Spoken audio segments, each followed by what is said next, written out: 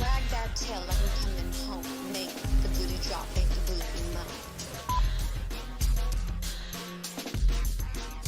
Gotta get Wag that tail like I'm coming home. Make the booty drop, make the booty mount.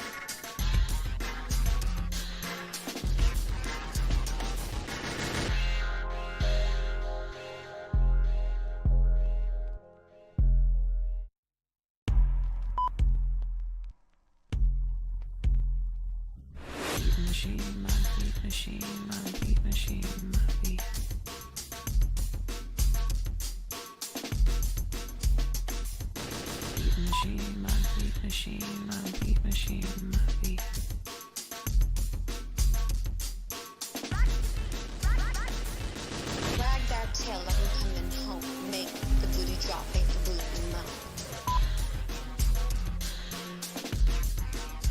Gotta get Wag that tail like I'm coming home. Make the booty drop, make the booty mount.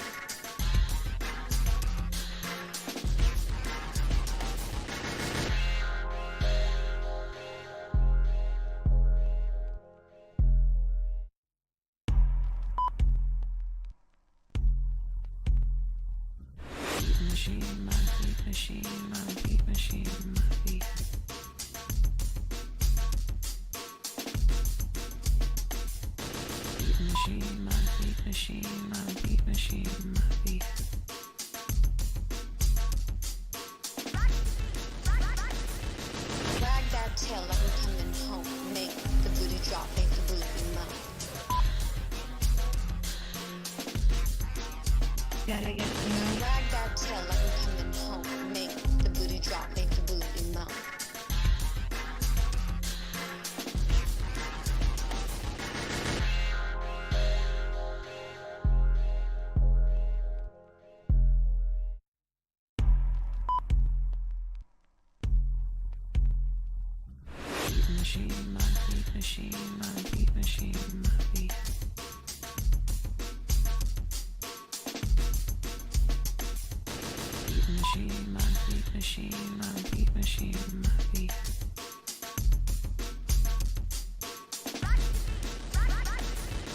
Wag that tail like I'm coming home. Make the booty drop, make the booty mount. Gotta get Wag that tail like I'm coming home. Make the booty drop, make the booty mount.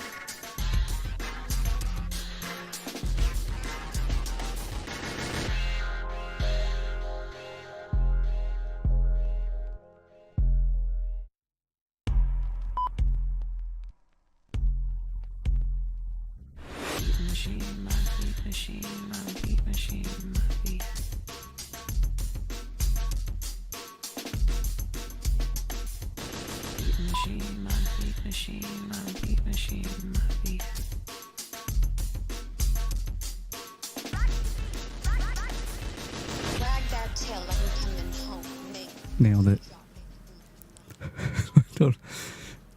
Totally corrected my mistake. It is that's and you can't even tell. You can't even tell there was a typo ever. This is already going great. Let me turn this music off forever. And we'll get started. Hopefully we'll get started. Yeah, so what are we doing today? We are doing the Toxijuice Awards. Yeah, woo, yeah. Great. There it is. It's beautiful, isn't it? Let's get me in here. Hello. This. Oh God. Let me go ahead and fix some things before I forget about them later. This is the Toxijuice Awards. Hello. This is much different, much more. Well, how do you speak this language? what you're going to see today is not how I imagined it. But you know what? I kind of got it done. I got it done enough that I have something to show. I started working on this. It was last stream. It was after the last stream. It was like the 20th of December.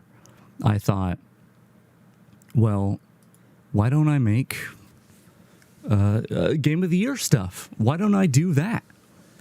And I thought, yeah, I'll make a list of the games I played this year, and I'll write about the ones I feel are my game of the year, the best I played. And then the stupidest thought occurred, and I was like, well, why don't I do an award show? Why don't I do that? That seems great. Not knowing that 10 days later, or 9-10 days, however long it's been, I would still be working on it, scrambling to get it done. So yeah, the Toxijuice awards you see today are not what I initially envisioned. Like, if you imagine right now, I'm standing on a stage, and I don't have any sounds prepared. I don't have music. I had that song. That song was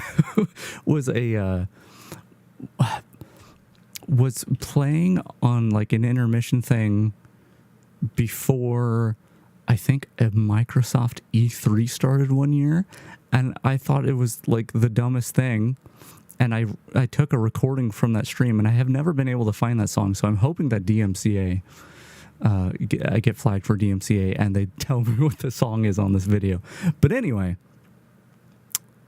essentially the stream is going to be Game of the Year stuff.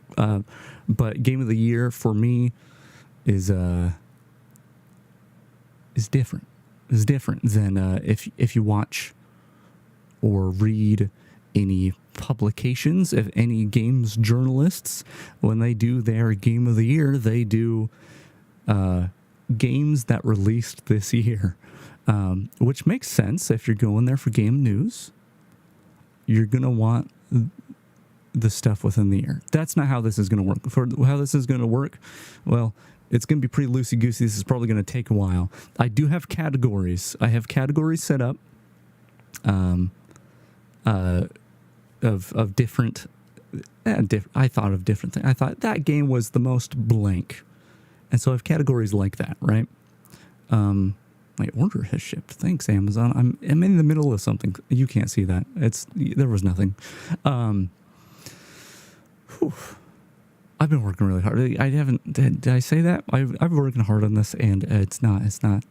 It's basically going to be a glorified slideshow. That's what it is. But basically, when I do game of the year, it's the games I played that year. So I could have played something from 1982. What games came out in 1982? That's a pretty long time ago. Not going to think about it right now, but I could have played something from many years ago, and it will be potentially included in my Game of the Year stuff because it's the stuff I played this year, not the stuff that came out this year. I think that's very important because people get really weird about it. But yeah, it's not just going to be the categories. I didn't talk about that. This is clearly I've practiced this. This does not seem rehearsed. I want to talk real quick before I get into the stuff. This white business, this white skin I've got on here, not the skin parts, but the white painted armor. This was supposed to be revealed this year, way earlier this year. I was working on a new intro for the stream, and with it came a slightly modified model with what I call the prototype armor, which is what you're looking at right now. But I never got to show that this year. And while I still want to finish up that intro because I really like what I've done with it, I figured why not use it for the stream? It goes well with this bow tie I added onto it for the awards. And yeah, should have started with that before getting into the Toxijuice Award stuff. But anyway, we're doing Game of the Year stuff from games I played this year. And I have categories of best blankety blank. But before we get to those full categories, the way this is going to work is I included every game that I played this year.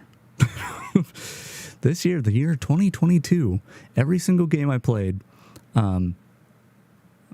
we're gonna, before we get to the real categories, the real like quote awards, which by the way, once again I have this award image here. Beautiful, isn't it beautiful? Oh, you can't see it, but it is. There it is. The reason it's a static image is because I didn't make it in time. I didn't make it in time to get in the program. So I would like you to imagine that when I get to the full categories, the award quote award winning categories, that this here is on screen somewhere, and it's given to whoever. But anyway, we're gonna go through every game I played this year, not just the stuff that I feel is the best that I played, or belongs in a significant category, and I'm gonna talk about every single one of them to some capacity. I should probably get my spreadsheet out because I have more information on there that didn't make it into the award show. Excel. Hold on. This is going really well. This is actually, you know what? I envisioned something super like, once again, I'm up on a stage. I've got crowd noises. I've got lights and stuff. That stuff I could have done, and it could have gone well. But would it really have been my stream if it did go well? Okay, I have this at the ready if I need it. I probably won't need it, right? Mostly for the amount of time played. But yeah, I'm stalling. This is how it always goes. But it's going to take a long time to get through all these games. So basically, we're going to go through all the games I played. And if they are not in a category already, in a significant category, other than games I played, the category of I played it. But like, if something's in best game, which is, the game of the year category, the big one, it's not going to be in the games I played category. So if something's in one category, it's not in another. But there are kind of exceptions to that because some games I split into multiple things. One game, actually, it shows up 3 times on this whole thing. So we'll see how that goes. But yeah, let's get to it. There's one more thing. That I barely had time to prep for, and it sounds really dumb. But as we get into it, you'll see or you'll hear.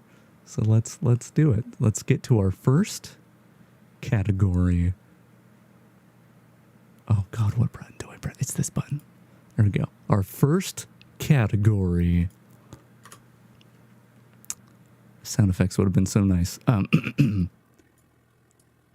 Games I played at the end of 2021. I hope that worked. Yeah, here we are. These are the games I played at the end of 2021, which is not the games any games I played this year. But I decided I started about the 20th of this year. Is when I made the list, and that list is all the data from it is what I'm going off of. So instead of actually starting Game of the Year stuff with this year, we're starting it at the tail end of last year, the very, very end of last year. So from December 20th onward. So let's look at what I played at the very end of last year. The first game I played of the last games I played was Black Desert. Except I should warn you. I don't know if warn is the word. Played might be a big exaggeration. It might be a significant exaggeration. In fact, when I say I played Black Desert, at the end of last year, I had 2 different friends tell me that they had all their characters deleted when ownership changed hands from,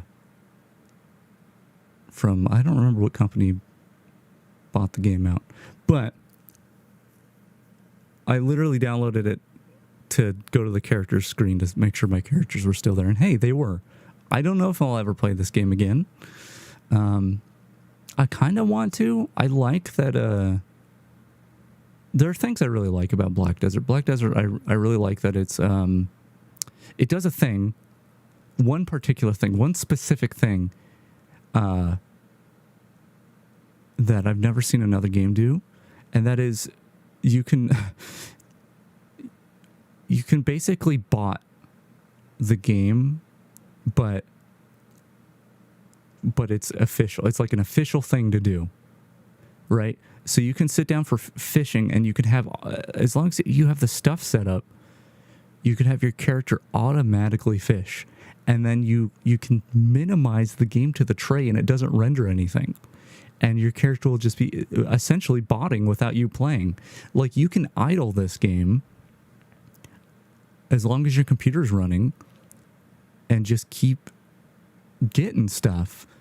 There are exceptions to that, but I really like that idea because I remember a long time ago thinking RuneScape has a really big botting problem, and thinking like, and that sucks as a normal player, but wouldn't it be cool if there were bot specific servers and like anyone can play on it, so you could compete against the bots if you wanted to, but basically it would be a challenge of like who can write the most efficient bot to play the game for you. And this is not exactly that, but it really reminds me of that. It's like the developer saying, hey,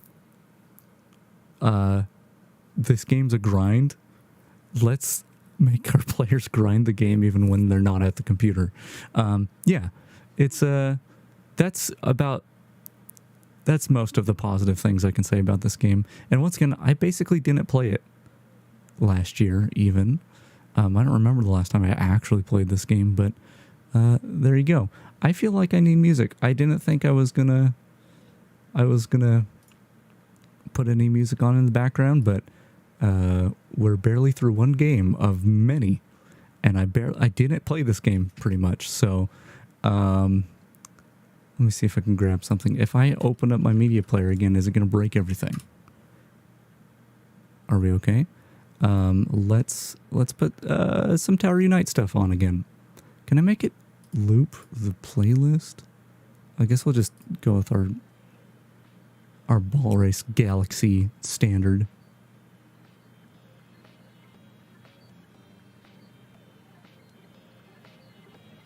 Is this going to be too loud? Let's see. It's probably really quiet, but it's filling the void for me, and that's what I want. Okay.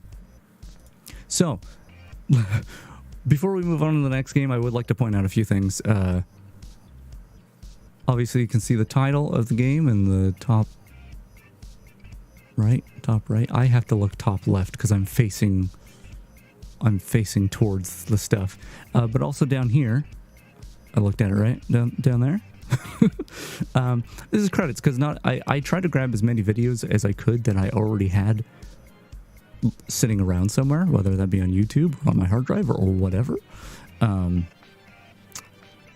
But I could not get them all. I couldn't get them all. I did not have videos of everything. So if I use videos from another source, look down there. I'm covering up a little bit. It should get you enough information to find out what's going on. Cool. We've only got like 60 games to go, so let's go to the next one. What is the next game that I played at the end of 2021? It is The Elder Scrolls Online. And once again, another MMO that made the list just because I added the end of 2021 games. I didn't get as far as I got in Black Desert in this game as I did last year. or how do I say that? Whatever. Same boat as Black Desert, except I didn't even launch the game. I launched the launcher, and therefore Steam told me I played it at the end of 2021, and I said, who am I to say no Steam, I didn't actually play that. So it made the list. Now, I haven't actually really played this game. I did boot it up with a friend at one point, intending to play it, and looked around the Morrowind area and then stopped playing it. So I haven't really experienced this game. I didn't really like the game way back when I played the beta many years ago now. I've heard good things about it, but I have yet to get into it. So while I technically I played the launcher looked nice, I guess. It was a launcher inside, you booted up Steam and then you start the game and it starts a launcher, which Steam's already a launcher, so like, why? But it was nice, I guess. It was a fine launcher. That's about all I can say about it, though. So let's move on to a game I actually played at the end of 2021. Halo CE anniversary specifically, and co-op. That's the other thing. I've got subtitles for the titles of games if there's something specific to how I played it, or what version of the game, or mods or expansion, what have you. And yeah, this was a lot of fun. You'll notice in all these clips, all my Halo clips I have, which sadly not too many. You'll see that the credits over there goes to friend. So the person with the green triangle that's constantly falling off of stuff is me. That's video that. There I go. I'm really apparently very bad at grenade jumping. Yeah, playing through the Halo games was really fun. I don't know if I ever finished the original Halo. I think I made it to the library back in like middle school. I'm so sorry. These are really, really great with sound. Unfortunately, I don't have a way to control sound. I ran out of time.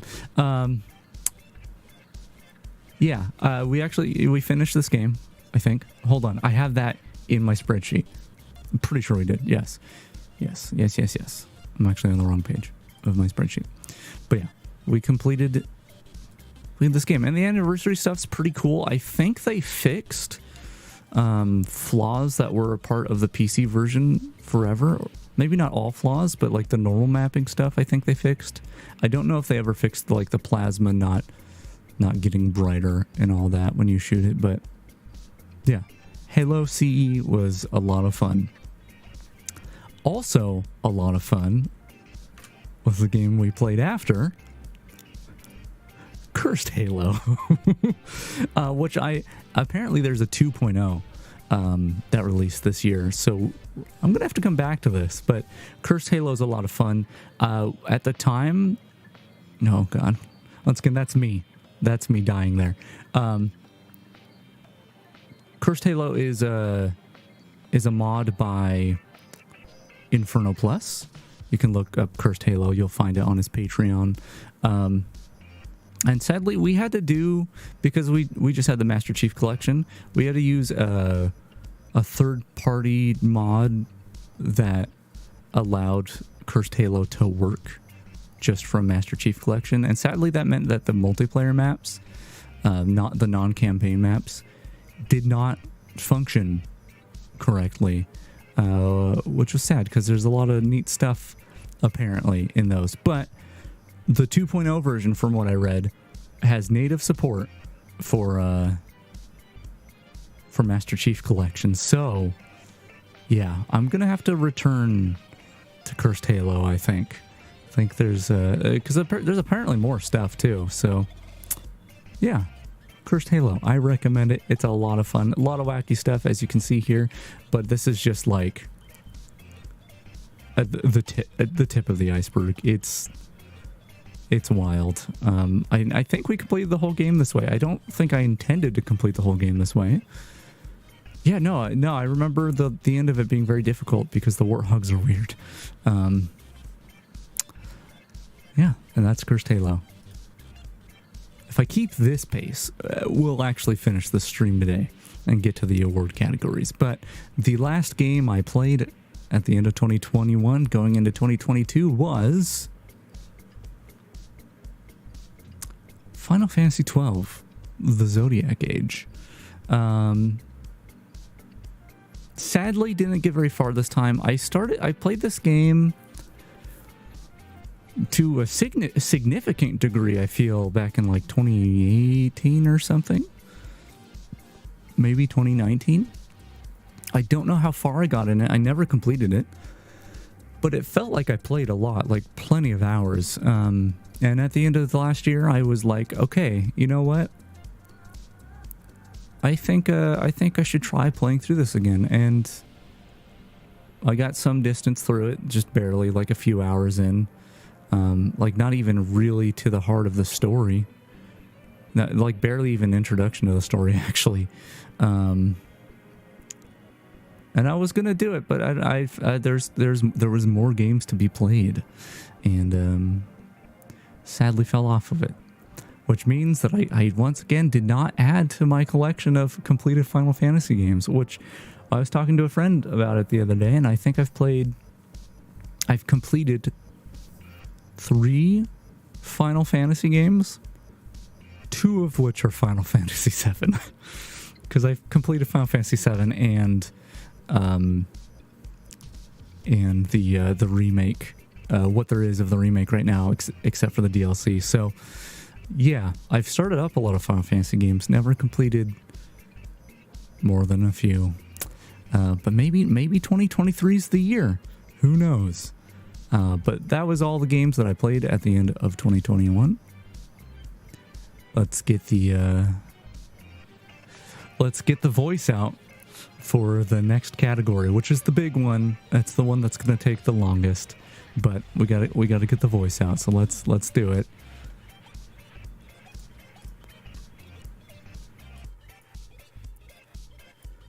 Games I played this year. It's not a great voice. Once again, it's still my voice. Slight effects on it. Hopefully it's working, by the way. I'm not listening back to my voice. Really hope it doesn't break. But yes, here's the big one. This is not an actual game of the year category. Just these games won the award of being played by me to some degree. And let's get to it. The first game I played this year, this is roughly in order of when I played them. Some things are not. Some things I played multiple times through the year. It's a bit of a mess. But I believe the first game I played this year was Halo 2 Anniversary. It says co-op and single player.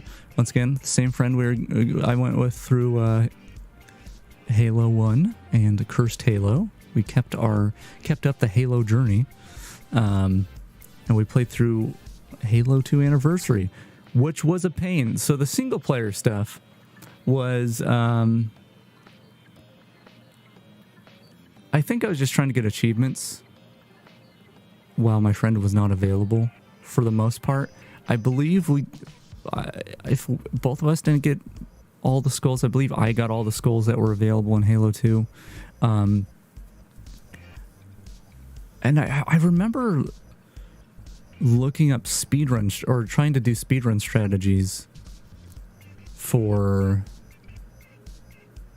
at least a couple of the levels. I don't remember if it was just because I wanted to try it, or if it was necessity of some sort. It was for one level. So the Halo 2 Anniversary, it's, as far as I understand, is still super broken in co-op.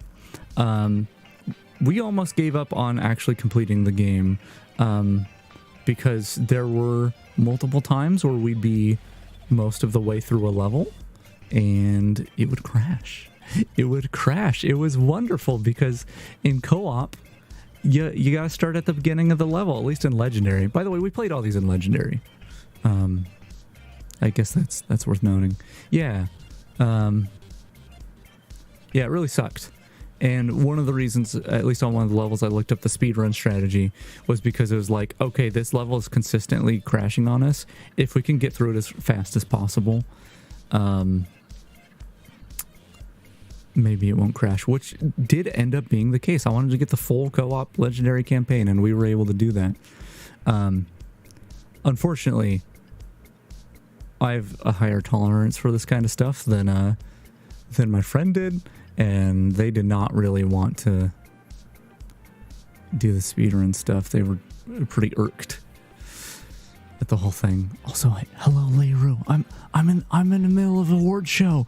And it's not a very good one. Like I said, this is basically a glorified slideshow with me rambling over it. But I ramble and rant all the time, and this is like kind of perfect. Crazy that it took me this long, though. It's all the transitions and stuff, and also getting all the videos playing. I'm not going to get into the pain of getting this thing to work. But anyway, let's move on to the next game. Halo 2 is still a lot of fun, and I never completed it on Legendary. So it was really great. It was really great to play through on Legendary and in co-op. I've played some amount of it co-op before, but never Legendary. So yeah, good fun. What's next? What comes next in the 2022 games I played?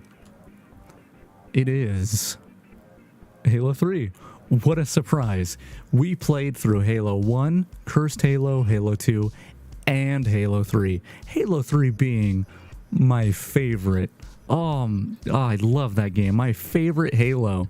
And yeah, I have to say about the whole we didn't play any others.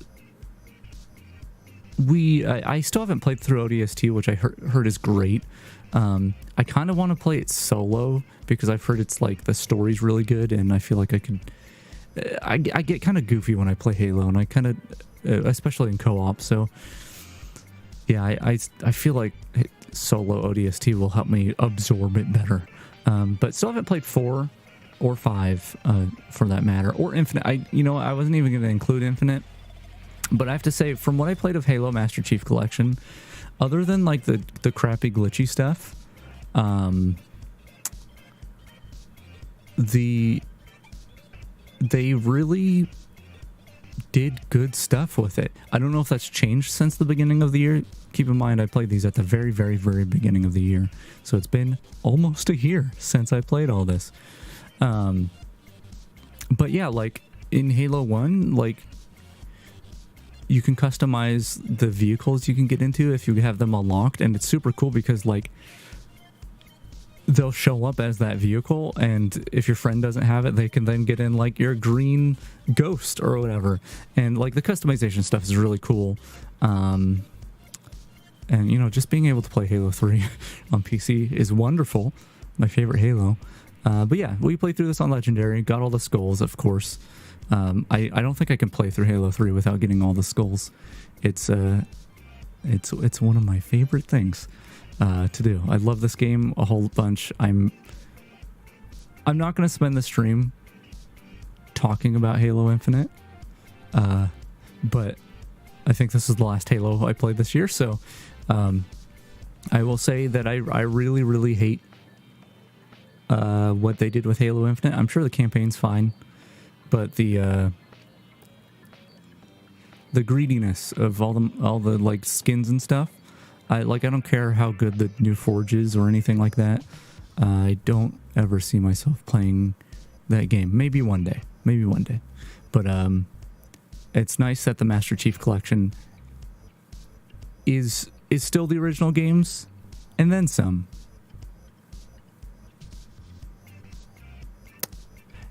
I didn't play Halo Reach this year.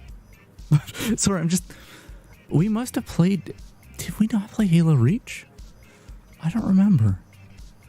Anyway, Halo 3. Let's move on to the next game. Inscription. Casey's mod beta. So this footage here is not Casey's mod or Casey's mod beta. This was actually last year on Halloween, me playing Inscription for the first time, which, let me tell you, if you have not played through Inscription, the normal game, the story mode, You can definitely watch my stream from Halloween last year to get a feel for what the game is.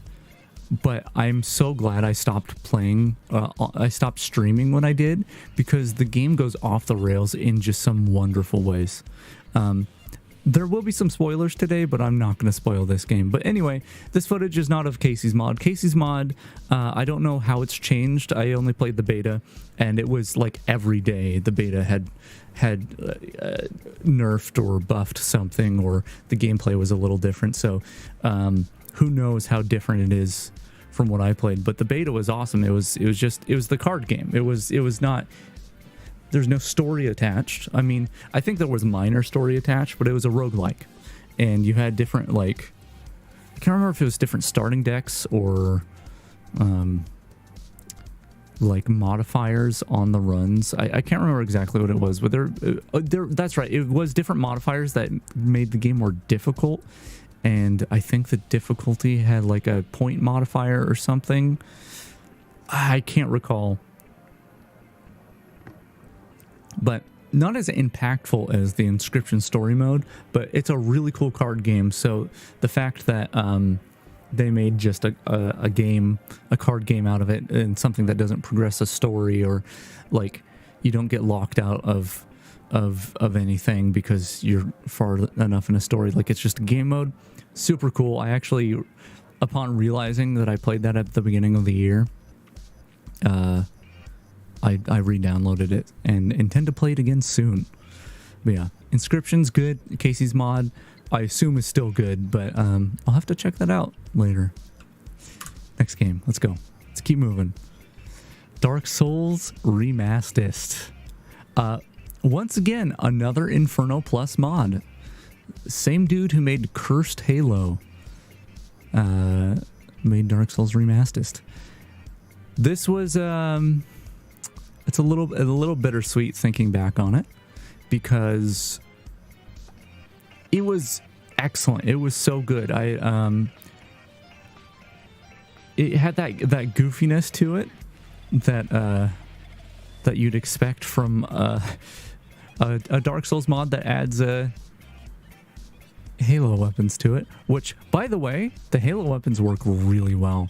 You should watch Inferno Plus's video on how he put together Remastered, but it feels great. But yeah, it's bittersweet because I see, not this particular stream, this was number 2. Once again, we can look down there. It says Totally Normal Dark Souls number 2 on this YouTube channel called Toxijuice Live. You should go check it out. It's bittersweet because at the end of my streaming of this, I was facing against the final boss of the mod. Not the final boss of Dark Souls, but like the big bad boss of Dark Souls Remastered. Which, once again, a mod that adds Halo stuff. You might guess who that boss is. This is the only time that I can think of that I got genuinely, like, really frustrated on stream. I still don't think I showed it that much. Like, I wasn't slamming tables or breaking controllers or anything like that. But I talked about it a little bit on stream, but it was like this feedback loop of negativity in my mind fighting that boss. And it wasn't because the boss was difficult, but it was because it seemed like Inferno Plus had balanced it in such a way that you had to have known how to prepare for it ahead of time. And it was like, okay, I just did this entire playthrough. I just found all the hidden guns that I could. And I pumped all my stats into this and that. And then it's like, by the way, if you didn't choose these skills to level up in and spend your souls here, you're not gonna win this fight. And I came pretty close multiple times, but it just seemed like, yeah, I didn't know what to prepare for, and so I just couldn't do it. I'm sure I could have done it if I tried harder, but I think I made the right decision then to stop playing, because I was just like, I'm actually showing my frustrations on stream, and that's not fun. That's not why I stream. It's like there's a difference between being frustrated in like an entertaining way, in like a Souls way even. Like I could get frustrated at a boss, like, oh god, he's killing me over and over. But yeah, that one was different. That one hit me in my core.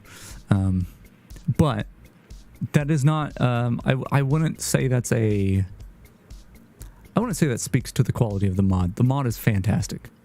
I'd say if you intend to fight the big bad guy, then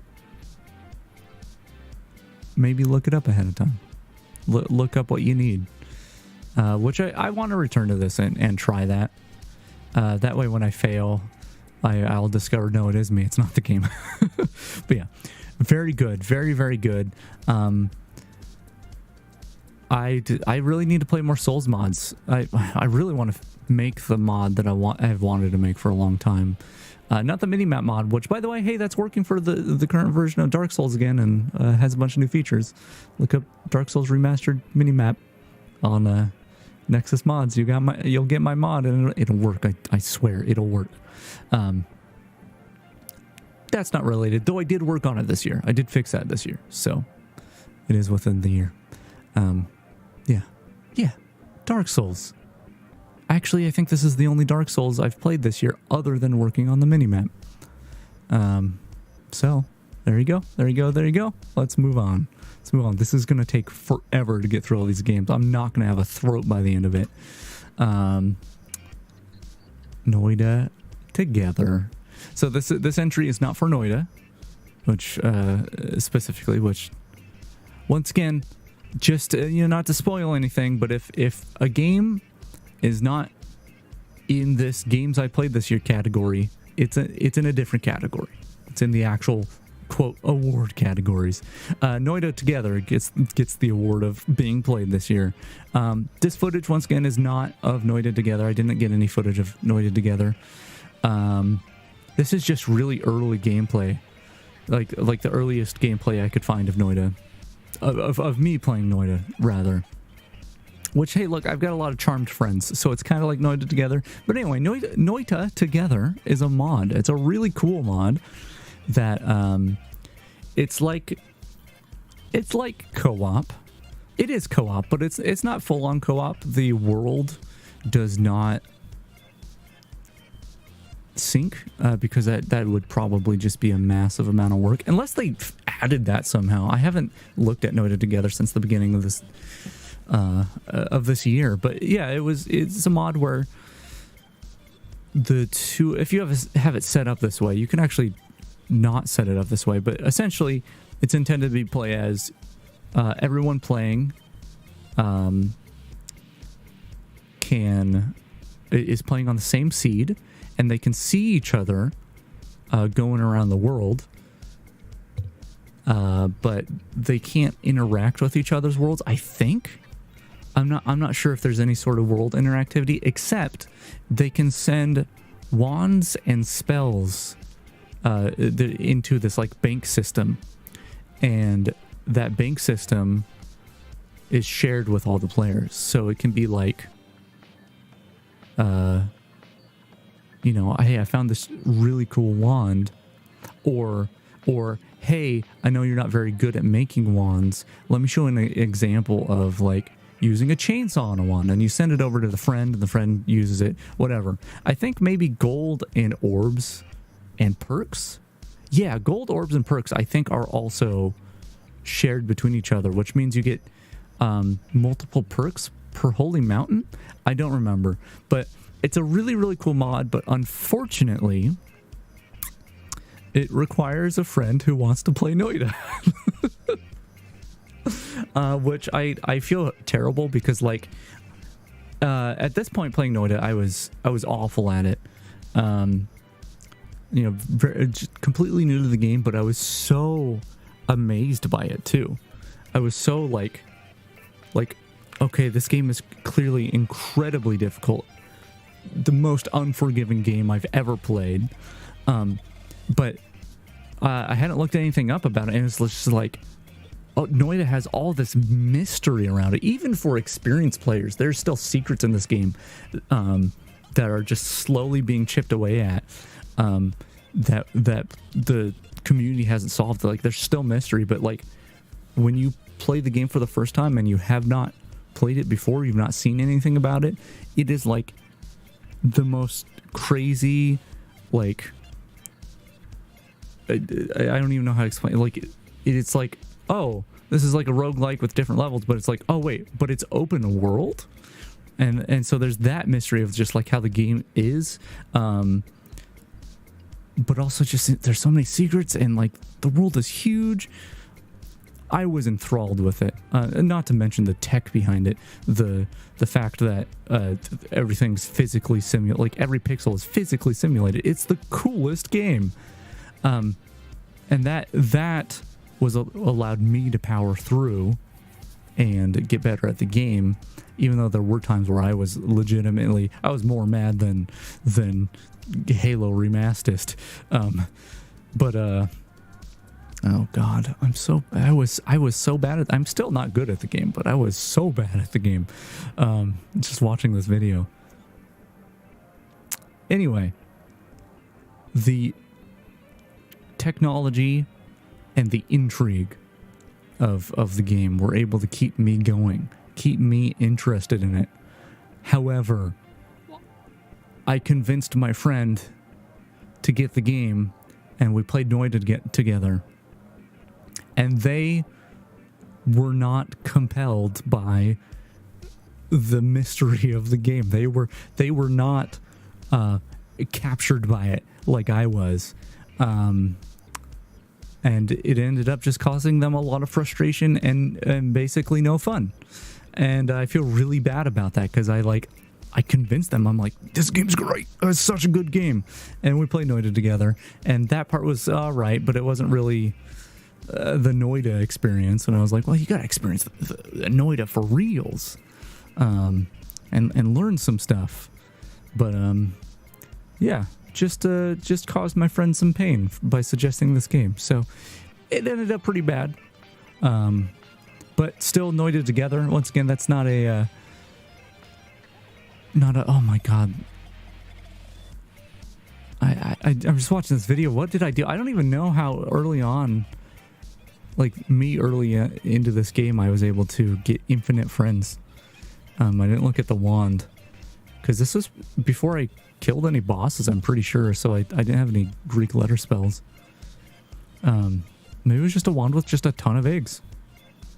I don't know. Anyway, Noida Together is great. And it supports a lot of mods too. So potentially you could have a really cool co-op time.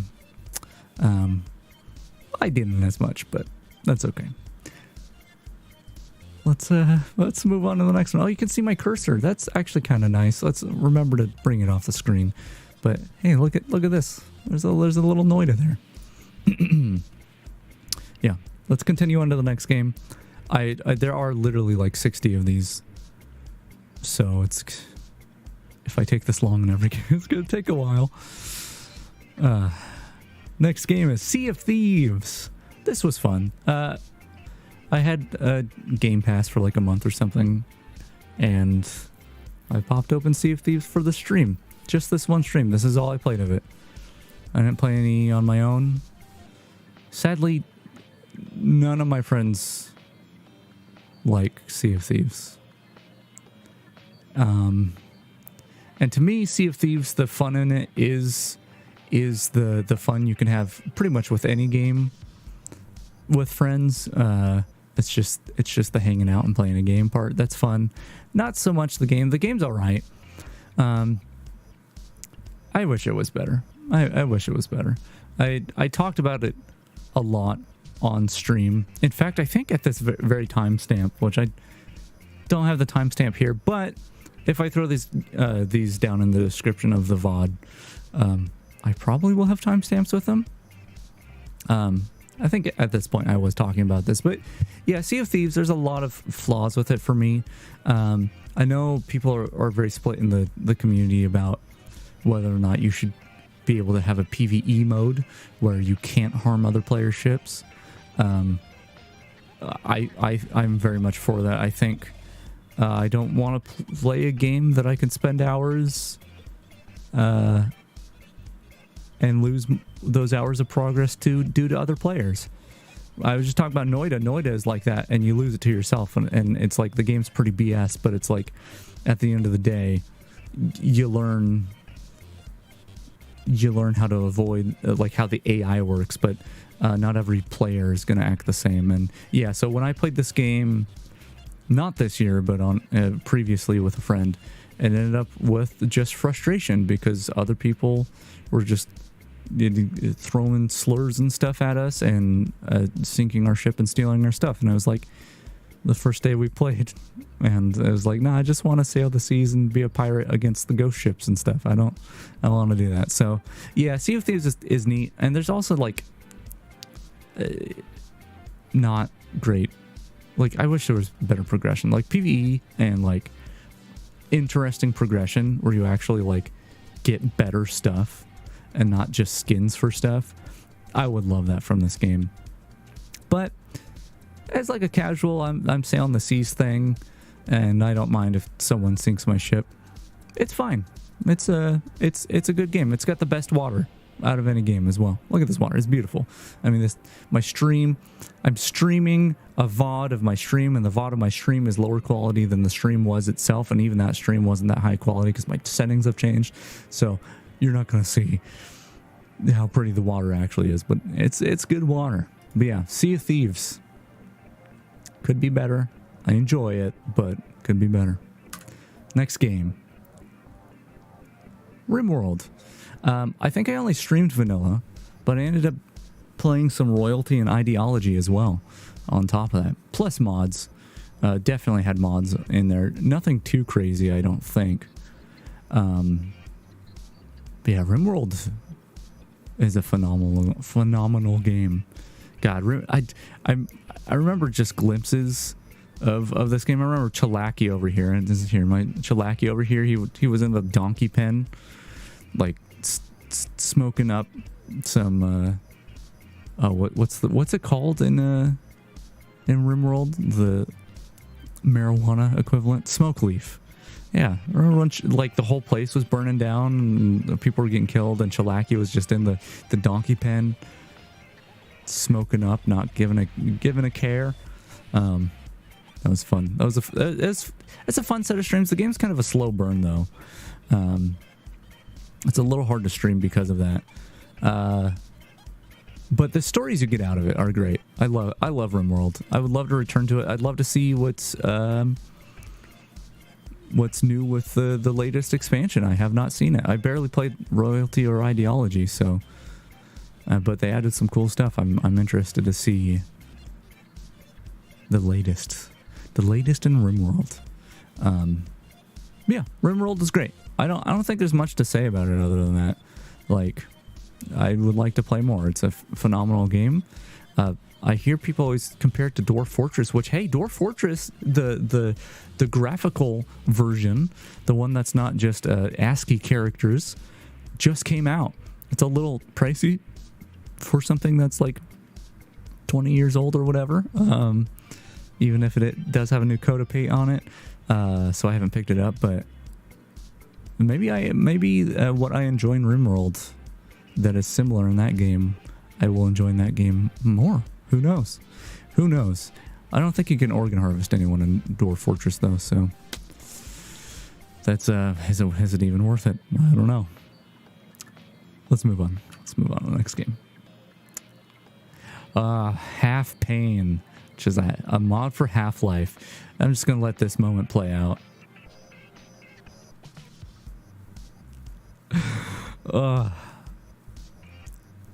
So Half Pain is a Max Payne mod for Half-Life that brings voice lines and gameplay elements from Max Payne into Half-Life. But they also have a chaos mode, which is so good. It's so good.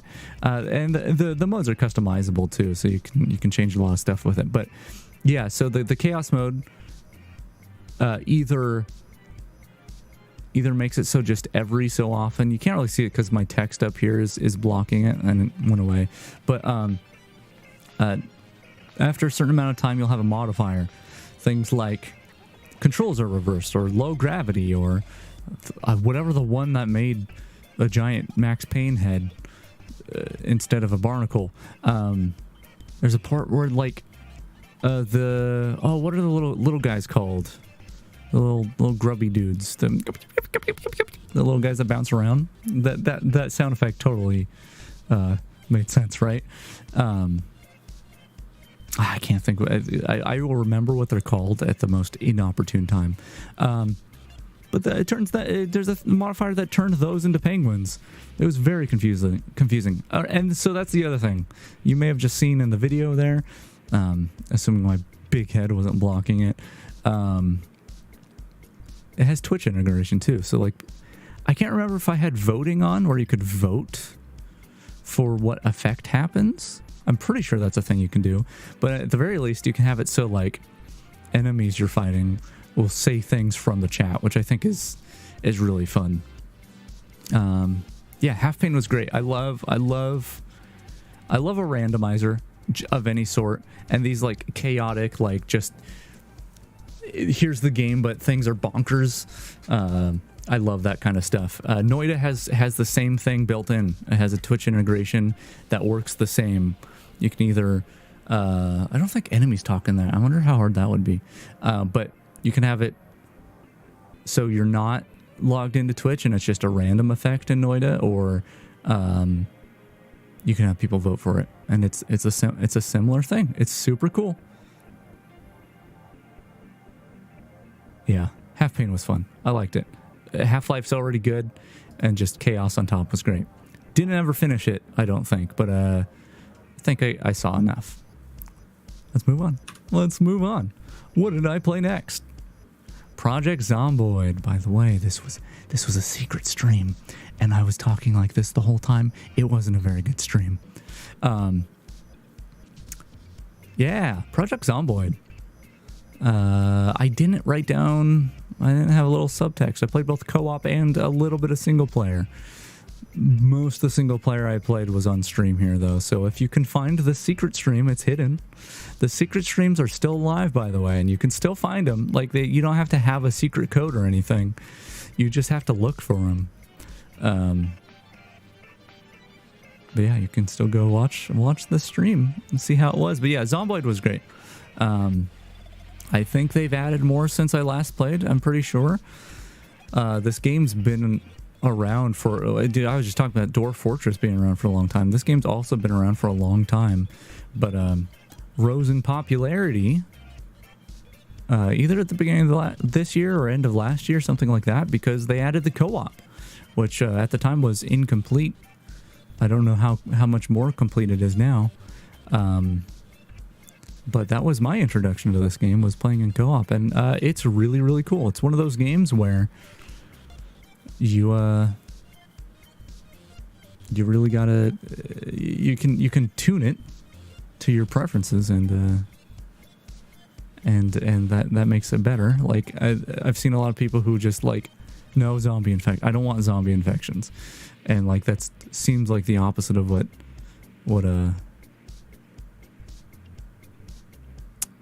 you'd want. Sorry, someone just got banned on chat, and I didn't ban them. Leiru, you are amazing. I have these moderators in my chat just because I modded them way back in the day before VIP was a thing, and I don't ever expect anyone to do bans. Anyway, Zomboid's great. Zomboid's great, and it's customizable to a great degree, so you can play it how you want it. I haven't played that much of it overall. Some handfuls of hours for sure, but haven't really gotten deep into it. I never got to the point where like power shuts off or anything like that. So yeah, it's great. Zomboid's great. I want to come back to it. That's how a lot of these games are.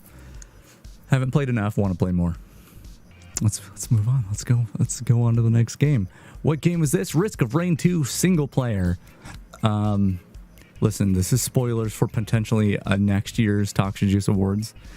But I much like how I included 2021, the end of 2021, in this year's Toxijuice Awards.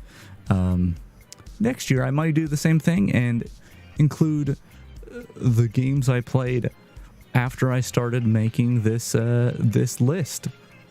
And that list actually is, I think, only one game, and that game is Risk of Rain 2. I did return to it a couple days ago with the DLC and playing co-op, but I'll talk about that another day because it doesn't make the list because I had a cutoff. So I'll talk about early this year playing Risk of Rain 2 for the first time. I only play single player. I bought for like $3 or something. I bought a PS4 copy. All the games you played this year and all the hat and color variations too. Yeah, I mean, once again, I said it at the top of the stream, or yeah, around the beginning, but this right here, minus the bow tie, is something that I've had pretty much all year at the ready. I could have used it at any time. It's the white prototype skin, and I was supposed to reveal it once the new intro was revealed. Guess what? That new intro never got revealed. I still have yet to finish it up. The problem is I have big plans for it, and when I have big plans for something, they take forever to finish. Anyway, what was I going to say? Risk of Rain 2. Right, I bought a physical copy for the PlayStation 4 of Risk of Rain 1 and Risk of Rain 2 for like $3. It was great. I love having physical copies of games. I'm touching it right now, so I keep looking down here. And I played a little bit of 1, and I had messaged my friend about how I got a physical copy, and they were like, "Hey, I've played a ton of Risk of Rain 2. You should play, like, I don't know much about 1, but you should play 2. So I played like a round of 1, didn't get far at all, and I was like, okay, I'll start up 2, and it's really good. It's very good. It's, as far as like a roguelike goes, it's not my favorite, that's for sure. I think it just doesn't do the same things that I like in other roguelikes. Like, once again, Half Pain, this is not roguelike, but Half Pain Chaos Mode, I love to embrace the chaos, and there is chaos in this game, but not in the same way that I tend to like in these kinds of games. But despite all that, it's a very good game, and once again, spoilers for next game of the year. Finally having played co-op the other day, it's pretty different. It's actually pretty different in co-op, and a lot of fun. But yeah, this is just the single player portion, so we're not going to talk about that. In fact, we're done talking about this game altogether. Can't wait to play it more though. Next up is Ocarina of Time Randomizer. Yes. This makes me a little sad. It makes me a little sad. I've actually played 3 randomizers, Ocarina of Time randomizers, on stream. One of them was a secret stream because, which, did it start out as a secret stream? I don't know if it started out as a secret stream, but I retconned that stream to be secret, so it's in the secret zone. Because I don't know, it was one of those streams that I was just like feeling super deflated, and it was like I was not exciting during the stream. Like the game, the VOD is not going to be fun to watch, which is actually most secret streams. It makes it sound exciting because it's secret, but a lot of the times it's not fun. So yeah, there's that randomizer, and I didn't complete it. There's this randomizer. It was better. It was a better stream. Not great. There's something about Ocarina of Time that makes, especially randomizer, that just makes my brain go a little mushy. Go a little bit of a soft brain that I'm not sure is fun to watch. But didn't complete this randomizer. And And guess what? The other randomizer is also in this list, so I won't jump the gun there. And I should have put them next to each other, but whatever. It's mostly chronological. But I didn't complete that other randomizer either. But yeah, I love randomizer. Ocarina of Time randomizer is kind of one of my go-to comfort games, which is probably why my brain goes mushy, is because I've played it so much when I wasn't feeling very good. And so I probably have the thing where, like, if I drink orange juice or coconut water, because coconut water is good for rehydrating, or if I have like chicken noodle or vegetable soup, all those things are things I have when I'm sick. And so if I have them when I'm not sick, it kind of makes me feel a little sick. Like my body's just is like, oh, we're supposed to feel sick now because we're having this stuff. Ocarina of Time randomizer, I fear, is having that same effect. Where it's like, oh, I mostly played it when I was like depressed and needed something to focus my mind on. So like, I don't know, makes a mushy brain. Despite all that, comfort game is comfort game because it's good. Usually speaking. So, yeah, Ocarina of Time randomizer is great. I'm interested to see what changes have been made since I last looked at it. Last time I looked, I was in one of the developers' private like fork of the randomizer, looking at pot sanity and I was gonna do a pot sanity Triforce hunt. I thought that sounded like 100 Triforce pieces or something like that, but every pot in the game potentially has one. I hope the door opening and closing noise isn't super loud. I'm not home alone today, and it's just that's all I hear, just of the door, because doors are opening and closing. Anyway, randomizer's great. I recommend it. Who is just opening and closing a door over and over? Why is that happening? Yeah, randomizer is great. Go play randomizer. Go get a copy of an Ocarina of Time cart and go play Ocarina of Time randomizer. It's good stuff. But yeah, have not completed one on stream. Oh, you know what? There's more to say about this. I only played single player this year, but like with ModLoader 64, you can play randomizer online. So like a co-op where you get an item and everyone gets that item. So you work towards the same randomizer together. I like that. What I like more, actually, but I can never convince anyone to play it with me. Once again, there's so many games that I wish I could convince people to play. Like I want to play these games with people, but multi-world randomizer. I love multi-world. What a multi-world randomizer is you have two or more people that have their own, basically their own set of randomizations that are linked. So they're technically like different seeds, like items show up in different places, but they're designed to go together. So like I did play multi-world once where with one friend, and so it was basically like I would go get an item from a chest and it would be a slingshot, but it would be a slingshot for them. So I wouldn't get the sling, they'd get it. And I love multi-world because it's just, because of that, it's like you both have to be working to get stuff, so you can complete, like, so it's like, oh, I got this key for you that will get you behind this door, and behind this door, oh, has an item for me that lets me progress, that lets me get you an item that lets you, it's such a cool thing. And you can actually do both the co-op and the multi-world together in groups if you have enough people. So you could have 3 groups of 4, and each group of 4 are on their own like synced seed, getting items for the other people. Super cool.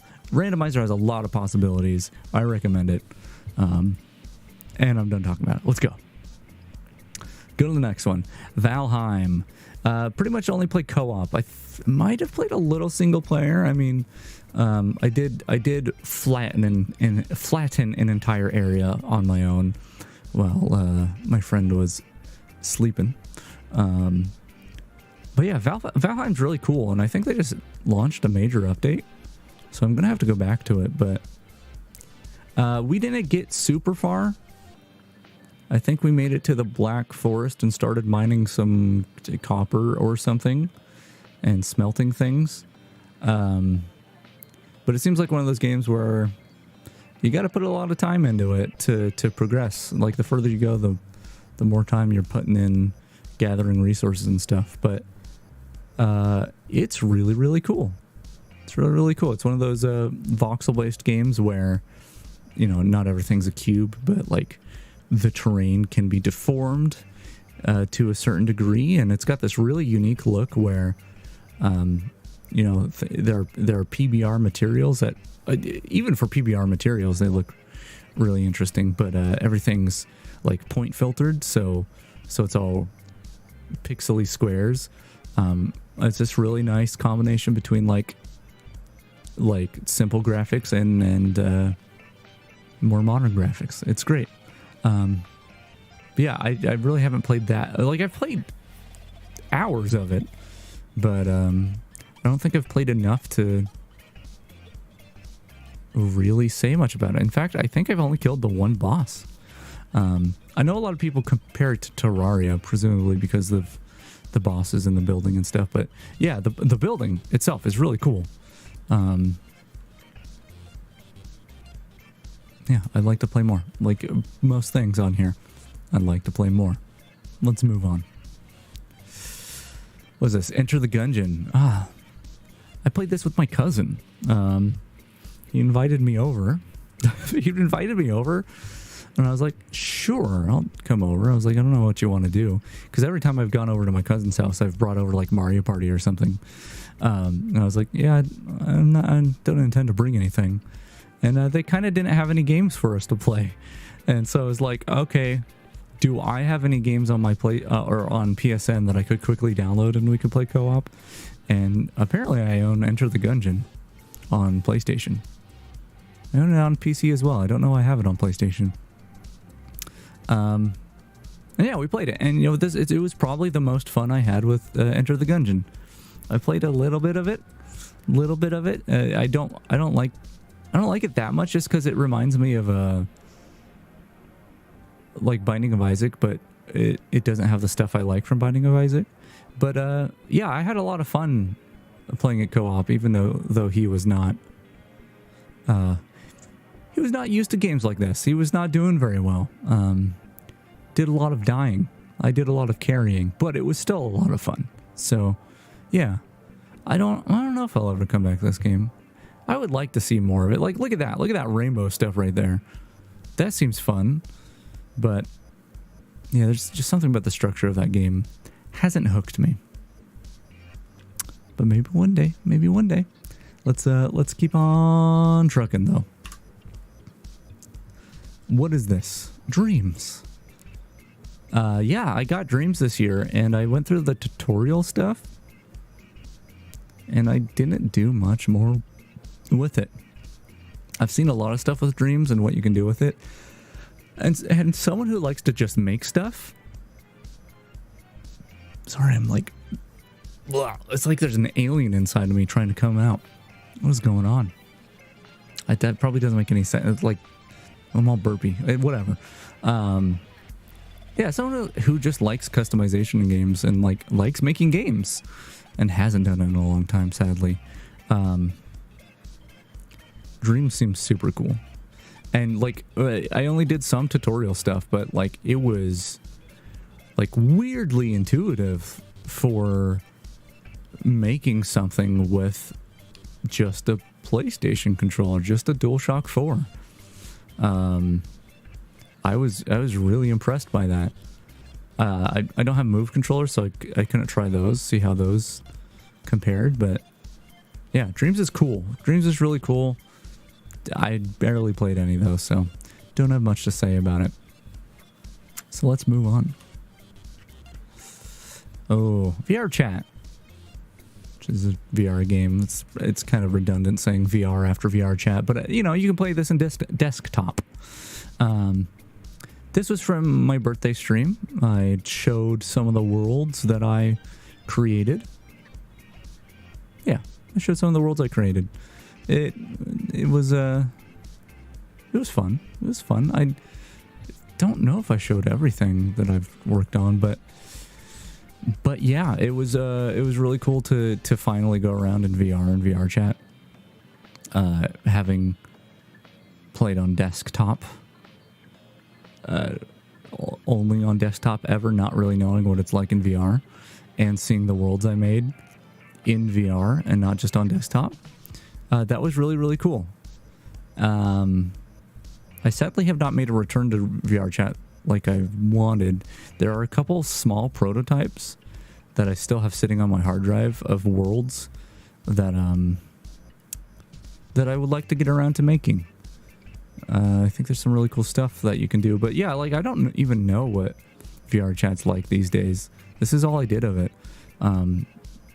Like with the Udon system, you can do a lot of cool scripty like stuff. Look how pale I look. Jeez. This model is super hard to get working in VR chat, by the way, and this is old hands, so the hands are super messed up. But yeah, I would like to make a return to VR chat to some degree, just to, at the very least, see what it's like, see what's popular these days. I imagine it's probably more games than just spots with a mirror, but who knows? Who knows? That's VR chat. That's not much to be said about it. But look at me with hands. You remember when I had hands? I had hands for a whole like 5, maybe 10 minutes. Was it Halloween?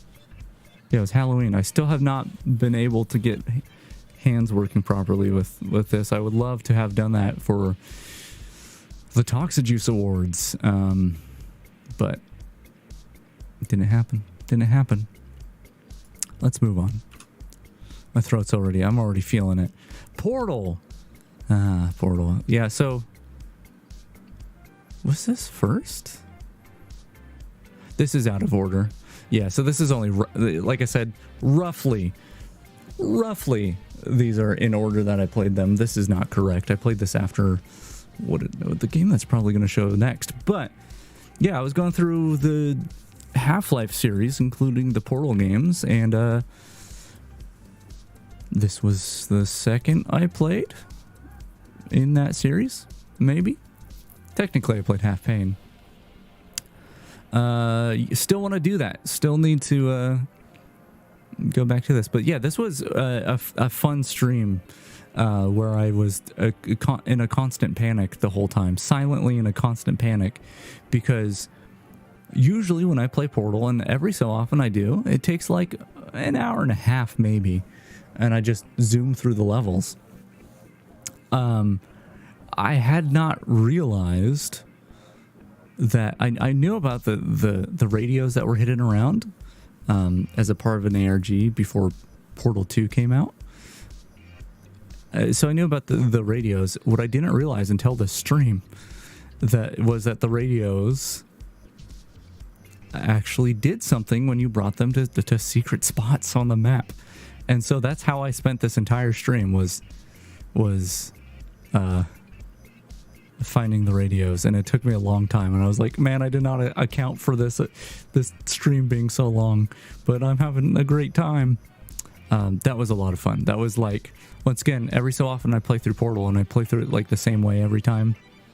It doesn't take long at all.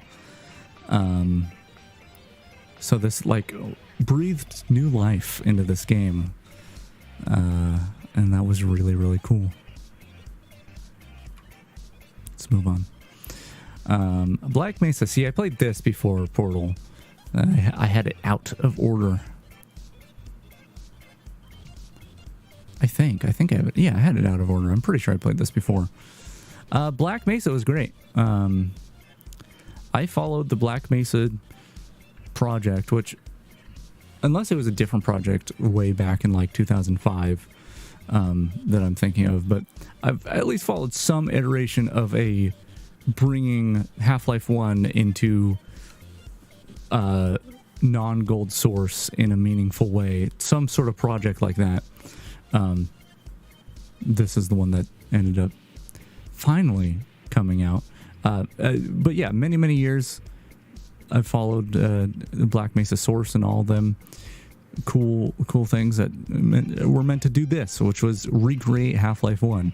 And I thought it was really good. I thought for the most part it was really good, except for at the very end. I think the game just overstated its welcome. It is the last handful of chapters are just so long. Like it was like, okay, this is really cool, but like you're just making me do the same thing for like 3 hours more than I need to.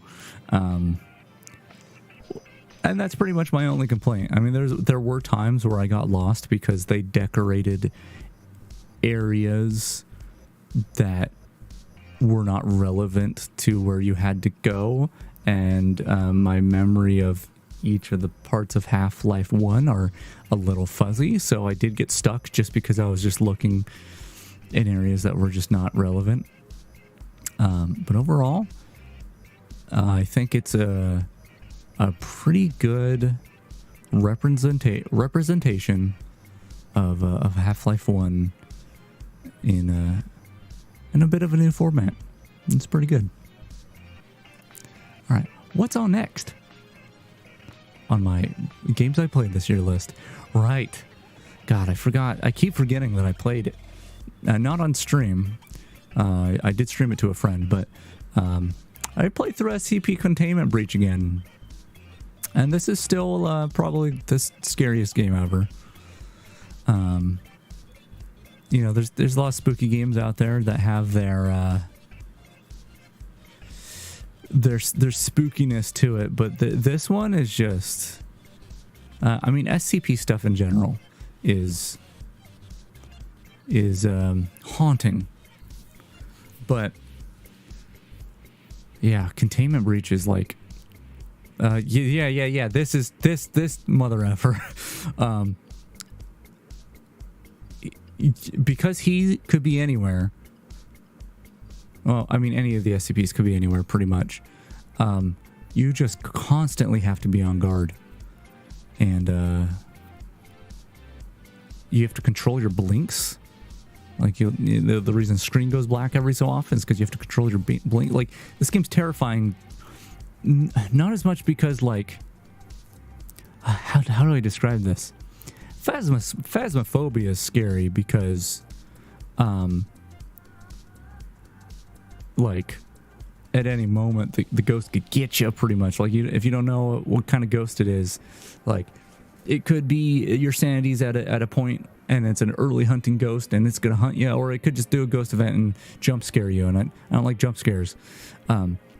Whereas this game, it's like you have to juggle a lot of things while trying to remember, like, where you are in this labyrinth, and also, like, strategize your escape.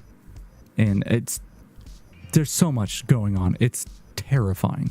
You're constantly in danger. Even in this room, freaking Larry could come up from the ground and get you. Very scary game. But yeah, I did play through all of it again this year, with the exception, like, there's a caveat to that, and that is I had to cheat. I had to cheat at the end of the game because I can't remember if it bugged out or what, but I think it was the map layout prevented me from progressing because of where they put the enemies, and the AI, the very, very unforgiving AI, wouldn't budge. So I had to do some, like, no clipping stuff, and I just pretty much the last 20 minutes of the game was me just, like, God mode, no clipping around, which is not the way you want to see the game end. I've played through this one time before, and got an ending without any cheaty business, and that's really exciting because this game is very unforgiving. But yeah, SCP Containment Breach, free to download if you want to poop your pants. Let's move on because I don't want to think about that anymore. RuneScape. This was old school RuneScape specifically. This was I was gonna give this one a category. I was gonna give it the category of game I put the most hours into and then forgot about because I really did do that. I can't remember if I played for 2 weeks or a month this year, but it was pretty much The entire time I had membership rolling, it was like I woke up, ate some food, and it was RuneScape until I went to bed. Which is kind of how you have to play this game. It's just kind of just how it goes. Which I could pull up like, it doesn't really matter. But if I look at Wise Old Man, which at some point I started tracking my stats through Wise Old Man. Hello? If I look at this year, it shows that I gained 254 levels during the period that I played played this game this year. Although it has some like negative levels, and I don't really understand that. Like, how could I have gone down 34 fire making levels? That doesn't make any sense. So I don't know if that the site's to be trusted, or like I don't know how to read it. But yeah, like I made a lot of progress when I played this time around. I did farming. I went from 1 farming to 60. I did a lot more quests than I'd ever done before. I actually started Hunter. I didn't have any Hunter. I only went to level 25, but yeah, like started a bunch of skills I had never touched before, and all sorts of good stuff. I thought I got my strength attack. Which one is it? I just closed the page. I'm going to open it up again. Yeah, I thought I got my strength to 80. But I did not. It says 79, unless it just didn't update the last time I played. But got a bunch of combat skills up higher than they were, and it's one of those games where I just come back to every so often and just sink time into, and my stats get a little higher. I don't have any other 99s other than my fishing.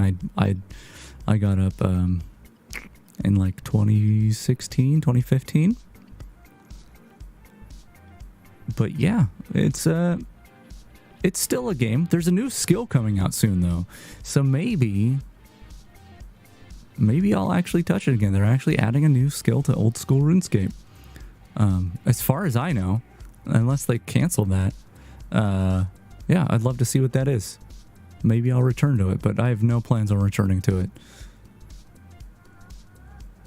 Oh, RuneScape 3 is getting Necromancy? I wonder how that is.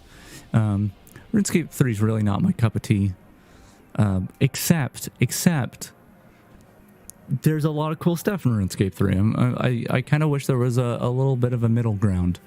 Old school RuneScape with like stealing creation and other mini games like that. Like, I really liked stealing creation. Like, you wouldn't even need the rewards that like boost XP and stuff if you wanted to keep the game a little more vanilla, but oh, you can't get past how old school RuneScape looks. There are, I think, a couple HD mods. I can't remember the name of them, and I don't have it installed anymore, so I couldn't tell you. But definitely look into oh, what is it called? It's like a. Let me think. And by think, I mean have the search engine.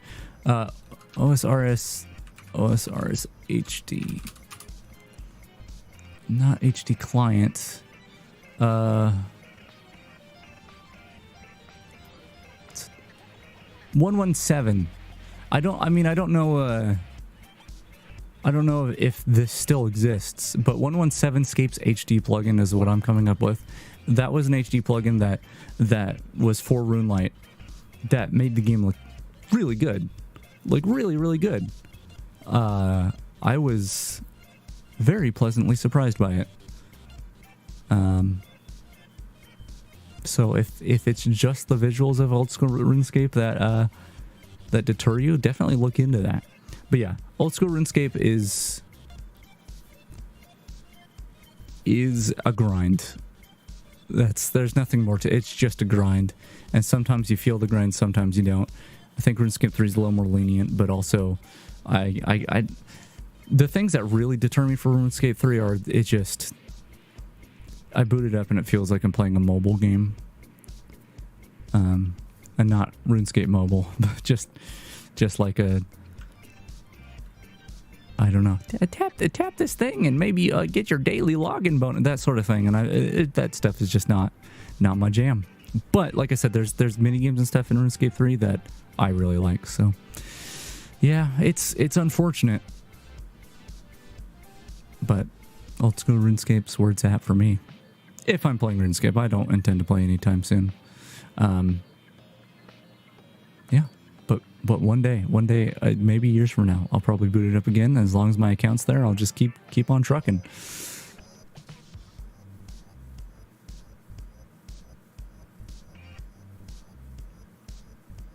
You're mobile grinding on RuneScape 3 mobile. I mean, so technically that is it is a mobile game, right? But yeah, like if I bought a year membership at a time, I'd probably play it more, and I'd probably play it in smaller chunks. But I'm don't always have a lot of money, so I can't make those purchases. But yeah, anyway, RuneScape, I keep being like, oh, there's so much I could talk about, but I'm gonna move on. I'm gonna move on from RuneScape. And we're going to Phasmophobia. I was just talking about this. Specifically Phasmophobia in VR. Wait, did I not put regular Phasmophobia in this list?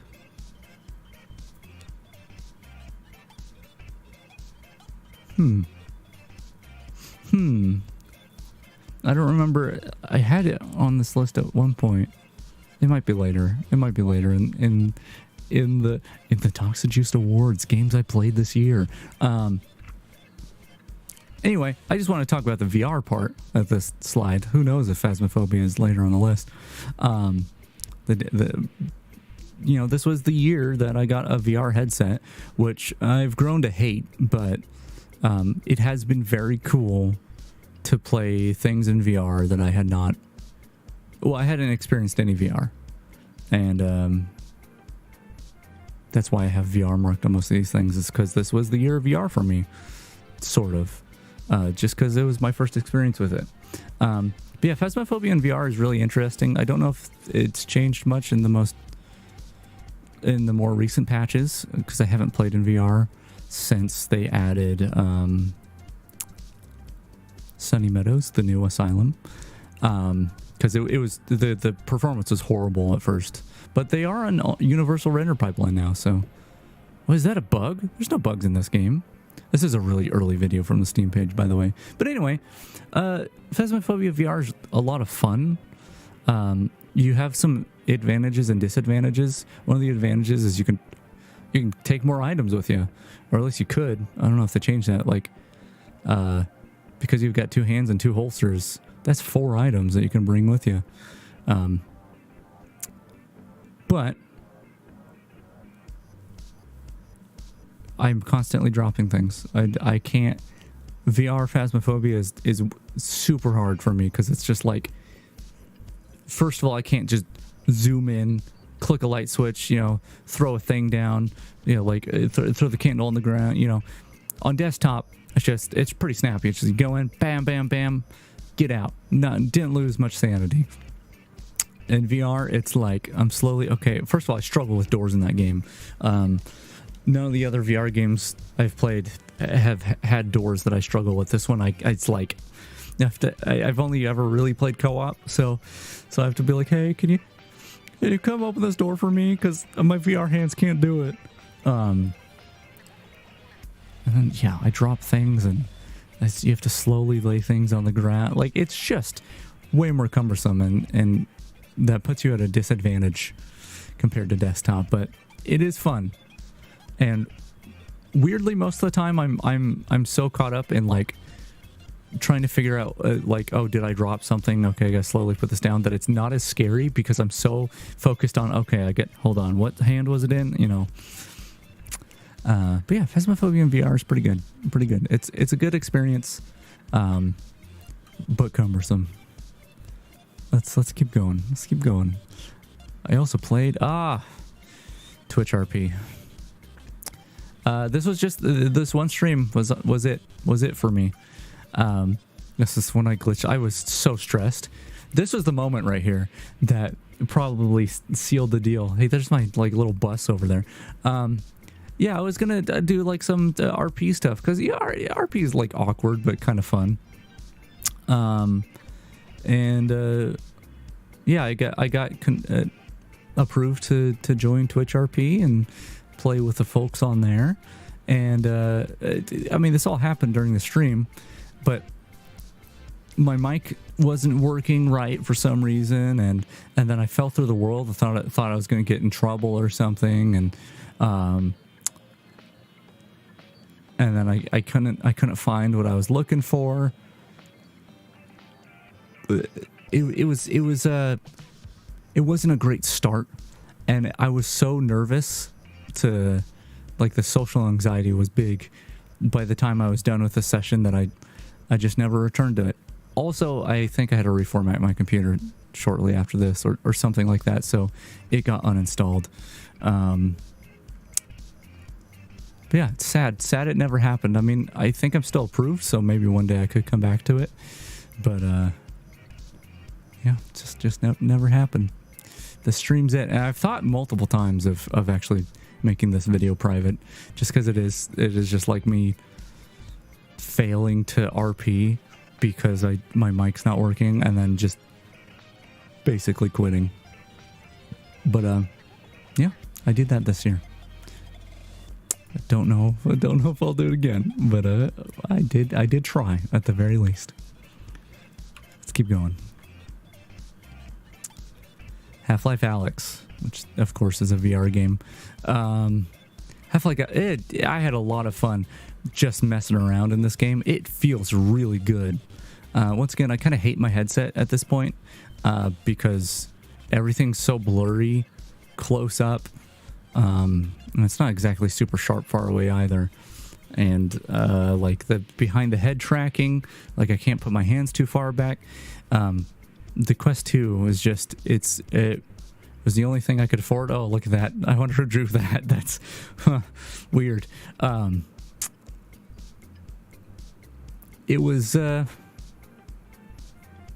only VR headset I could afford at the time. I mean, I couldn't afford a better one now.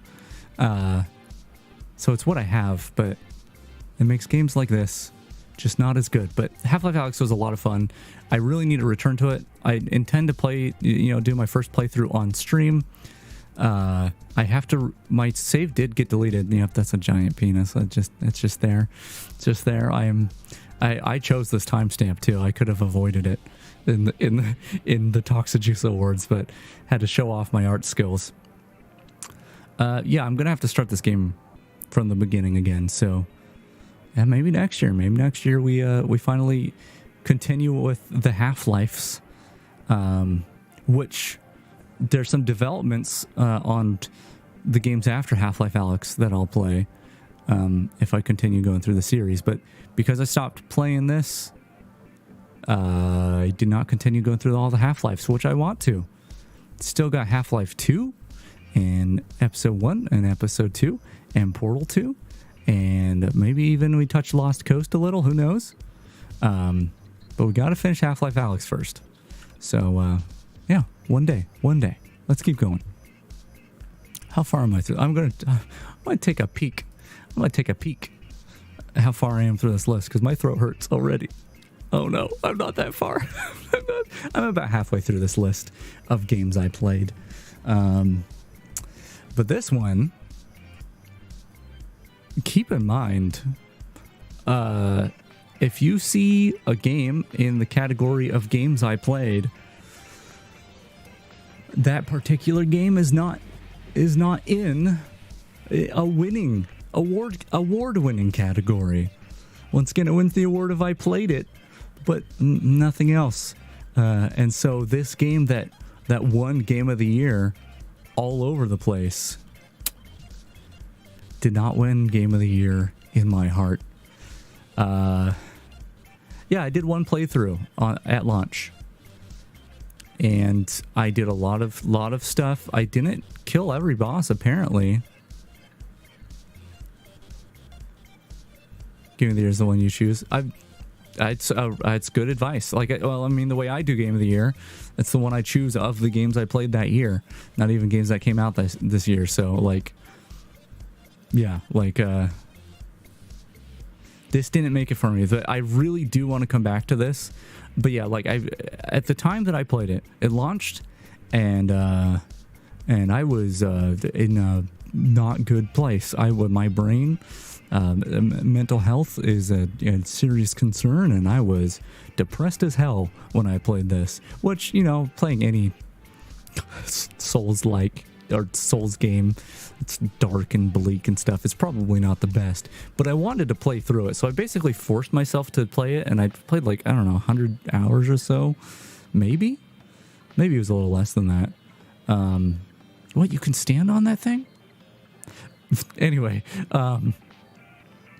apparently I didn't kill all bosses. I did do a playthrough though, and I did do a lot of completionist stuff. Like, I recognize a lot of this business in these trailers. Those damn fingers. But yeah, like, I was able to, even though I really wasn't in a great place, like, I was able to appreciate it for everything it had, like. And comparing it to other Souls games, it's like, wow, it's really cool that they did this, this, and this, and it's all open world, and like, it's a very, very cool game. I just didn't really enjoy it at the time, but I know that in the future I will enjoy it. But yeah, it really irritated me, is because the ending I got was, I don't remember what it's called, but the evil fingers in the basement, this is the best way I can describe it. The evil fingers in the basement burned my body. Whatever ending that makes is the ending I got, and I was so mad because I was nearing the final throes of the game, and I'm just adventuring in this area, and this message basically says to take your clothes off, and I'm like, well, I won't say no to that. So I get naked, and then these big old evil fingers burn me, and then I was like, okay, that was weird. But then my friend that was going with me on my whole journey was mad that I got burned by evil fingers, and she left.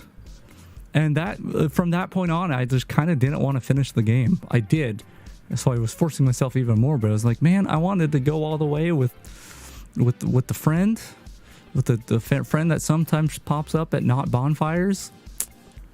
Sad. It was sad. Damn those evil fingers. I was just running around in the sewers naked. Like, what do you give me a prompt.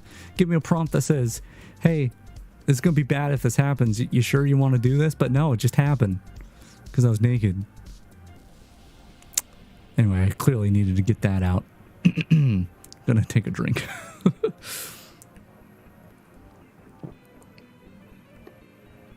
Cool game though. I don't see myself playing it. Well, unless I guess it depends on what kind of build I do. I ended up doing what I usually do once I played a decent amount of a Souls game, and that is I got a great sword and made myself strong and just two-handed it, which in all the other Souls games I've grown to like, because it's pretty viable. You have to be a lot better on your timing with stuff, but you take big chunks out of bosses, and I really like that. But they may have balanced it since then a little more, but it seemed like at the time, if you didn't choose magic, you chose wrong. And it felt like I chose wrong the whole game. It's my big old fat sword. So that was a little weird. But yeah, I don't see myself going through this game if it plays in similarly to that without using the summon things. There's a lot of people who are like really up in arms about people like using the like jellyfish and the spirits. I don't remember what they're called, but the ghostly like friends you summon. Yeah, I don't see myself not using those. There's some really crazy fights that feel like they'd be impossible to manage on your own.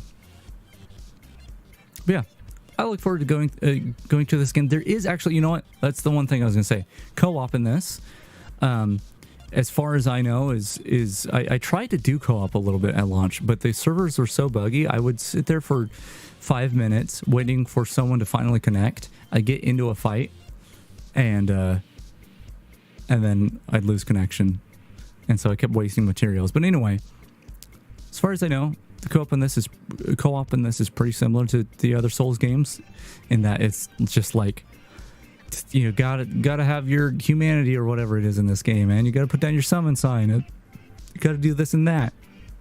Whereas there's a mod for this game that does something that I've wanted someone to do for the existing Soul games pretty much since I started playing them, and that is it adds proper co-op. You join a friend's game and you're in their game. You don't have to, like, you stay in there when they kill a boss. When you kill a boss, you don't go away. When you die, you're still in their game. Like, there's a proper co-op mod that is something that I wanted for Dark Souls forever.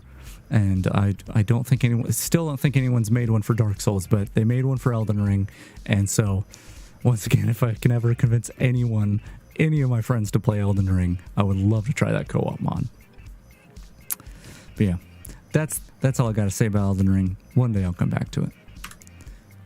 What's next? Teardown. I only played a little Teardown. Don't actually own it. It's a family sharing thing, I think I did. But I played a few levels, and it's a pretty cool game. It's fancy schmancy ray tracing engine, which is really nice. It looks really, really good. And it's got a nice, once again, almost retro aesthetic to it, combined with more modern stuff. But also, like Noida, it's a bit different than Noida, but it's a voxel game. It's smaller voxels, and pretty much everything's destructible. And it's really, really cool. The campaign is mostly like, it's mostly like go in and like destroy these 3 cars or break into these 4 things that are scattered across the map before time runs out and the police get here.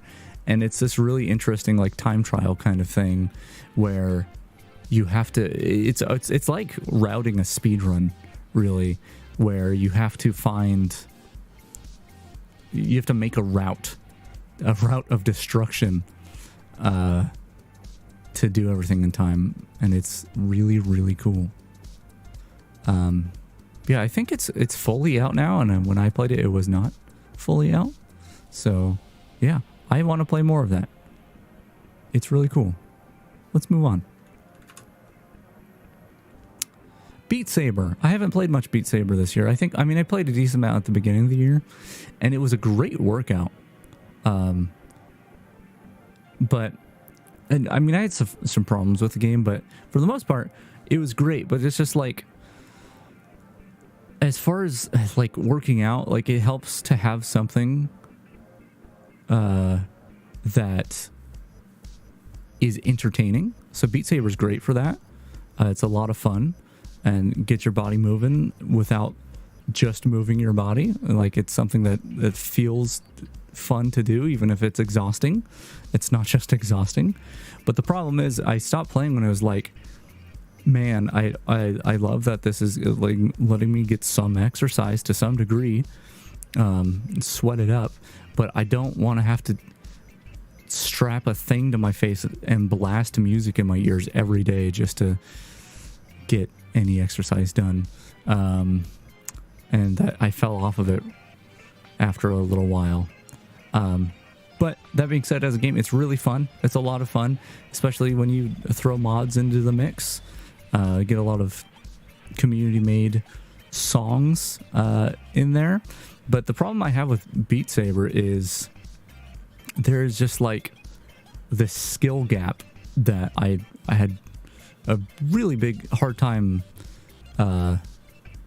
crossing. Or it's just like, the default songs, the regular game songs.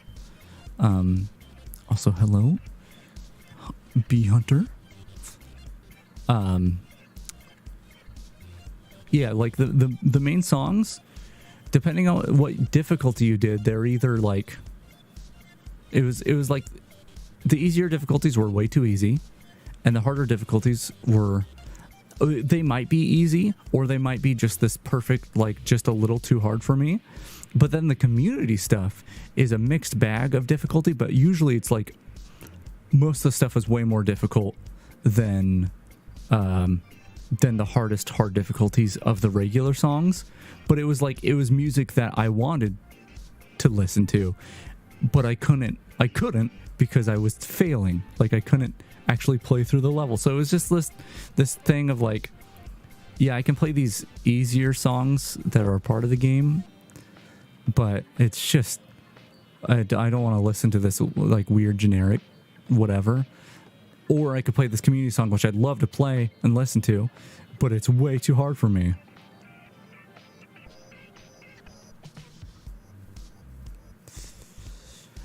Yeah, that makes sense. Like a lot of flicking of the wrists is not really conducive to anything good for your body. But yeah, it's still fun. Regardless of anything I just said, it's still fun, still a good game. I'll still play more of it eventually. But it's a little flawed, but good. Flawed, but good. Let's move on. Let's go to the next one. We got so many games to get through. Ark Survival Evolved. I played on the Aberration map. Not exclusively. I did go to other maps. And I had a handful of mods that made life easier, or made decoration better, or whatever. My settings nowhere near defaults. Much easier, pretty much across the board. Yeah, I played solo, streamed quite a bit of it, and it was good. It was a fun time, but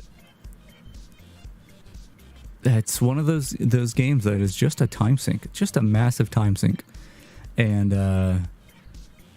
yeah, when I was done with Ark this year, I was ready to be done. It was probably another couple hundred hours at least into this game. It may be the game I put the most hours into this year. I'd have to check the Steam replay again. But yeah, it was fun. Aberration was really interesting. I liked it as like a gimmick map, I guess. But when I do return to Ark, whenever that is, I probably will be doing one of the more main maps rather than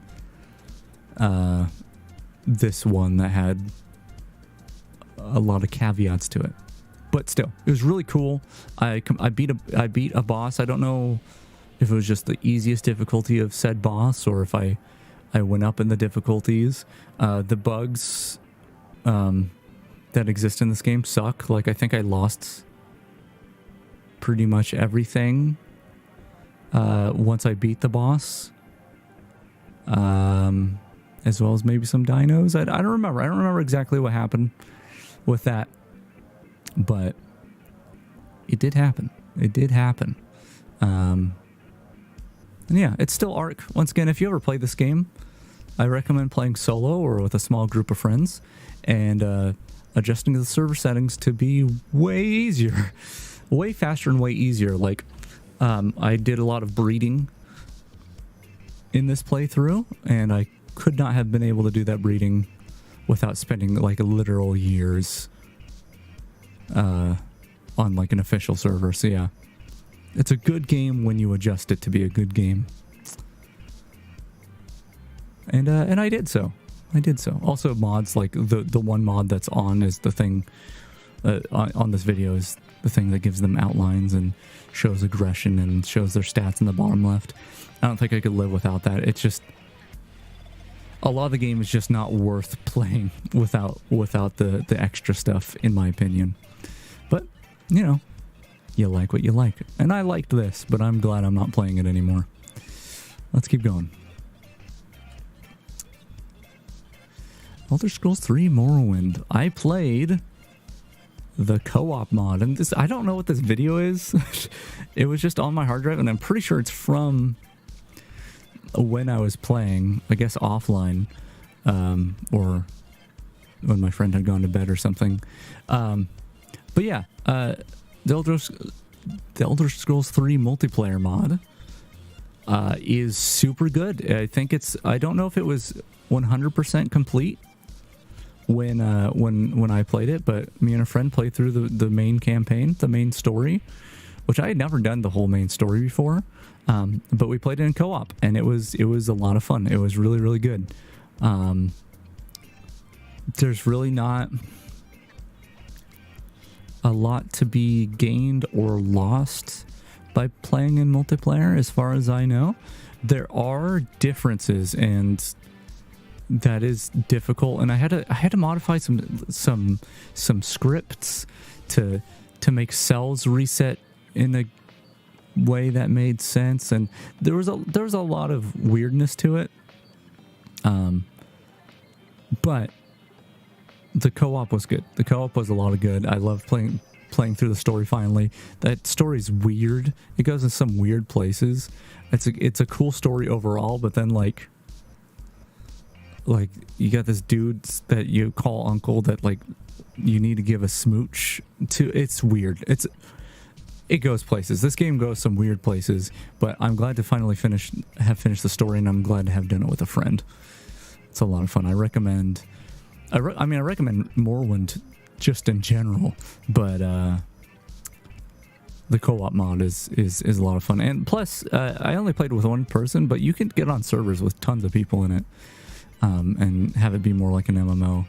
I saw one server that I don't know if it's still going, but they made it like an MMO. Like, they actually had a bunch of mods and scripts to make the game like an MMO. You could get like pets and mounts and stuff, and there were boss enemies that would spawn that were like raids that you'd have to go on. I did not play anything like that, but it would be cool to return to it in the future if servers like that still exist, because that's really cool. It's an interesting way to play this game. Let's go on to the next game. The next game is The Looker. I was talking about The Witness the other day. And The Looker is a parody of The Witness, where you have these really tough puzzles. I don't remember the chest moving around. It probably did. I remember that, actually. Yeah, The Looker does actually have legitimate puzzles, but it's a parody of The Witness, and it's really, really funny. It's not that long. It took me like a couple hours, maybe. It's really funny, though. It's a good parody. Winner of Nothing. This game isn't out yet. Wonderful. Yeah, I think it's free on Steam. Just look up The Looker. It's really good. It's really good. I recommend it.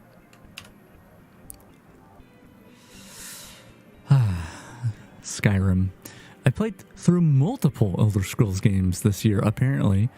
But that's because I made the randomizer for Skyrim this year, which is working again. I feel like I need to actually go to Nexus Mods and check that I don't have any message saying so it's broken. This Ghost Horse, by the way, super cool. Like, I still don't know what the randomizer did to make that flaming ghost horse appear, but I wish I knew. It probably just adds an item to its inventory that changes its appearance. But yeah, so I streamed most of a playthrough of Skyrim with the randomizer because I was playtesting it before I released it. Oh yeah, that's why you're here. You love this randomizer. I do apologize that none of the requested features have. I haven't tried to add them yet. But there's a lot of cool stuff that potentially can happen. It's going to be so much work, though. It's going to be so much work because what I need to do is I think I need, before I do add anything, I need to try migrating some of the features of the randomizer into a proper SKSE plugin. Because the way the randomizer works right now is I have an SKSE plugin, which, first of all, I don't really know C++. And so that was a challenge in its own, is just learning enough to get anything done. But I have an SKSE plugin because it was necessary in order to create a hash function. I don't really need to go. Is it compatible with adult mods? Yes, it is. I'm like, jokes aside, it's compatible with pretty much everything. If you go to the mod page, which, God, I'm gonna have to add so many things to the description of this VOD. I'll try to remember to add the randomizer to it. But yeah, Toxi randomizer on Nexus mods will get you here. But the way the randomizer works is it has an SKSE plugin in which I added.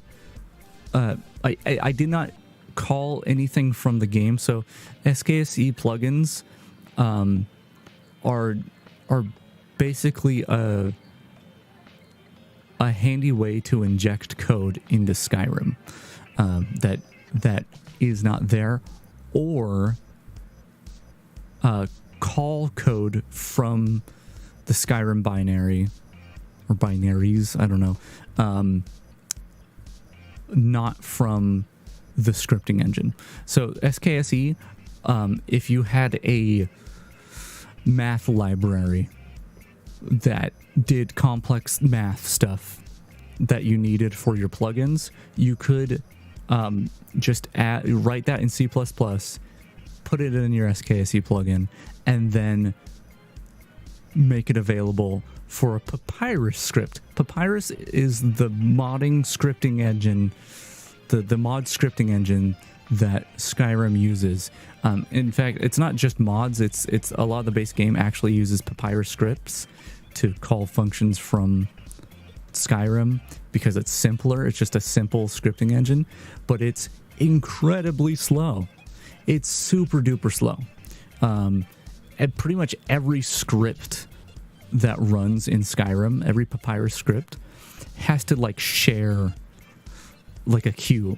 Like it has to be like, hey, I want to turn this light green or something, right? But the main game is like doing a script thing for a quest, and like you got another mod that's doing a script that updates the weather, another mod that's like calculating like the plant growth or something. Oh, I'm dead. Oh my God, I really died. I'm not playing right now, by the way. I just get distracted by the video. Yeah, so everything in a Papyrus script has to wait their turn. It's not calling it natively from the game. It is a thing. It's a layer on top of the game that is like, Skywim, can I please do this? Can I please do it? And Skyrim has to be like, just wait for your turn. SKSE plugins, while allowing you to expose new injected code to a randomizer, to a plugin, like a randomizer, to a Papyrus script. There we go. You're still calling it from a Papyrus script, so you still have to wait for that. But SKSE plugins can also operate on their own, calling code from the game that you reverse engineered to figure out where that code is and how to call it and all that stuff.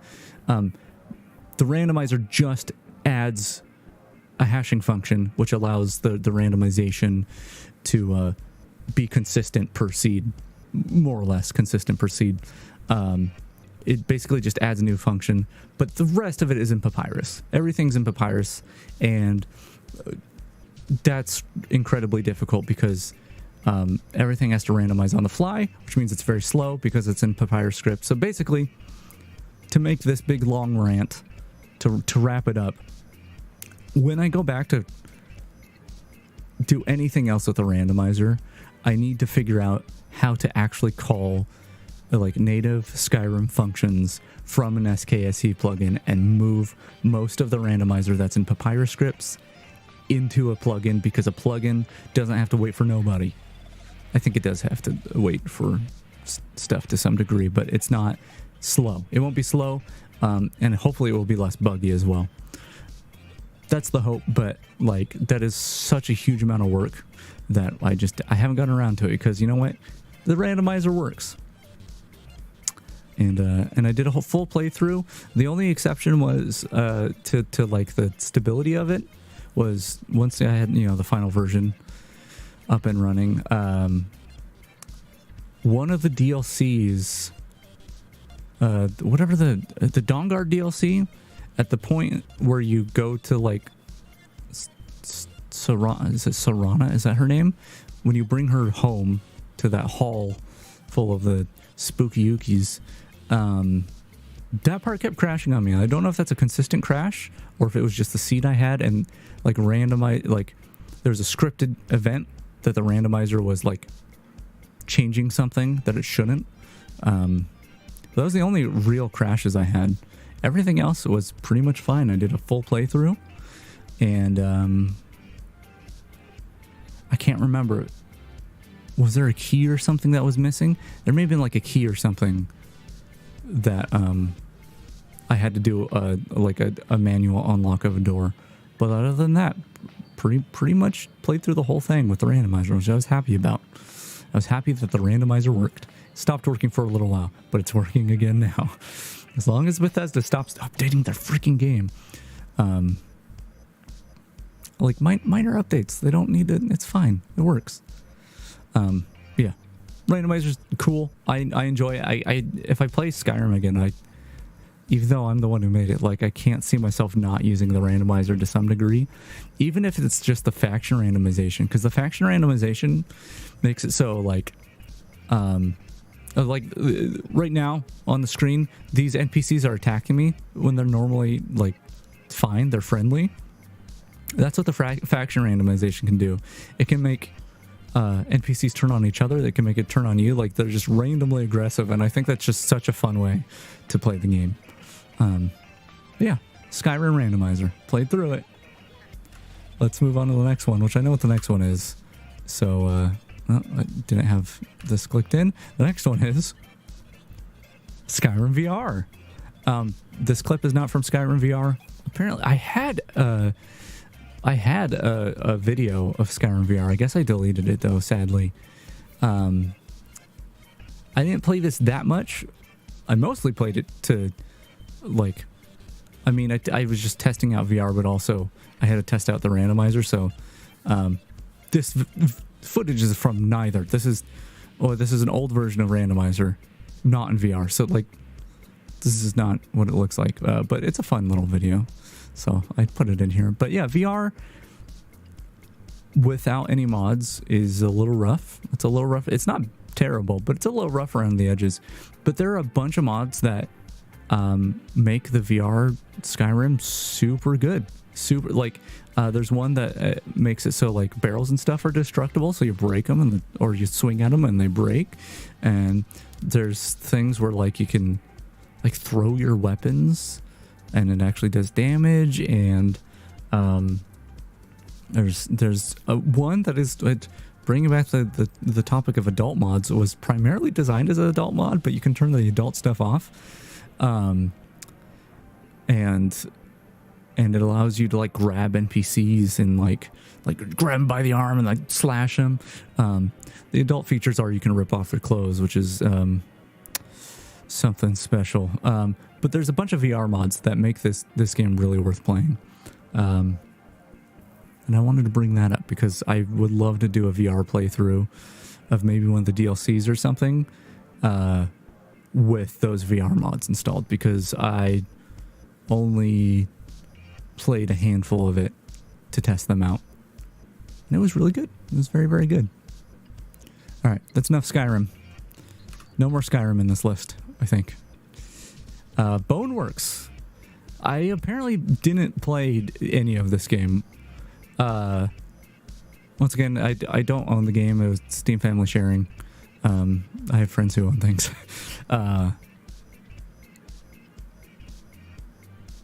Yeah, the Blade. I've seen that with Blade and Sorcery, and yeah, like with or without the adult stuff where you can strip people down. The ability to in VR grab people and chop them up is just awesome. But yeah, anyway, Boneworks. I played like a few hours of it. Like it felt like 4 or 5 hours, maybe, but maybe it was less. And it was it's interesting. But like I was watching this trailer when I was looking for a video of Boneworks, and it's like I don't recognize any of this stuff. This I did. I fell into a pit of something. Not that kind of pit. But there's like in this trailer there's like vehicles and stuff and like enemies that look different and just like big business, explosives and business. Like I felt like I play like it felt like Boneworks was a tech demo and I must have just gotten to the end of it because I couldn't figure out where to go. But apparently no, that's not it at all. It's like a gravity gun. Man. So the fact is, like, I wasn't sure if I was ever going to return to Boneworks, but then I saw this trailer and I was like, I don't know how what I did to get stuck in the area I was. Like, if there was just an obvious way out. Because it felt like I just kept going in a loop and there was no way forward. But yeah, this game's bonkers. Been using that word a lot lately, but I think it fits. It's just like a wacky, like, meta VR thing. Like, I don't know if there's an actual, like, story of any kind, but there's these spooky AI dudes, and it's very uncomfortable. It's very uncomfortable when they're crawling at you, and you gotta beat them to death. But yeah. Not much to say because I didn't experience that much of it, apparently. But it's cool. And seeing more of it makes me want to play more of it. Look at that. He's got suction cups. What the hell? I didn't get suction cups. I want suction cups. Anyway, let's move on. Wobble Dogs. Oh, man. This was a good buy. I have not played it since, like, the first couple days I had it. Play for a handful of days. But this is, like, a really interesting, wacky dog simulator, like a dog, almost like a dog breeding simulator, where you feed them different foods, and depending on the different foods they have, their gut biome over here, which my mouse is very small, but their different types of bacteria show up in their gut biome, and then after a little while they cocoon up. They go into a cocoon and they go through a metamorphosis, and depending on what was in their gut biome, will modify the dog in some way. It might change how shiny their coat is. It might change how long they are. It might change how tall they are. It might change the colors of them, their eye shape. Look at them. Look, Meatball's turning into a cocoon in this video.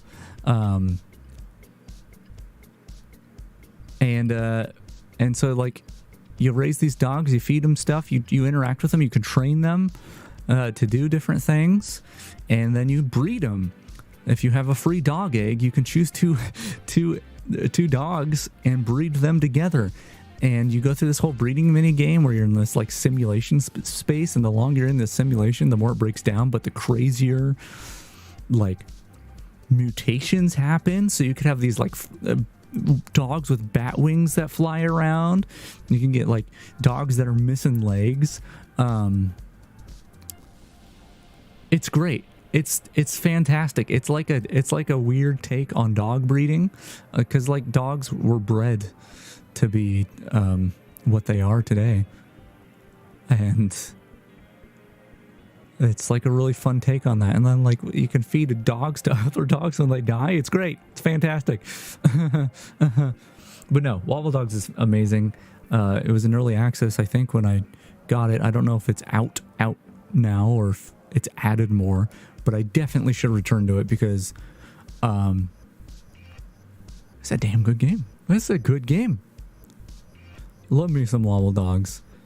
And there's unlocks and stuff for doing different things, and I had like barely scratched the surface. I don't know all of what Wobble Dogs has to offer, and one day I will, though. One day I will. Let's keep going, though. Wobble Dogs is great. You go get it. Go wobble your dogs. People Playground. I have to warn you. In a couple seconds, this video is going to become legitimately very bloody and gory. Like, it's incredibly disturbing. So look away now if you don't want to see that. But yeah, People Playground. This was such a good stream. I loved this stream. If you didn't go watch it, it's on the YouTube. Just go look up People Playground, and also you'll notice it says #1 as if there's multiple streams. Oh man, there it is. Very bloody and gory.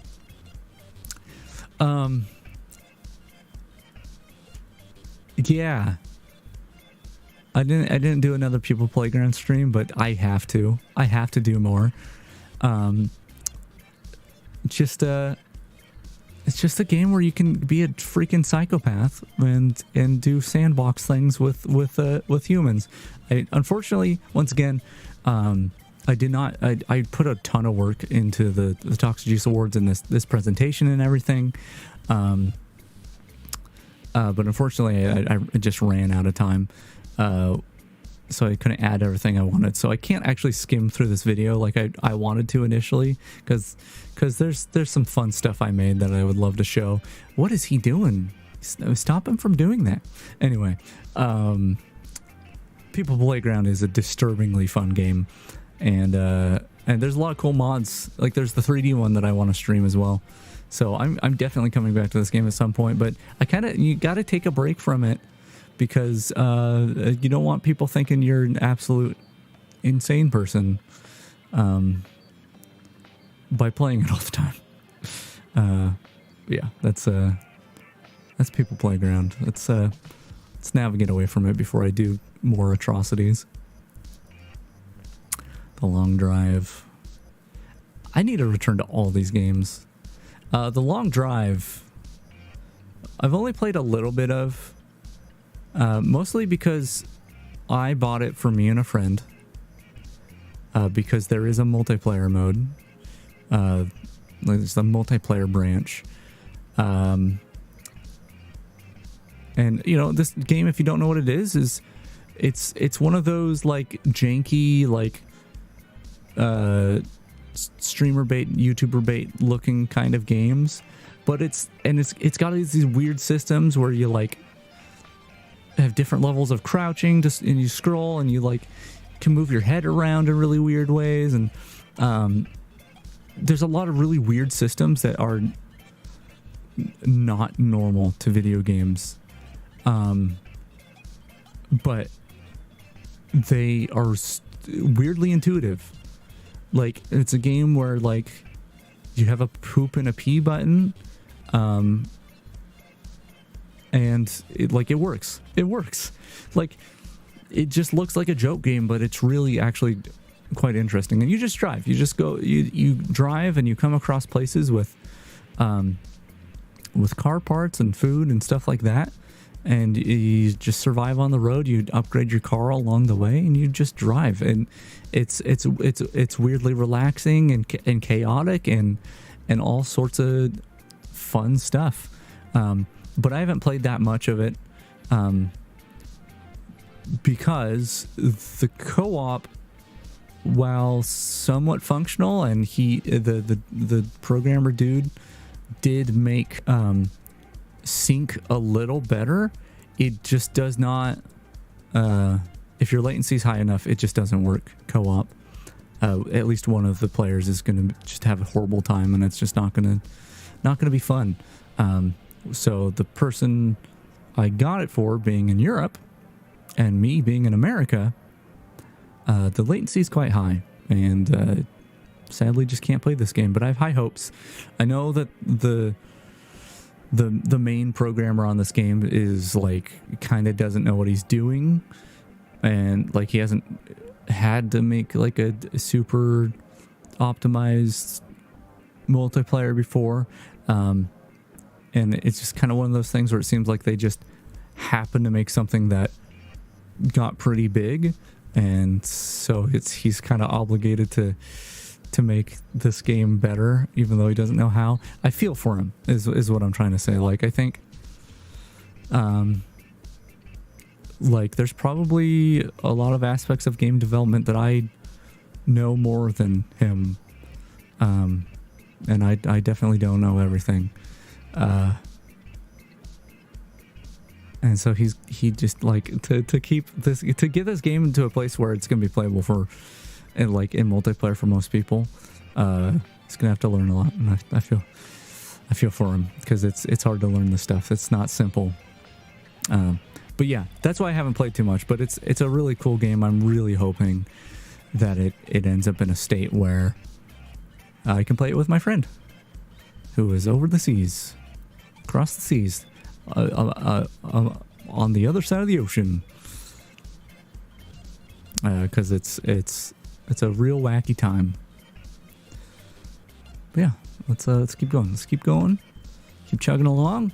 Next up is Far Cry 5 co-op. Far Cry 5 co-op. I got this for, once again, same friend. Me and same friend. Because I haven't played any Far Cry other than Far Cry Instincts Evolution for the Xbox even. Which was like an extension on the first Far Cry game, which is super different from all the other Far Cry games. But I was curious, and it's like this one has co-op. And so even if the game's like not good, it might still be fun to mess around in. And it was. We didn't really go very far in the game. We didn't do much in it. But like one of the big problems is it's like this open world game, like pretty decent sized map, open world, and like you can't move more than like 20 feet from your co-op partner. It's like the same like limitations you'd have on the PlayStation 1 split screen, right? Like a lot of those games, like you couldn't have multiple areas loaded at once because that would be too hard for the poor little PlayStation to deal with. And so like you couldn't move far away from your friends.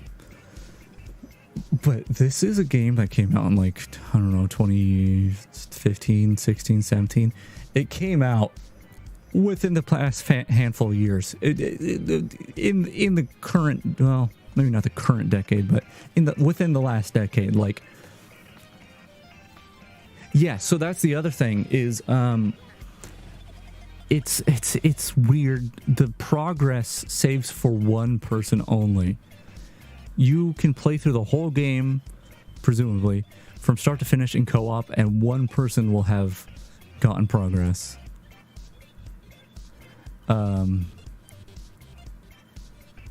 Yeah, so there's a lot of flaws with the co-op, which is pretty much why we stopped playing. It's also, like, it didn't seem like a very exciting game. I wasn't interested in the story. We had actually had to restart at least one mission multiple times because I kept throwing stuff at this lady and she was not getting her dialogue done, and then like she would fall down a cliff or whatever. It was more fun to mess around, and the game didn't want me messing around. It was okay. It was okay from what I played, but yeah, that's exactly right. It's fun to play with friends because it's all right with friends because it's fun to play with friends is the perfect way to put it. It's fun to mess around in any game with a friend, pretty much, and this was just a way to do that. But yeah, we didn't get very far. However, there is a mod. There is a mod for this game. Then I don't know how much it fixes, but I know at least one of the things is it increases the distance you can get away from your partner in co-op. And that alone seems maybe worth it to try to go back into the game. But especially if it does anything like the progress saving or anything like that, which I think the mod does more than the co-op distance. Yeah, if that mod works, I might return to this. But otherwise, it's fine, I guess. Okay, Satisfactory. I don't know why I have this clip on my hard drive, but hey, there's I had a clip. I had a clip at the ready from when I played it. I played it co-op with a friend once again, same friend. But this game's a big time sink, and trying to commit to playing only when we were both available was a problem. And so a thing that ended up happening is I would be playing when they were also there, and it was hard to allocate like what each of us should be working on, because it was like, okay, we need to work towards this, and it's like, okay, we need this machine to do it, and it doesn't make sense for both of us to work on it. Like it was hard to do co-op stuff. However, it was really nice in instances of like usually when I play games like this, I'm super bare bones, and it's like I'll make a factory in the middle of a field that's just a floor, and it's like, well, it works. Like, it doesn't have a roof or walls, and it doesn't look very nice, but it works. That's probably why I saved the clip, because of that guy. And having a friend who's like, okay, I'll put the walls up and stuff. That was nice. But yeah, I would like to play this again. Yeah, the thing that kept happening though with a friend is like we would play together when we were both available, and then they'd have to go to bed or something because of time zones. And then I'd be like, well, I still want to play, but I don't want to make any progress while they're gone because we're playing through together. And so what I would do is mostly idle and just let stuff pile up for the next time we played, and I just run around, and that's probably not a great way to play this game. It's, if you're gonna play co-op only, you gotta find a time where you both have a lot of time to play at the same time. And games like this I will play from when I wake up to go to bed. So yeah, did not finish, didn't get to like the end. Got a few tiers in, and I can't remember if we unlocked trains or we were about to unlock trains. We just started a new facility, and we got some like vehicles going on routes from places, bringing things from one place to another, and that was really cool. But we tried to return to it one day, but it had been so long that I was like, we'll just start up the game some other time on a new map. But I would love to play more of this game. I want to play more and more and more of this game. I'm basically trapped behind waiting for a friend, which is totally fine because it's a lot more fun with a friend. Yeah, Satisfactory is great, and there's been at least one major update since I played. I don't know what it added. Oh, they added, actually, I do know one thing they added. They added like a blueprint system where you could make like small blueprints, and I know that because a bunch of people were trying to make mini factories out of them, which I think was awesome. Because like the devs were like, the blueprints are not meant to make an entire factory. It's just meant to make, chunks of like things that, so you don't have to place everything individually at one time, right? Like, so like if you have a thing that splits 1 into 3 even, or 4 even, or 5 even streams, like maybe you want that as a blueprint. But no, people were like, okay, I have a small space, let's see if I can make a full factory out of these, and that's really cool.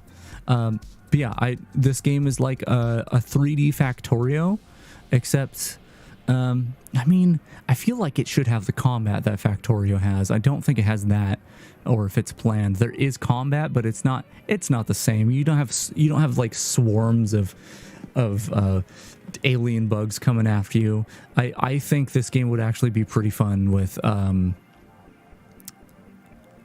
like a tower defense element to it. I think that would be really, really cool. But even as is, it's a really good game. And they're constantly adding to it. And I want to play more. I mean, look at this. Look at this Chocomint color scheme I made. Isn't it great? It's wonderful.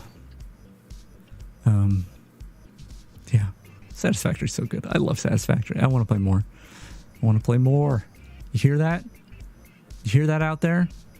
I don't know if my friend's watching, but if you are, gotta play some of these days.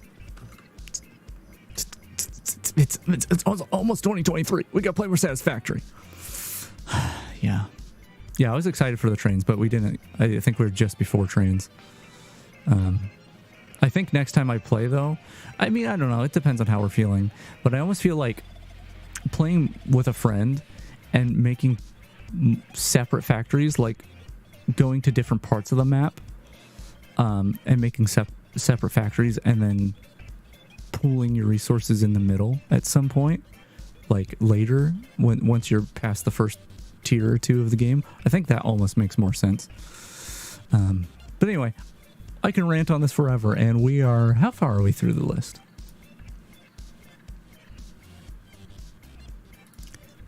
We're like 2/3 through. We got some games to go before I get through all the games I played, minus the award categories, and then we have the award categories. But yeah, speaking of 3D Factorio, I played a very small amount of Factorio this year. Factorio is a really good game. The problem I have with Factorio is probably the same problem I would end up having with Satisfactory if I played it more. And that is, it's all automation, and there is a goal, but the fact is, the automation just gets you more automation, right? Like, you automate a system, like maybe manually you're smelting some stuff first, and then you automate that smelting, and then you use the stuff you smelt to make new things, and you automate the delivery to other places, and that automatically makes more, like, it just builds on top of itself. But it's like, okay, what did I earn from automating this whole system? Well, now I can make a different automated system that's similar. And that's kind of, I like to have something more. Like, when you look at Minecraft mod packs that have factory-like stuff, automation-like stuff, it's great because the mod packs usually have bosses and stuff too. So, like, you're automating these systems to get more gear, to go explore, to go fight things, to go collect new materials, to then automate. Like, there's more diversity in the type of gameplay, whereas Factorio and Satisfactory as well, it's all automation. You're automating for the sake of automating, and that's fun, but I think at some point it just, I think there needs to be more, just something more, and these games would be so good. But yeah, I played a tiny bit of Factorio, and the reason I played Factorio was because I was playing co-op Satisfactory, and I kept idling when my friend went to bed. I was like, okay, maybe Factorio will scratch the itch between Satisfactory sessions. And I don't know. I think I like Satisfactory more, which is surprising because Factorio is excellent. But Satisfactory has infinite like resource veins, which is nice. Factorio doesn't, which is a challenge, but I don't like the idea of setting up a factory and then the resources run out. So it's like, okay, what do I do with all this stuff now? But, you know, Factorio has its benefits. I also don't really like the look of Factorio. It's a really cool look, but it's got this like early like StarCraft or Warcraft feel or something, like really old PC game vibes to it, which is cool once again. But it's a little grungy and not generally the style I want to be looking at for long periods of time, even though it is, once again, very cool. But yeah, like that stuff, that's what Satisfactory needs, if they haven't added it in the latest update, is the tower defense elements. Like, there are things that could at any time damage your base. That's what Satisfactory needs, I swear. But yeah, Factorio is good. I recommend it. I recommend Satisfactory. Didn't really play much of Factorio because it was not scratching the itch, sadly. Golf with your friends. This one's weird.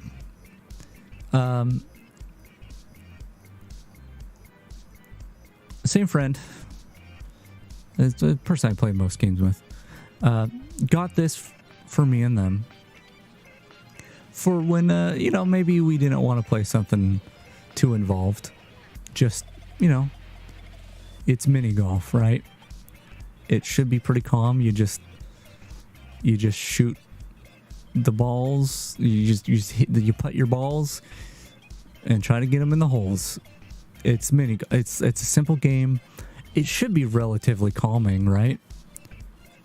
Fun with friends because playing with friends is fun. Yeah, it's one of those, like, it's supposed to be. The whole reason we got it was because it's supposed to be like mindless.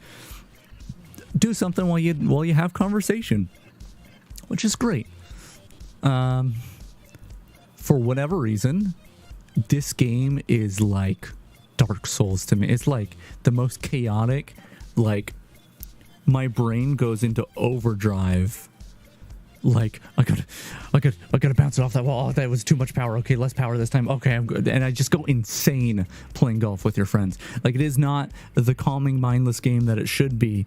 It is like, it's almost torture playing it. I don't know why. I don't know what's wrong with me. I mean, I know a number of things that are wrong with me, but I don't know if they are the reason that golf with your friends, it like makes me go just nuts. I just lose my mind playing this game, which is fun, I guess. It's fun for the observers, just anyone who happens to be there to listen to me lose my freaking mind. But yeah, golf with your friends is just,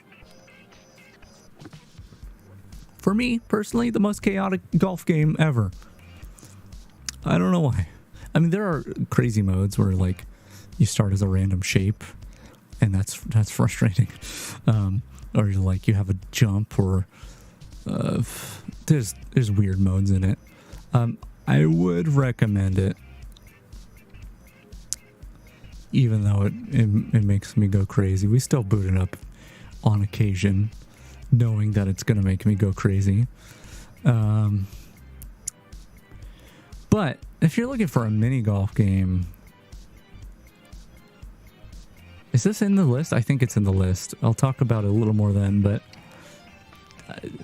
the music we're listening to is, if I just pop it up a little bit here.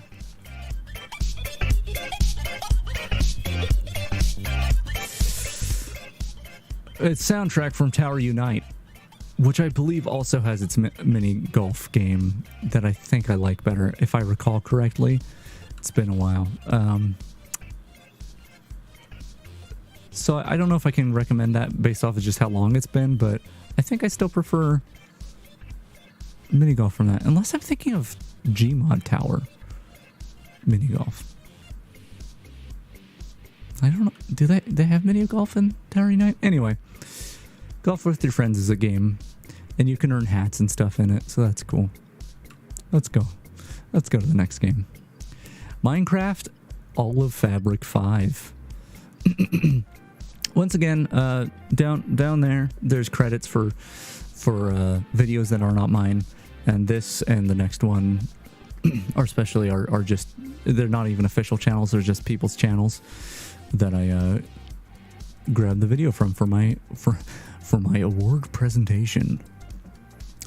Olive Fabric 5 is the 5th iteration of the Olive Fabric mod pack, which is like a spin-off of the All the Mods mod pack for Minecraft.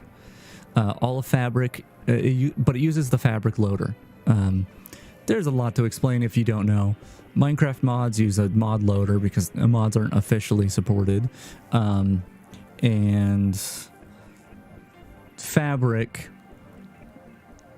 is a newer mod loader than what's been used for years.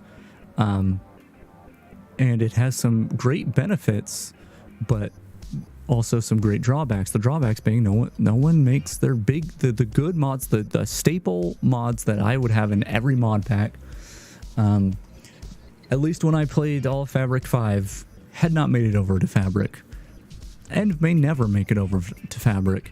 All Fabric 5 there was a lot of mods that were like someone took the time to recreate some things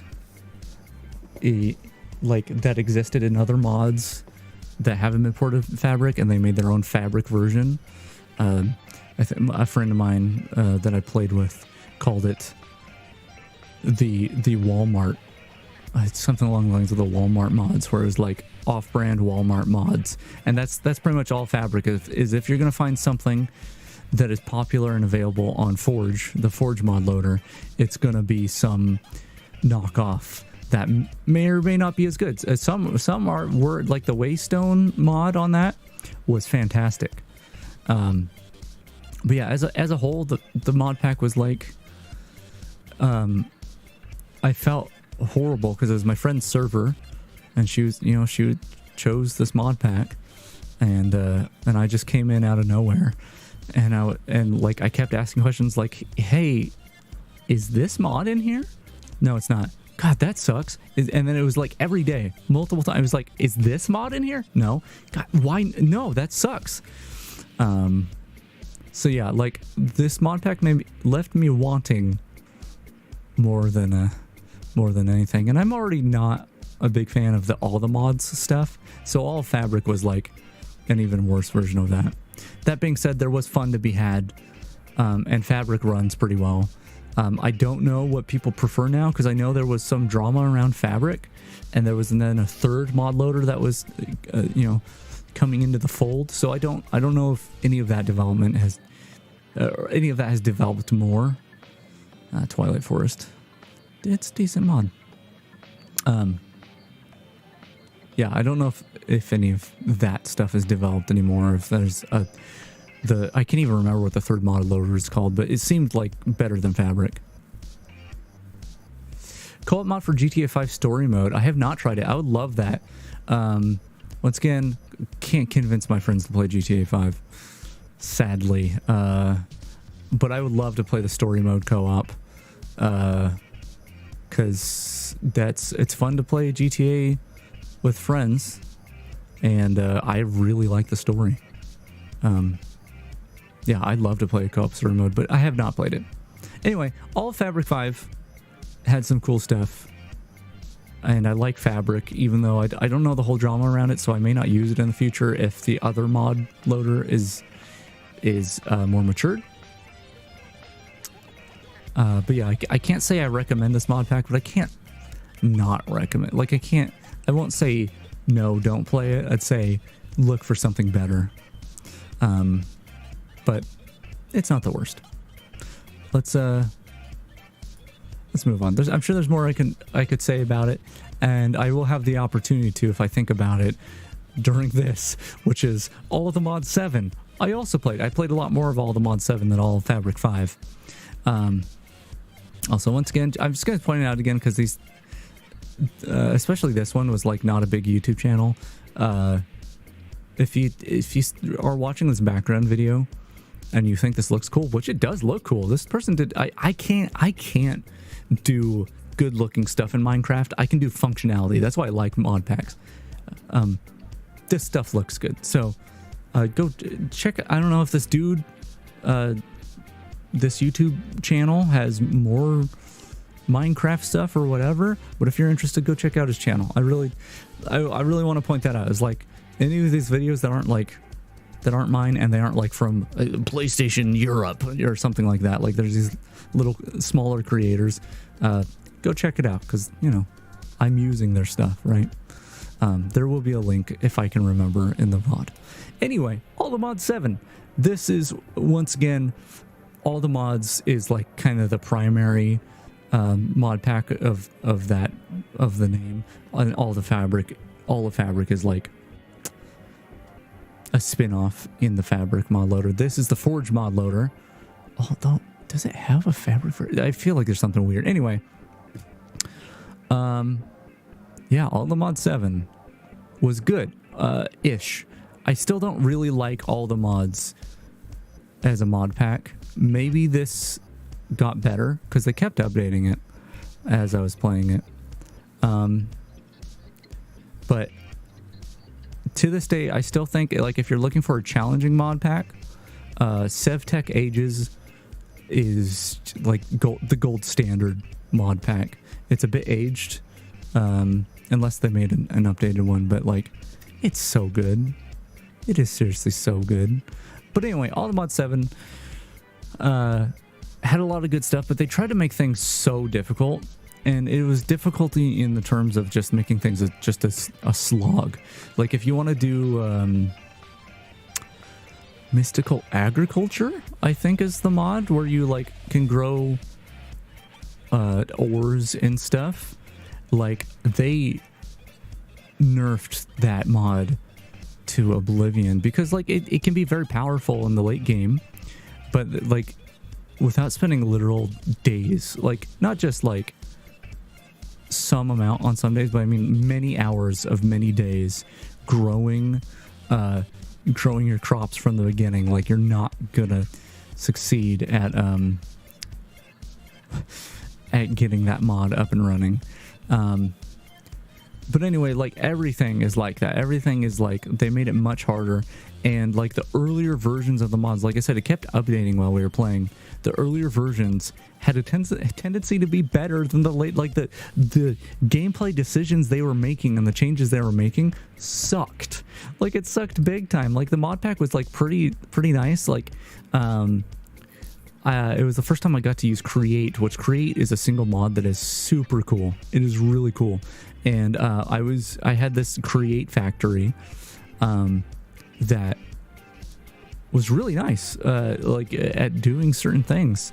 And then like an update had happened, and suddenly nothing was actually outputting the things that it was before, and I had to tear it all down, and it was much harder to get any of the resources I needed. And so that kept happening. Updates kept happening. It was like every update, it got worse and worse and worse. And on top of that, my friend had paid way too much money for this lifetime Minecraft server, and we were using that server host, and the server host sucked. The server host had set up things in a way that allowed you to that allowed Java to allocate more memory than you were allowed on the server.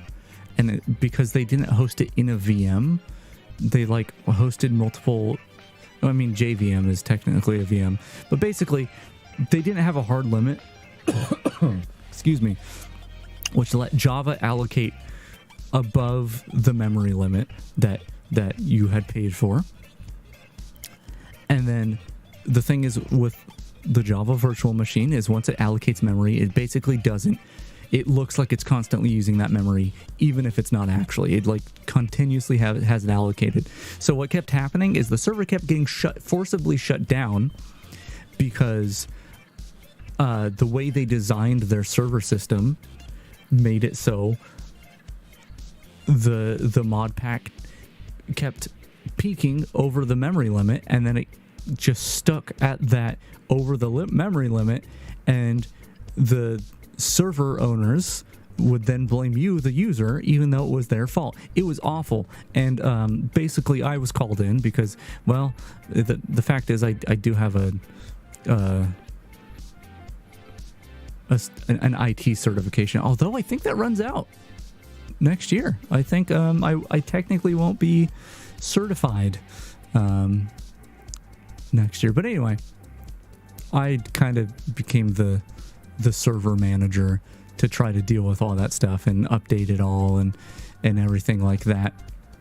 And it was an absolute pain managing that thing because that server host really sucked.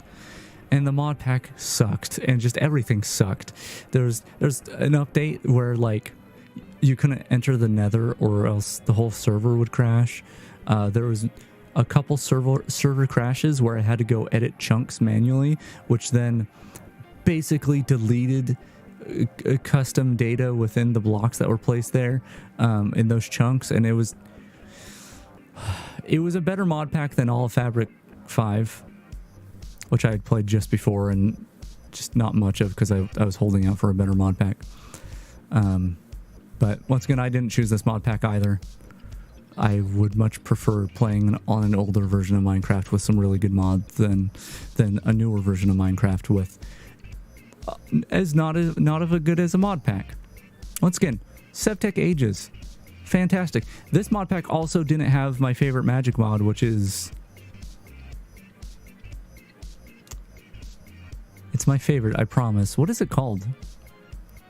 The one with the stars and the, unless it did, I don't remember if it had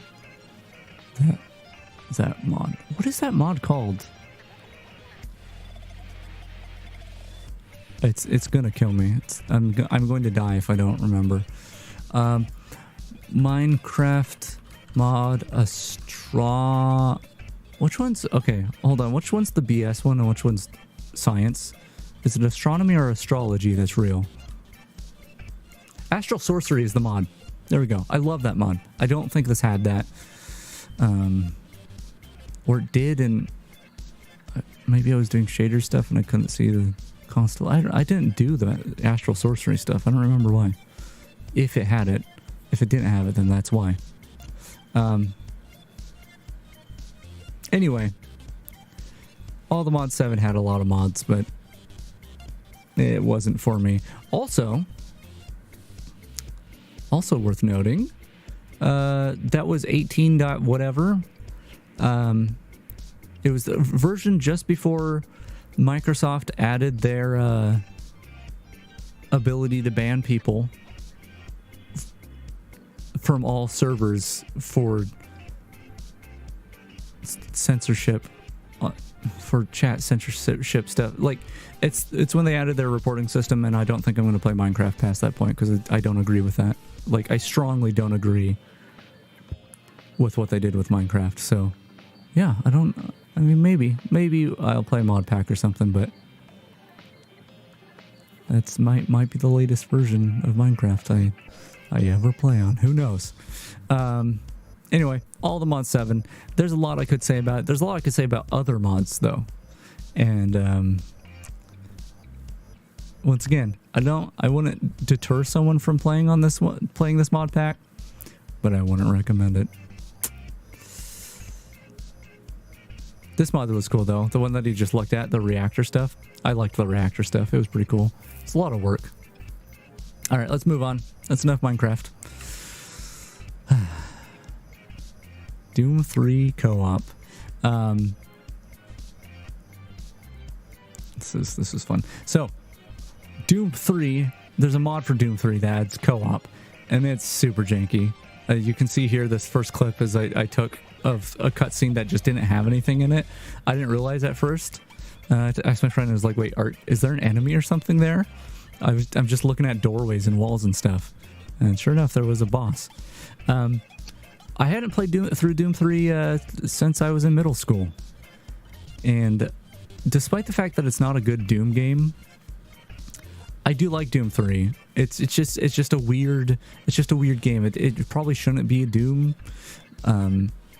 or it shouldn't, maybe not a mainline entry. Maybe it should have just been considered a spin-off. I still haven't played the newer Doom games, the 2016 and Doom Eternal. But anyway, playing through Doom 3 again in this really janky co-op mod, which, by the way, a lot of these mods were a pain to set up because my friend is on Linux and I'm on Windows, and it just always goes wrong. It's like these mod developers like really half-ass the Linux ports of these things. It doesn't help that there's multiple distributions of Linux and whatever.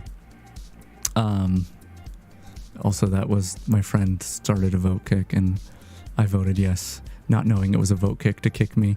Anyway, playing through Doom 3 again was a lot of fun. Playing it with a friend was even more fun. I did not get the full experience as the non-host, but I could still recommend it. Just because it's an experience. It's not a great game, but a great game. Oh, I was gonna get that sound effect. The multiplayer, you have to put in a console command to actually enable them, but you can enable in Doom 3 multiplayer like call outs that you press on numpad, and one of them is just great game. And I was gonna bring that sound effect in for the thing. I'm so sad I ran out of time for this. Anyway, Doom 3 co-op. I had a lot of fun, even if it wasn't so much the game itself that was fun.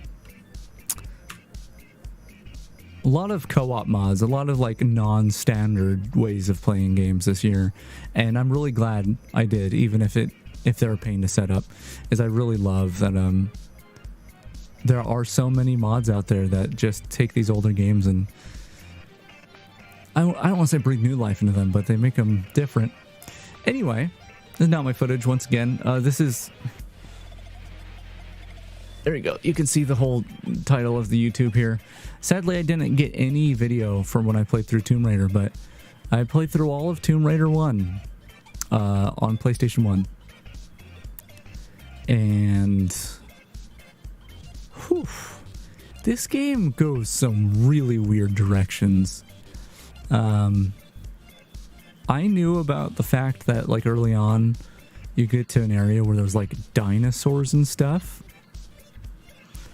but Tomb Raider 1 goes into like black magic BS. Like, I'm not even kidding. Like, it gets really weird. I thought Tomb Raider was way more grounded in reality than it is. This game is wacky. Also, I still love... I played 1, 2, and 3 to some degree as a kid. I mostly just went to Lara's home, which is like the little side, like almost tutorial place. I would say I still love these games, but this was really painful to get through. And I played on emulator. Oh, my cursor's on the screen. I played on emulator, which had save states, which I think I would have lost my actual mind if I didn't use save states. But yeah, these games control really awfully. I'm kind of curious. It's been a while since I've played Tomb Raider Anniversary. I wonder how that controls. Because for a long time, I've always said that if these games had better controls, they would play better.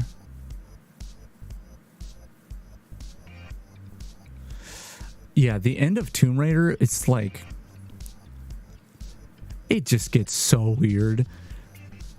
I was hoping I was going to try to find the part in this playthrough, because I think this is a full playthrough, where you are in the room with the flesh Lara. There's a room where there's a Lara, a mirror Lara Croft, except no skin or hair or anything. It's just meat. It's just a meat Lara. Yeah, this game was incredibly painful to play through, but I'm really glad I did it. This is one of those games that it's like I just never played through, and I want to, before I die, I want to play through it, and I did. I also want to play through Tomb Raider 2, but we'll talk about that later. But yeah, played through it. It was good. It might be worth, if you're going to play these games, playing the PC version. I do own... I think I own every Tomb Raider game there is on PC, but I wanted to play through the PlayStation ones. So, play through the PlayStation, but I think the PC ones are better, so might be worth checking those out. What's next? Oh, Half-Life 2 VR mod. I didn't actually play much of this. I just checked it out. I was trying to get Half-Life 2 working in VR using a different game, which will pop up on this list. And I got like a system working that might work, because I was thinking, once I play through Half-Life Alyx, I've played through Half-Life 2 so much, and I've speed ran Half-Life 2 so much that my conception of or perception, what am I trying to say? I can't enjoy Half-Life 2 like I used to, because of all the time I spent speedrunning it back in the day, and just all the times I played through it casually. And so I thought maybe when I finally get there on stream, I can try to play it in VR. So I was using, once again, a different game to try to get it in VR, and then like a week later, a VR mod comes out on beta, which it seems pretty functional. I only played the first, like the beta release, the first public beta release of VR mod, and it seemed promising. There was one big flaw that I saw that I filed a report. Their page had a quick swap button listed, but there was no quick swap, and because it's more Half-Life Alyx style switching of weapons, it's a little slower to switch weapons, but Half-Life 2 is not designed around switching weapons slowly. So a quick swap would have made all the difference. And I filed a thing and a ticket, and they actually did add something relatively quickly, and they've been updating it. So it might be in a pretty dang playable state. So this is probably, when I get around to it, I probably will stream this. But for now, I've only barely touched it, but it does work. It does work, and it's very impressive. Let's move on to Human Fall Flat. It's getting played with a friend. This game, I don't think I would play solo. I don't think it'd be bad solo. It's a little quiet though. It's like a little bit like, it's nice to fill that void with companionship, right? Like this game maybe would feel a little empty solo. I don't know. But anyway, I wish I had. Do I have a screenshot? When I play this game, let me look at my spreadsheet.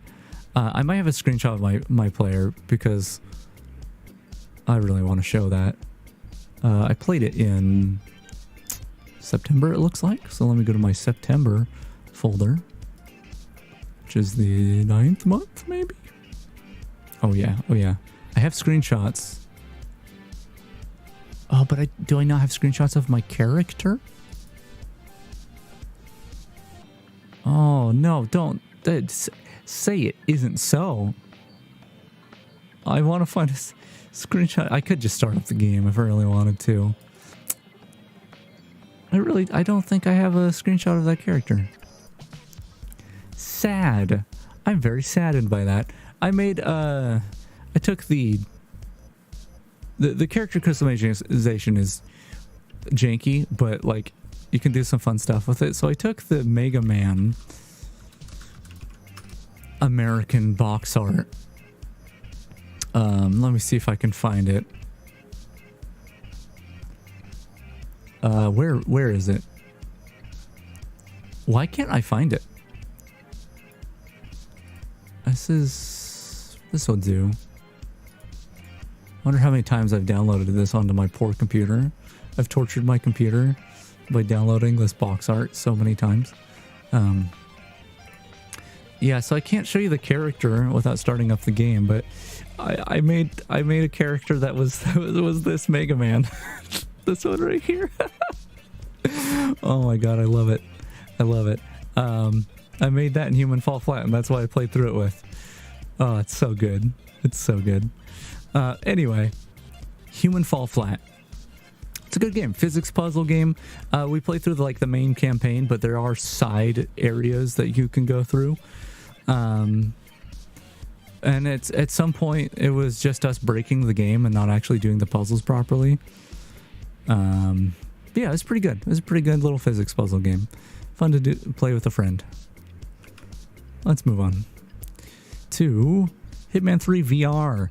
This is PSVR footage of what they call sandbox VR, which I'm assuming is closer to what the PC VR is, but they make it look way better than it is. I love Hitman 3. Oh my god, I love Hitman 3 so much. But the VR is really interesting. It's not very well done, but as someone who loves this game enough, or so much, it's good enough that it's fun to play around with. But yeah, I haven't played that much, but I did stream some to a friend. I tried going through a level, and it was chaotic. And the thing is, it's not a good VR port, but the thing is, like, I was going to stream this, and I might still stream some of it. But I kind of look like a psychopath when playing this. Like Hitman, you're playing regular Hitman. That's funny. You play regular Hitman, and it's like there's a goofiness to Hitman because even though you are killing people, the game's just a little over the top about it. But once it puts you in VR, you're in first person. It can quickly become like mass shooter simulator. And as the player, it doesn't seem so bad, right? It just seems like you're just playing Hitman. But as an observer, as someone watching someone playing Hitman 3 VR, you might look at them and go, do we need to... Does this guy need to see a therapist? Because it's just like, I'm just shooting people in the head and just like laughing my butt off. It's weird. Hitman 3 VR, it's not a good VR port, but it is still pretty fun, I think. I may stream at some point at risk of me looking like the same guy who streamed People Playground and looked like a psychopath there. But yeah, Hitman 3 VR, good stuff. It's good stuff, but just not as good as it could be. Right. Legend of Zelda Majora's Mask co-op. I was talking about Mod Loader 64 earlier. This is that. Mod Loader 64 has a handful of games it supports. The two big ones are Ocarina of Time and Majora's Mask. I played through the first cycle with a friend, and not anymore. First cycle being you get your Ocarina, and that's the end of first cycle. Like you get turned unscrub. But my friend apparently had actually not played through Majora's Mask when I assumed that they had. And so while we played through first cycle, I was like, I would rather not give you a lessened experience of Majora's Mask. I don't know if they'll ever play through Majora's Mask proper. But it's my favorite Zelda game. And while I would love to play through it with a friend, I would rather that friend have played it and experienced it the way it's meant to be. Because I adore this game. It's so good. It is such a good game. I've heard a lot of arguments that it's not a good Zelda game, and that's probably true. And that might be why it's my favorite Zelda game. I don't know. I guess Breath of the Wild comes pretty close to the favorite as well, which is also a very different experience than the cookie cutter Zelda game that you would get previously. But yeah, Majora's Mask, it's like the thing I love about it the most is it's like a collection of short stories, and that's really cool. I really like that. But yeah, let's move on. Let's move on. Good game. Co-op works. Didn't play much of it. Once again, another co-op mod. Deus Ex has a co-op mod. This one I think was also an absolute pain getting working. Yes, it was. If you're ever going to play this co-op mod, which I wouldn't recommend. We played through this first level, and it's like I've never played through the original Deus Ex. And the same thing with the Majora's Mask is like I was not getting the Deus Ex experience. Like, I was not experienced the game for how it was meant to be, and I know this game is good. So we did not continue beyond the first level. Also, watch this. It may not be very clear on stream, but he anime dodges, and the missile hits the NPC behind them. Anyway, this is the only clip I have, I think, but it's so good. I wish there was sound. I can't turn the sound on. What was I saying? Yeah, if you are going to play this co-op mod, I really don't recommend it, but if you want to save your progress, there's a lot of workarounds that people have that potentially save the game. I didn't get any of those workarounds working. What I did was I downloaded VMware Player. I installed a Windows 10 virtual machine. I installed the mod on there as a server, and when we were done, in order to quote save the game, I suspended the virtual machine. Now, if you don't know how virtual machines work, it's like having a computer it's like an emulator. If you've played an emulator, it's an emulator emulates a game console, so you can play PlayStation games on your computer because it's running through an emulator. That is, a virtual machine's kind of like that, except it's a little more real. Virtual machines are more accurate, I guess, although they have a lot of drawbacks as well. But anyway, when you suspend a virtual machine, it essentially saves the state of that it was left in. Like, it just copies the virtual memory to disk. That way you can load it right up where it was. No changes whatsoever to the virtual machine. And so, if you intend to do co-op in this game, despite my recommendations against it, the way I got that working was I ran the server on a virtual machine and I only suspended it. It was essentially like I never shut off the server. You could pretend I never shut off the server because that's how a suspended virtual machine acts. It's like you never turned it off in the first place. Similar to when I first got a PlayStation and PlayStation 2. This happened to me twice.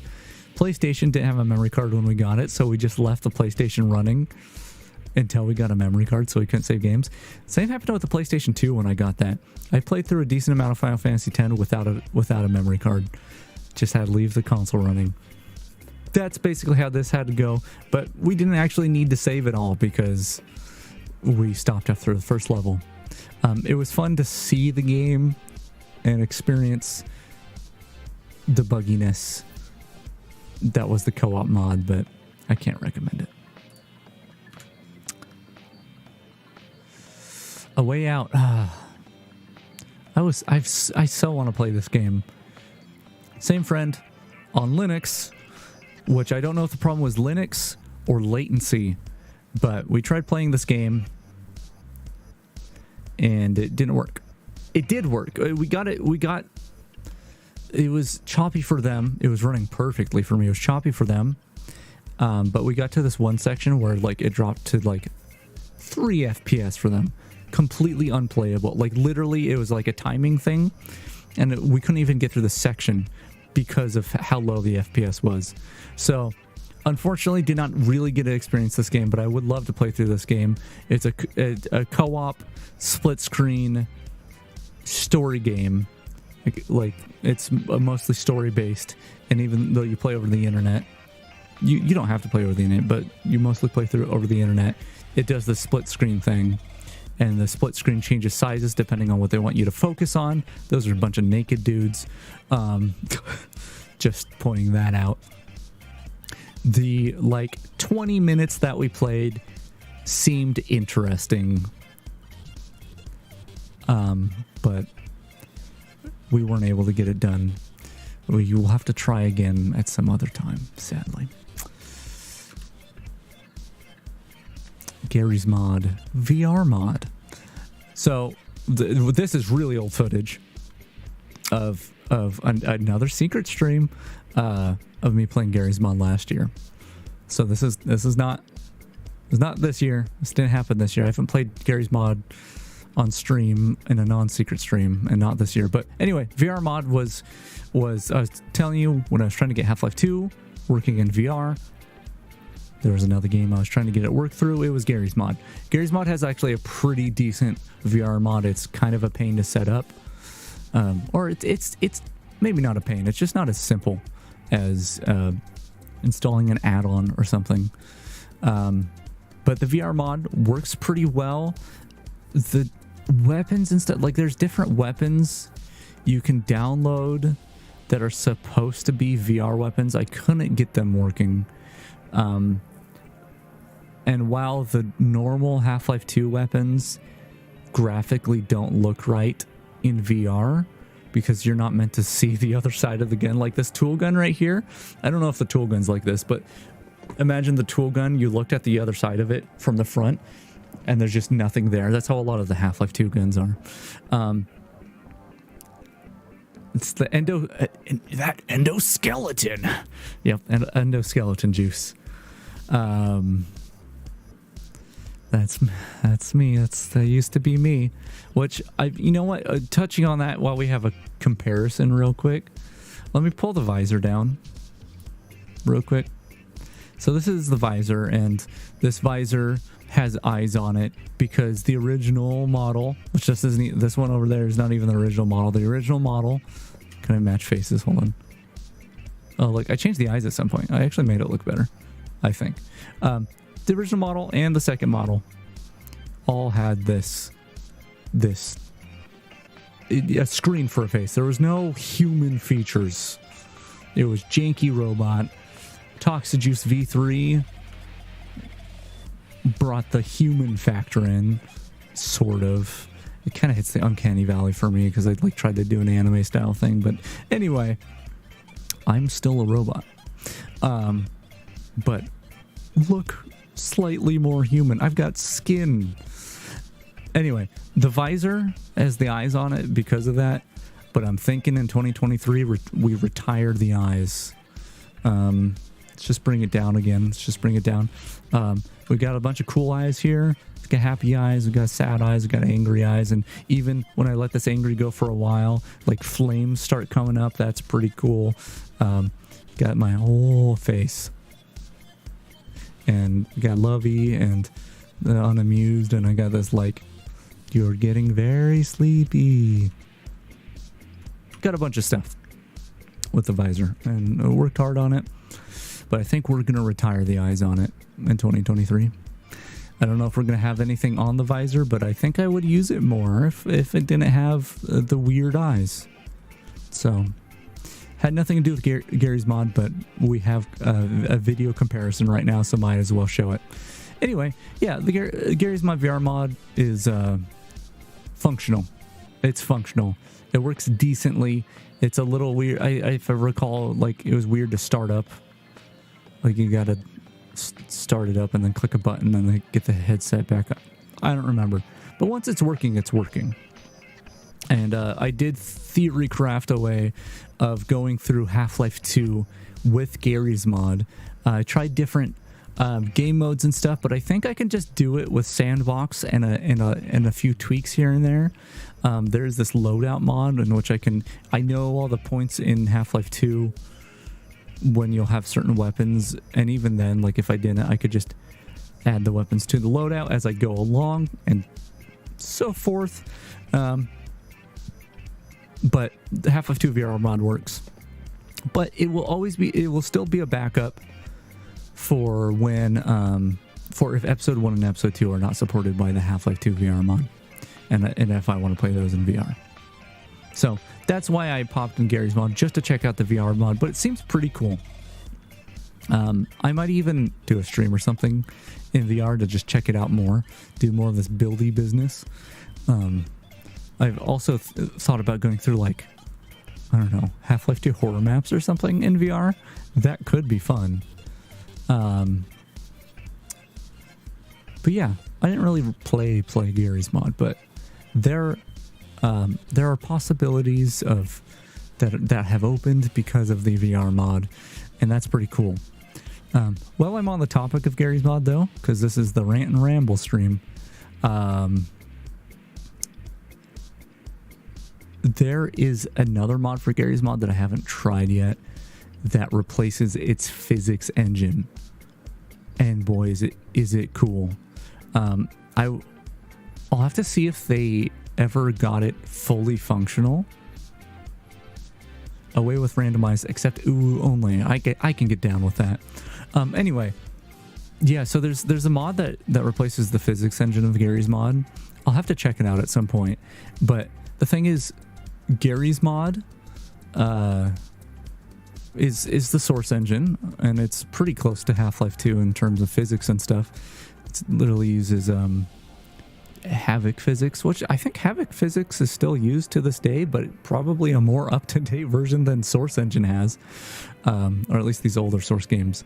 But anyway, the mod that replaces the physics engine is incredible. Like, the demonstrations I saw of the person like spawning like a million objects, and it wouldn't lag the game, which the Havoc source physics, like, you can't have too many collisions or anything happening, or else like it could crash, but it could freeze your game even on modern hardware.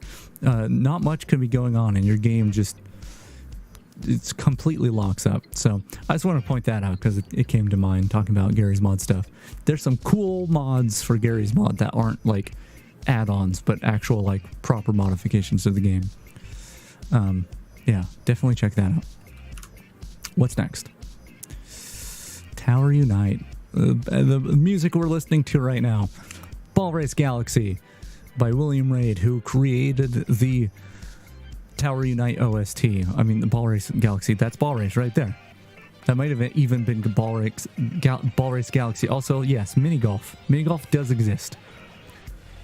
I didn't actually really play Tower Unite. I got, which is now an outdated version of my model, mostly working in Tower Unite because I was going to do a stream of Tower Unite. But yeah, Tower Unite is the standalone Unreal Engine creation of the successor to Gmod Tower, which is so old at this point. I kind of wish they still had Gmod Tower up, because I really like Gmod Tower. But Tower Unite is a really cool, it's a social platform. It's not quite as like open as something like VR chat. And I don't even think you can get the VR working in this, even though it technically supports it. But it's got a bunch of mini games, and the mini games give you currency, and that currency you can buy apparel and also like furniture and stuff for your condo or suite if you have a suite selected because you're nostalgic for Gmod Tower. But yeah, it's a social like mini game thing, and it sucks because I can't convince anyone to buy it and play it with me. Gmod Tower was easy because Gmod Tower was free if you had Gmod. Tower Unite is not free, but God, I can't help but recommend it. I haven't played it much because I don't have people to play with. I feel like that is a reoccurring theme this whole day, talking about all these games I played. But yeah, they've got this. Little Crusaders is the non-copywritten version of Ultimate Chimera Hunt from Gmod Tower, and I still haven't played it in Tower Unite. But Ultimate Chimera Hunt was a Earthbound themed mini game that was just, oh man, I would play that thing for hours. But yeah, there's a ton of stuff to do in Tower Unite, and even if you just go to like public lobby, like public condos, and just see what people have done to customize their condos, that alone is pretty fun. So yeah, there might be a stream. I would love to get someone to play along with me so the stream's not so lonely, but it is what it is. I didn't really do much. I did check out what survived, like what got saved to the servers for my condo and stuff. There's some stuff. But yeah, didn't really play Tower Unite this year. Just kind of poked my head in it. But maybe 2023 we play some. Binding of Isaac Rebirth. Repentance. Yeah, I got this expansion this year. DLC, whatever you want to call it. The thing that always happens with Binding of Isaac content for me is it's always like one step forward, two steps back. It's like they'll realize in the previous patch they nerfed something too hard, and they'll unnerf it, but in the same time they'll nerf something else that didn't need to be nerfed at all. That's always my experience with every like major content update with Binding of Isaac. And so yeah, I didn't play that much of it. It's hard to get me hooked on Binding of Isaac, partially because of that reason, but also it's like the other thing is there's so much items in the item pool now, once you unlock a bunch of it, that it's really hard to like really get a run going that's interesting. Just kind of got overloaded with items. But anyway, I don't think I had Afterbirth Plus before this, or you know what, I got it right before this release, not knowing this was going to release, because they said it was going to be the last content, and I waited a long time, and I was like, okay, clearly they didn't add anything else. And then I bought Afterbirth Plus, and I was like, hey, new expansion around the corner.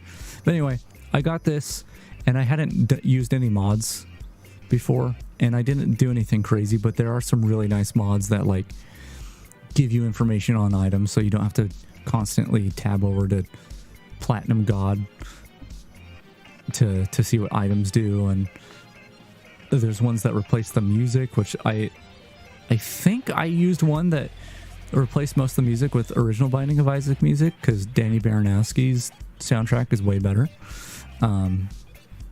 Yeah, just stuff like that. So I did enjoy that. This game is always one that I'll come back to and play a little bit. But as time goes on, it's less and less. Yeah. Binding of Isaac. Okay, we're making good headway here, almost to the actual like awards part. I'm gonna go just check how far we are through one more time. Okay, we're getting there. We're almost there. This is Spider-Man Remastered for the PC. I didn't complete this. I'm really sad I didn't complete this. I was right at the end. I was like, I don't know, 80 something %, because I was doing all optional objectives as I went through it, and things get really chaotic at the end, or what I assume is near the end, based off the percentage in the save file. But yeah, this game was decent. I should really go back and just finish it. I would say if you're gonna play this, don't do all the optional content, because it's... Oh, this is when this bugged out, and I couldn't complete this mission because I couldn't blow up the thing. Yeah, it's good, but you know what? They're also, for like, I've played good Spider-Man games for the original PlayStation, and then there's at least a really good one for the PS2, or at least I enjoyed it at the time. And so it's I'm glad to see that with this one, they kept making good games. They kept true to Spider-Man being a fun game. But yeah, I don't think I would recommend doing what I did and trying to do all the optional stuff, unless you really, really feel like it. But yeah, I'll come back and 100% this sooner rather than later. But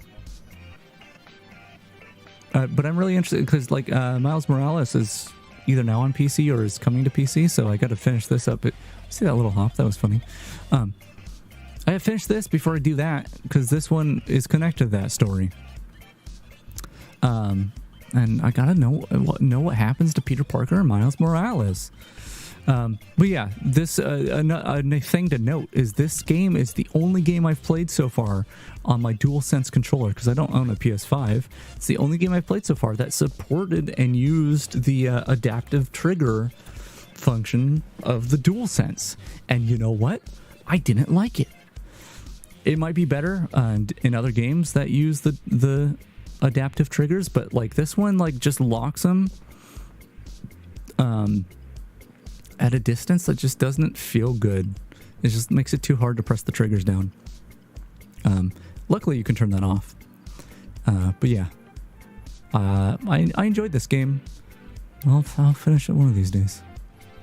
Let's just watch me jumping on this car for a little bit longer. It was bugged out. Like that triangle is not supposed to be there. I'm not supposed to be able to press triangle there. Didn't encounter that many bugs. Nice. Super Mario Odyssey 2-player. So what you're seeing here is footage of me playing. I'm not Mario. I haven't actually played this game. God, has it been a couple years now? I still have a couple, like I have the dark side of the moon or whatever that one area is, and I don't think, I mean, maybe there are more areas past that, but I was well on my way to 100%ing this game, and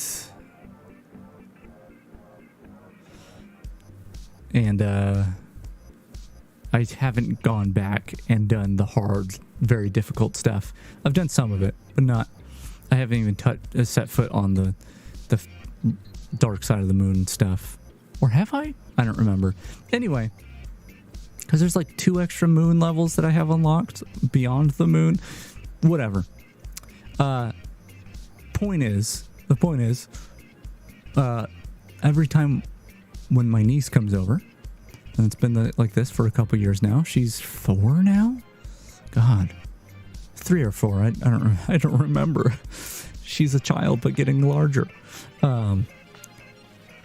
She just always wants to play Mario. She doesn't have video games at her house. I'm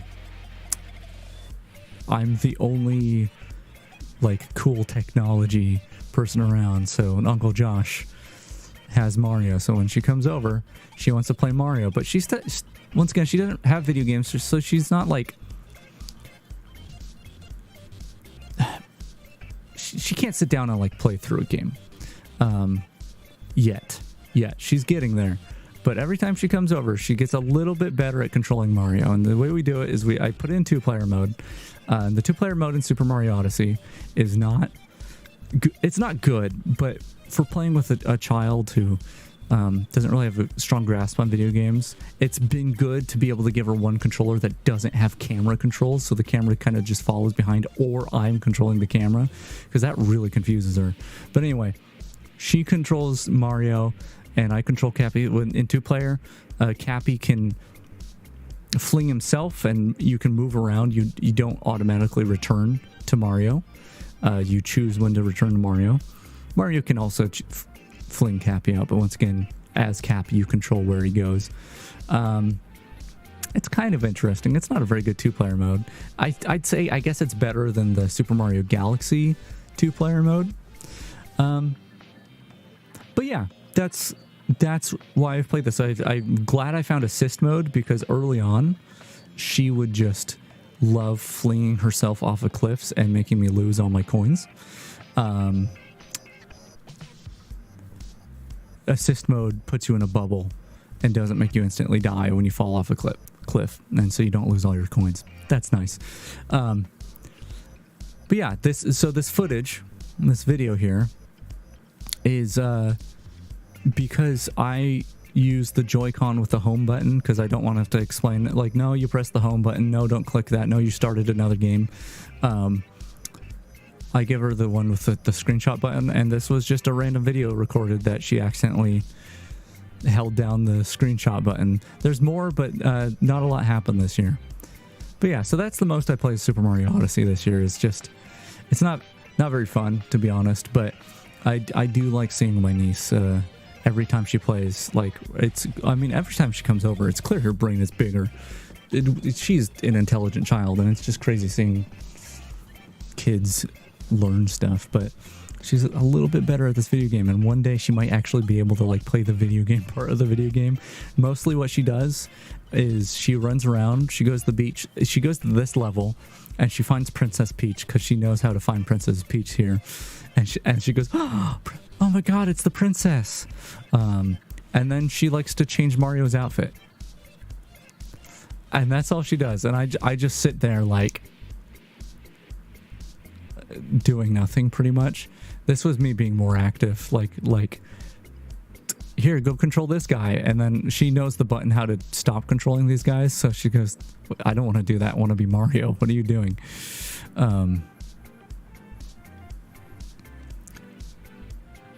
That's cool. Yeah, it's, you know, once again, she doesn't have video games at her house, so it takes her longer to learn the video game stuff, but if she keeps coming over and playing games, I'm sure one day she'll be playing real Mario. And actually, like in the New Donk City level, there's the building, the theater, where you play like a modified version of 1-1 from Super Mario Bros. And she kind of plowed through some of the enemies. Because once again, assist mode works there too, but she did get through it. Like it was clear her cogs were turning, so maybe actual Super Mario Bros. One day. But yeah, I would like to I would like all the other games. I would like to return to this for real and get it complete. I beat the main story, but I want to do the optional stuff. All right, getting there. All right, Talaz. I almost read that. The acronym. I mean, I did. Whatever. Ocarina of Time, Ship of Harkanian. This stream, once again, this is the third randomizer on the stream that I did not complete. I feel bad. I spent most of the stream going through menus, and then a tiny portion of the stream was me actually playing. But man, it's so cool, all the options you can have. If you don't know what Ship of Harkanian is, it is a PC port of Ocarina of Time. These people have been working on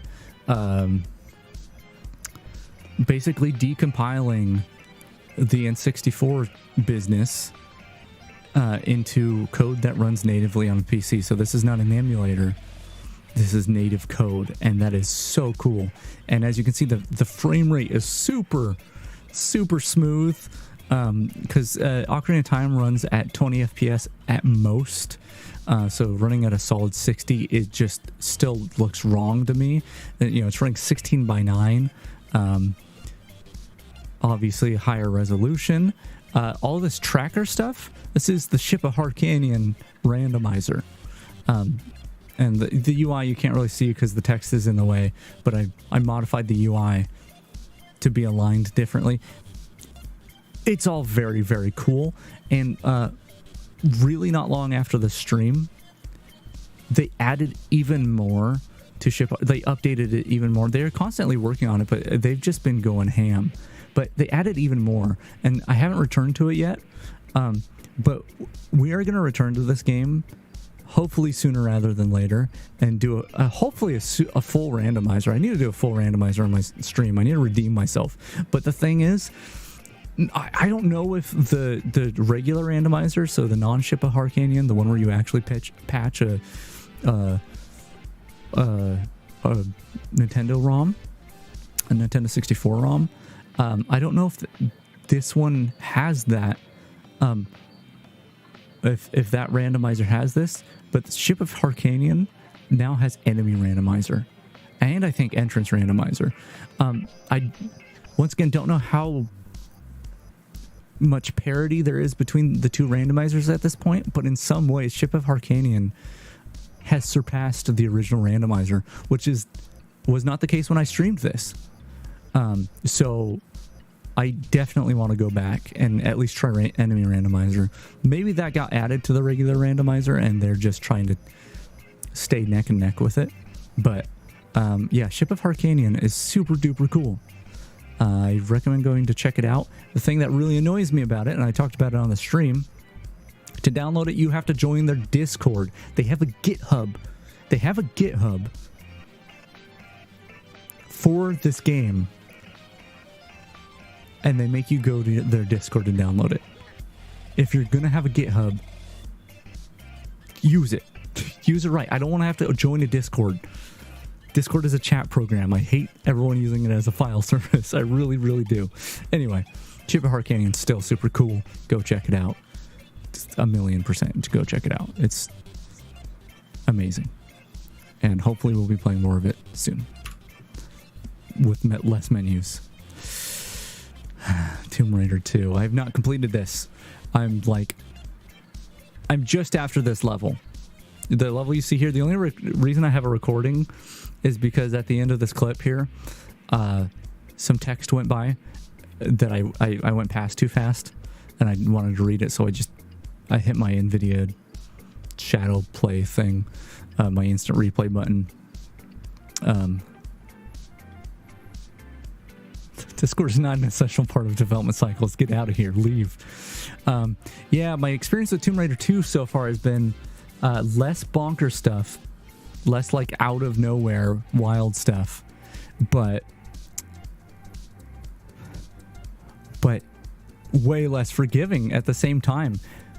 At the end of Tomb Raider 1, I had like a collection of medkits, which was great because I could tank a lot of damage, which they threw a lot of damage at you at the end, and I could heal it up. This game is having none of that. They force you to take 1,000,000 damage, and I'm always at like 2 health packs maybe left, like being very conservative. But yeah, a lot less crazy stuff so far in Tomb Raider 2, although clearly following some sort of cult, so that's got to change. But the other day, playing this level right here, was on it for like hours, just running around trying to do the same. Like this footage right here, if I just let it loop, like I don't know, 20-30 times, that's pretty much the experience of me playing it. Like there was just one little area that I missed, and I kept running around other areas, not realizing there's one spot that I needed to go to. But yeah, I look forward to playing through more of this. Tomb Raider 2 is the one I've always called my favorite of the series, which I've only really have a lot of experience with the first 3 games. And so far, it still controls mostly the same. And it's still laggy. It's still like, at least the PS1, I'm emulating the PS1, and it's got somewhat accurate frame drops and all that. So, still got all that. And it's super cryptic, but I think I enjoy it more. I think it's more enjoyable than 1 was. And then 3,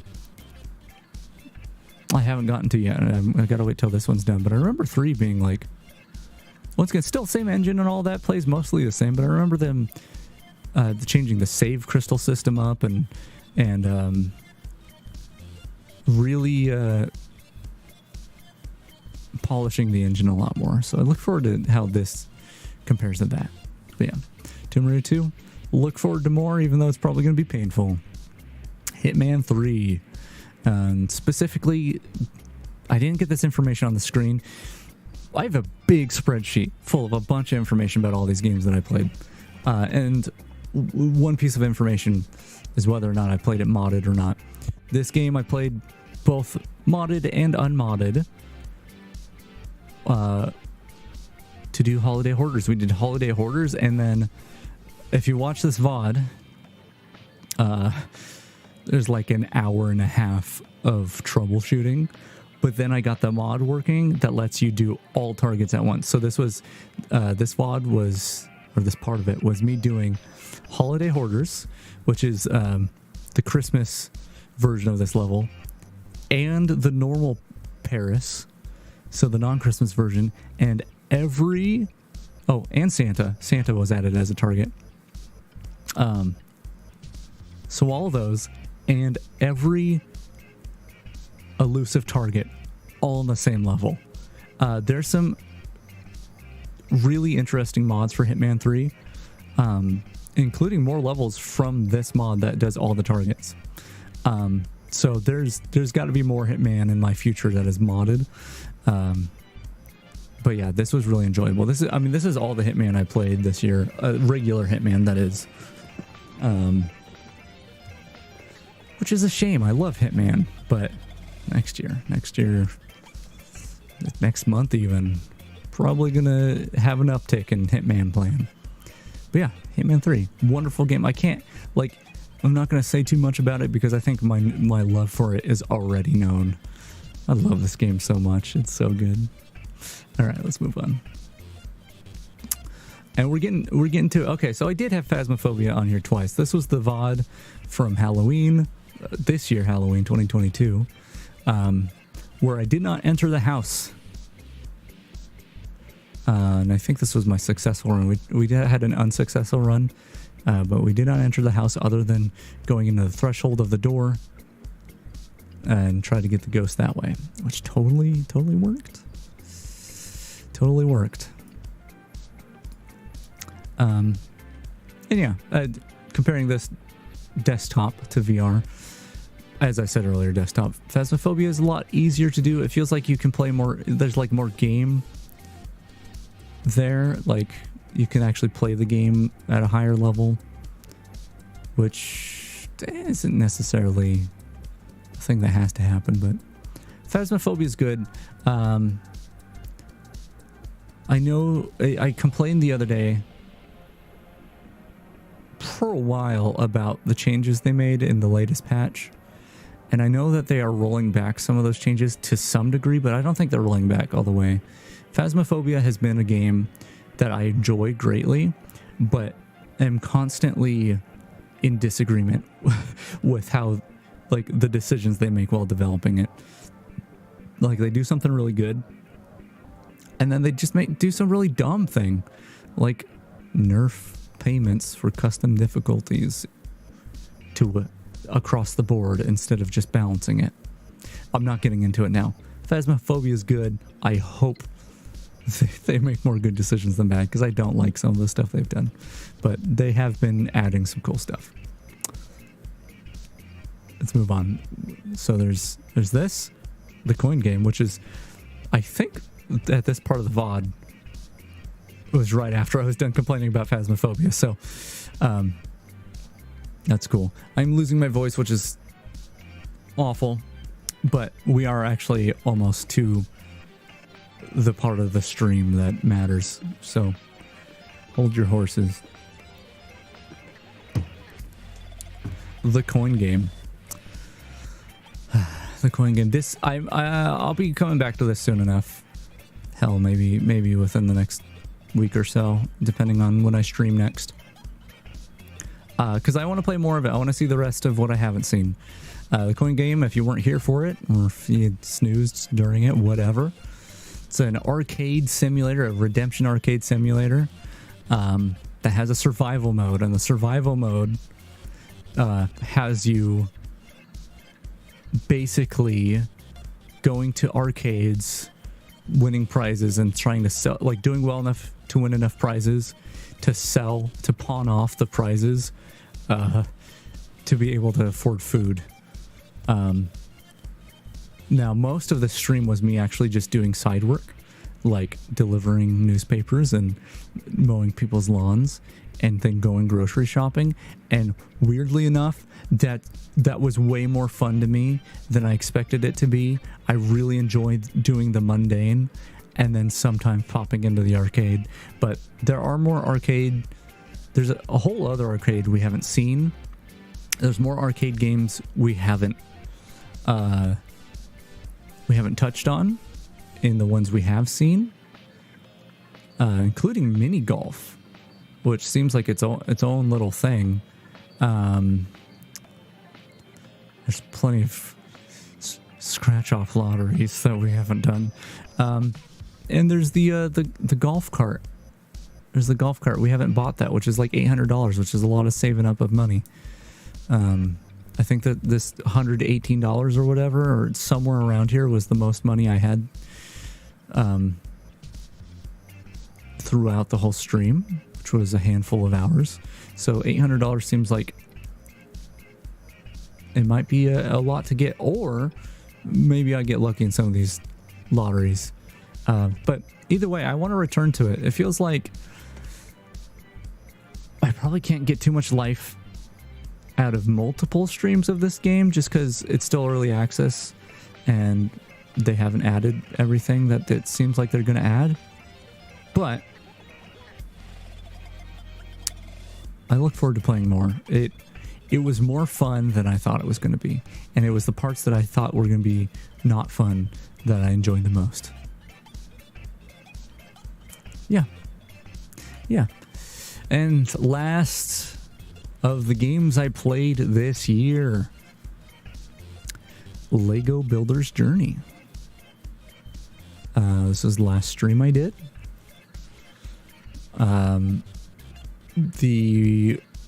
It was probably a little hard to watch because it was not running well with me streaming it. I didn't go back to see if it ran well with those settings without the stream running. It probably did. Or it probably would. But I should have just done this without ray tracing. It would have been so much better. But anyway, this game looks really nice. And it was a nice little puzzle game. Had a little story. It wasn't the most exciting thing to stream, because it was mostly just like a silent story kind of thing, and me doing not the most complicated of puzzles. But it was really nice. It was really nice. If you picked this up on Epic Games when it was free, or if you can find it for really cheap, I would recommend giving it a playthrough. It's not too long. It took me a couple hours, I think. And it's, once again, there's no speech or anything. It's a puzzle and story game, and then tells a story through actions, through art. It's very it's abstract at times, but it's nice. It's really nice. So yeah, I recommend it if you can get it for cheap. Like, I wouldn't buy this game, which it sucks because like clearly a lot of work was put into it. But it's just not the kind of thing I feel like makes sense to spend money on. I don't know. Or at least not a lot of money. Yeah, that's Lego Builder's Journey, and that is the end of the games I played this year that didn't make it to a category. Oh, my throat is shot, and I knew this was going to happen. But now, these last bits are going to go pretty fast. It's still going to be me talking about stuff, but things belong in categories. They get the awards. And once again, did not have enough time to actually add an award to these categories, so just pretend this here, this static image, pretend that award is it's there. Pretend it's there. Okay. Sorry, I just need to take some drinks. I actually brought some throat lozenges in case I needed it halfway through the stream, but I'm just gonna wait till we're done. We'll keep Ball Race playing. It's been playing for hours now. I'm sorry if that's annoying, but it should hopefully be quiet enough that it's just in the background. We could change it up though. Here, what about this? What about this? I think Oasis was a really good one. Hold on.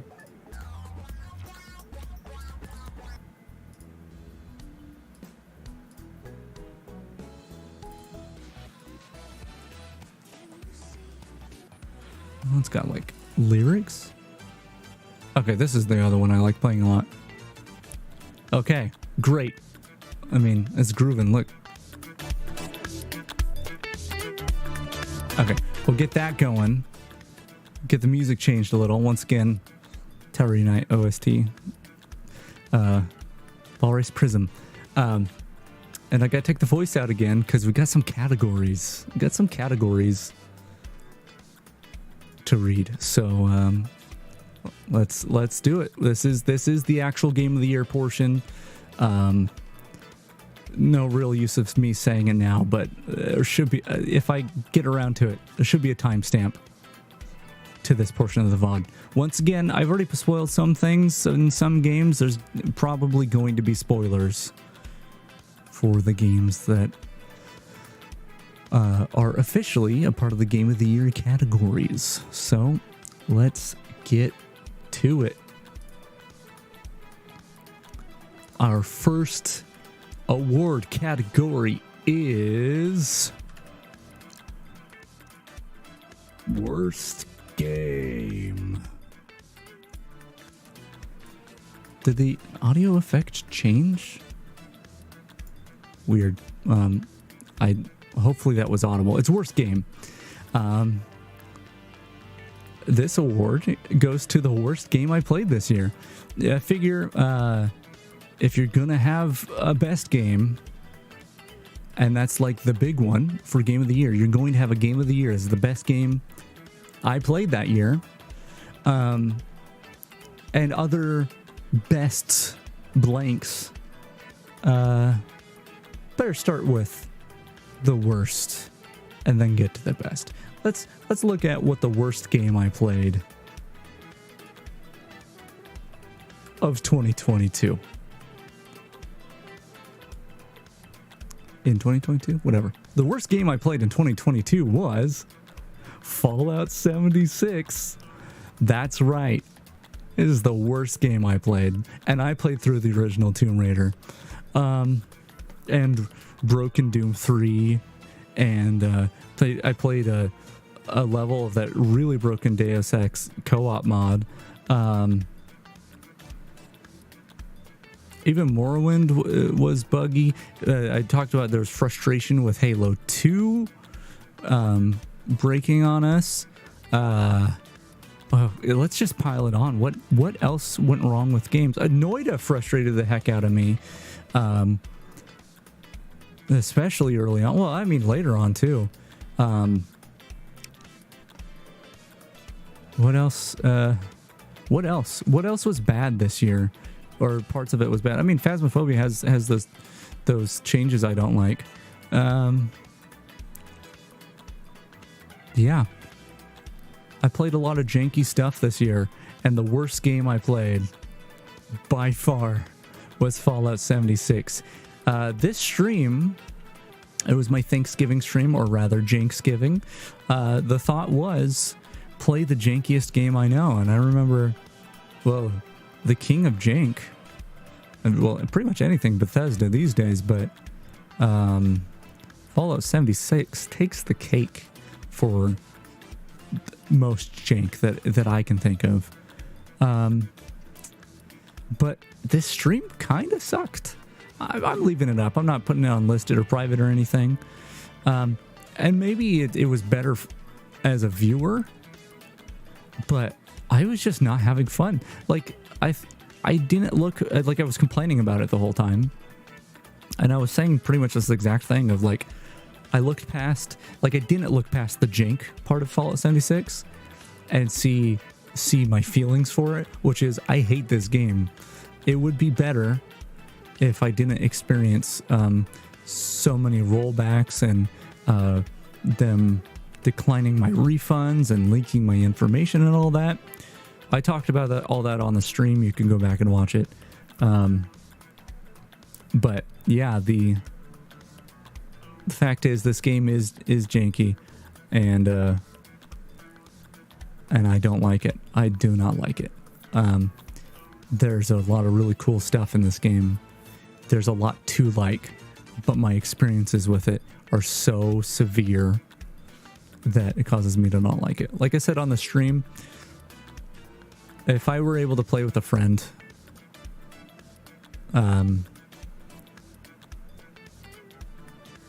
maybe I'd play it again. Maybe. Like, that might be, because I can tolerate a lot.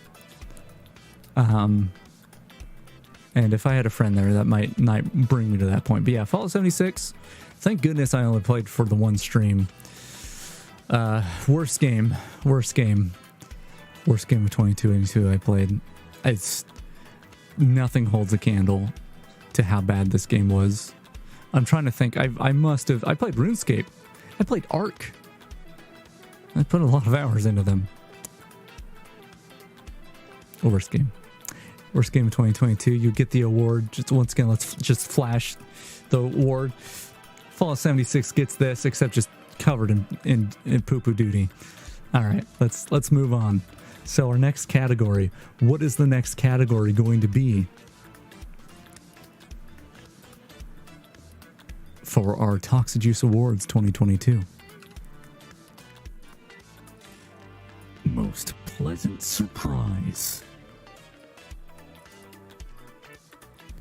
I don't know if that voice is working. I don't.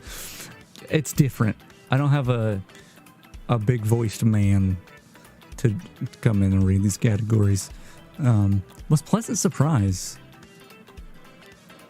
The most anime. I don't have any most anime. Maybe Game of the Year it shares that category. Most pleasant surprise, and this might be a surprise to you, but my most pleasant surprise of 2022 was AudioSurf 2.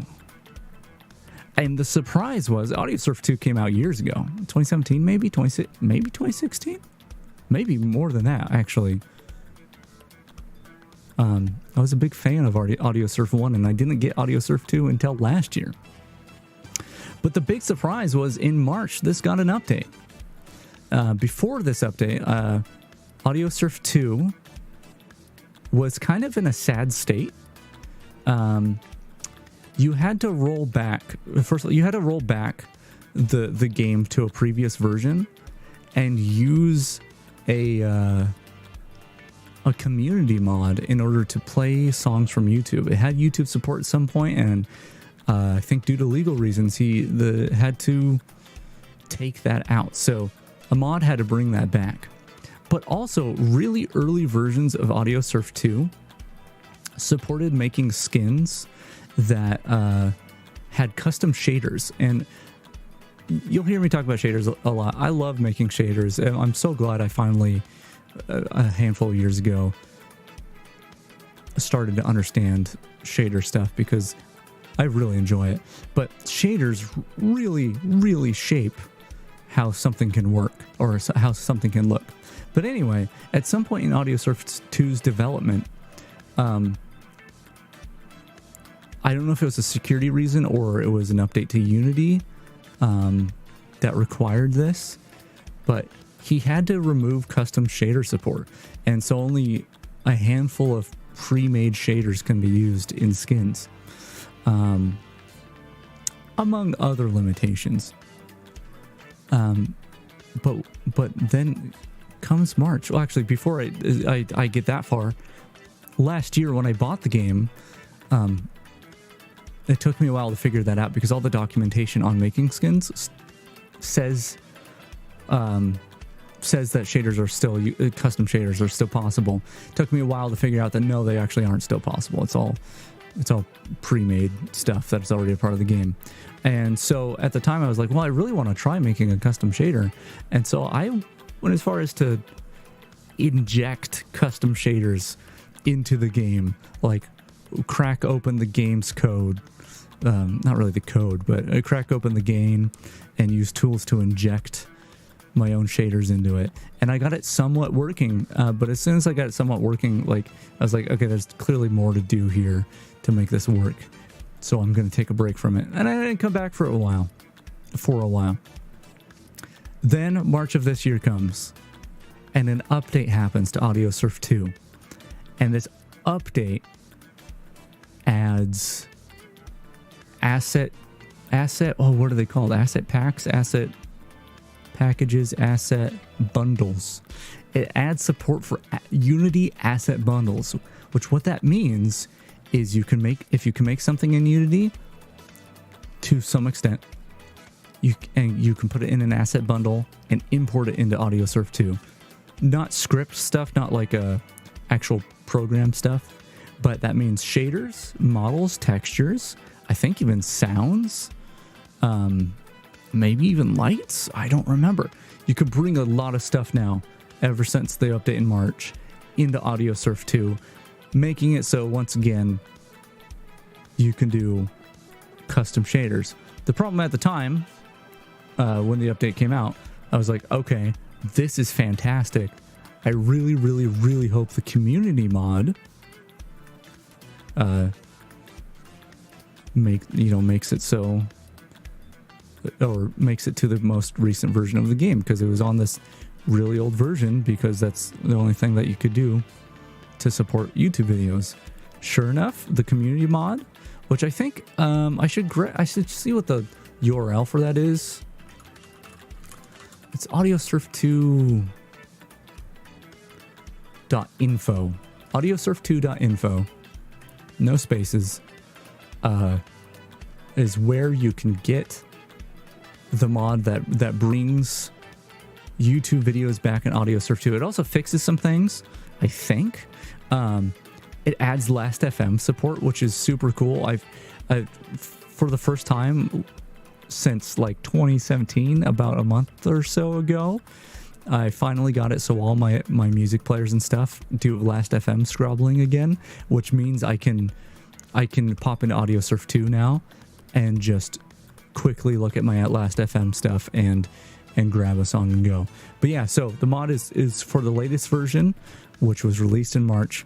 And yeah, once again, that's the most pleasant surprise, is like AudioSurf 2 is like, it's like whole again. It's complete again.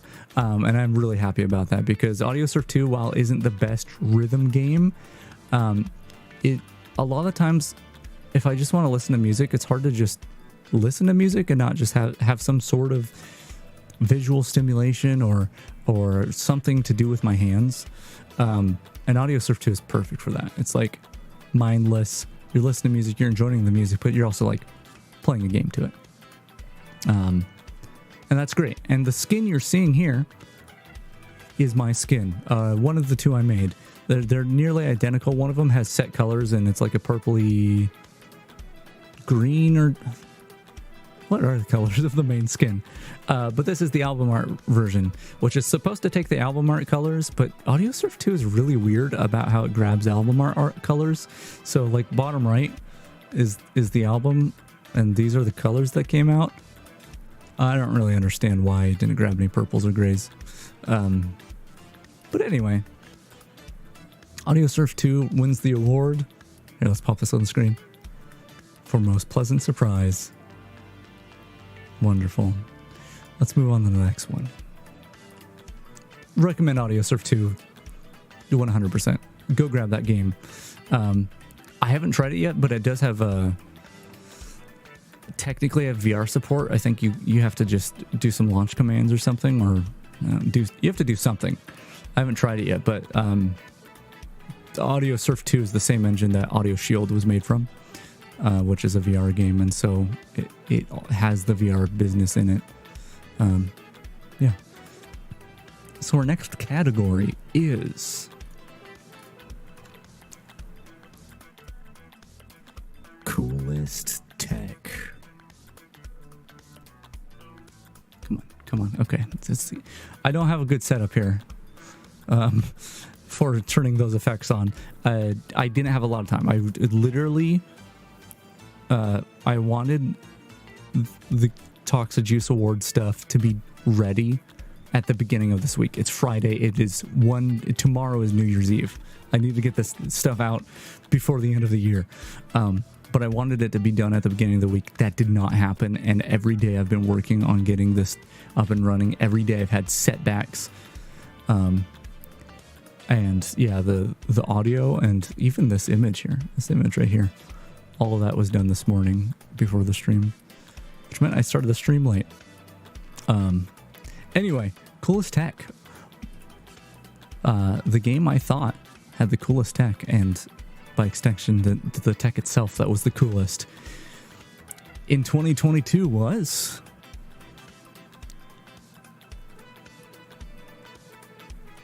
RTX Remix from Portal with RTX. The game was Portal with RTX, which launched using RTX Remix. This I'm not going to shut up about RTX Remix until it comes out, and even then there's going to be, I'm going to make stuff. I've had so many ideas of like that would probably work. But yeah, Portal with RTX released to showcase RTX Remix. RTX Remix, if you haven't listened to any of my streams recently, because I have not shut up about I can't wait for it's still not out. I don't know, it's not out. RTX Remix is a replacement graphics API for Direct3D and Direct3D 9 games. Direct3D 8 and Direct3D 9 games. I don't think everything is compatible, but I think they said most of Direct3D 8 is. But what it does is it hooks in to the process of rendering something from a Direct3D 8 or 9 game, and it injects its own rendering instead. So it takes all the geometry and textures and stuff, and it replaces it with ray traced lighting, gives you DLSS or other upscaling, and lets you replace the textures with not just new textures, but PBR materials. That's physically based rendering. So the fact that these walls here look metallic is a result of RTX Remix. It is seriously the coolest, and it's not even out for real, but in theory the way it's going to work is you'll be able to boot up a game, and with the RTX Remix like ready to hook into it, and then you say take snapshot, and it takes a snapshot of everything that's being rendered right now, and then you can just go in, you can move things around, you can add geometry, and you can replace models, you can replace textures, you can do an automatic AI based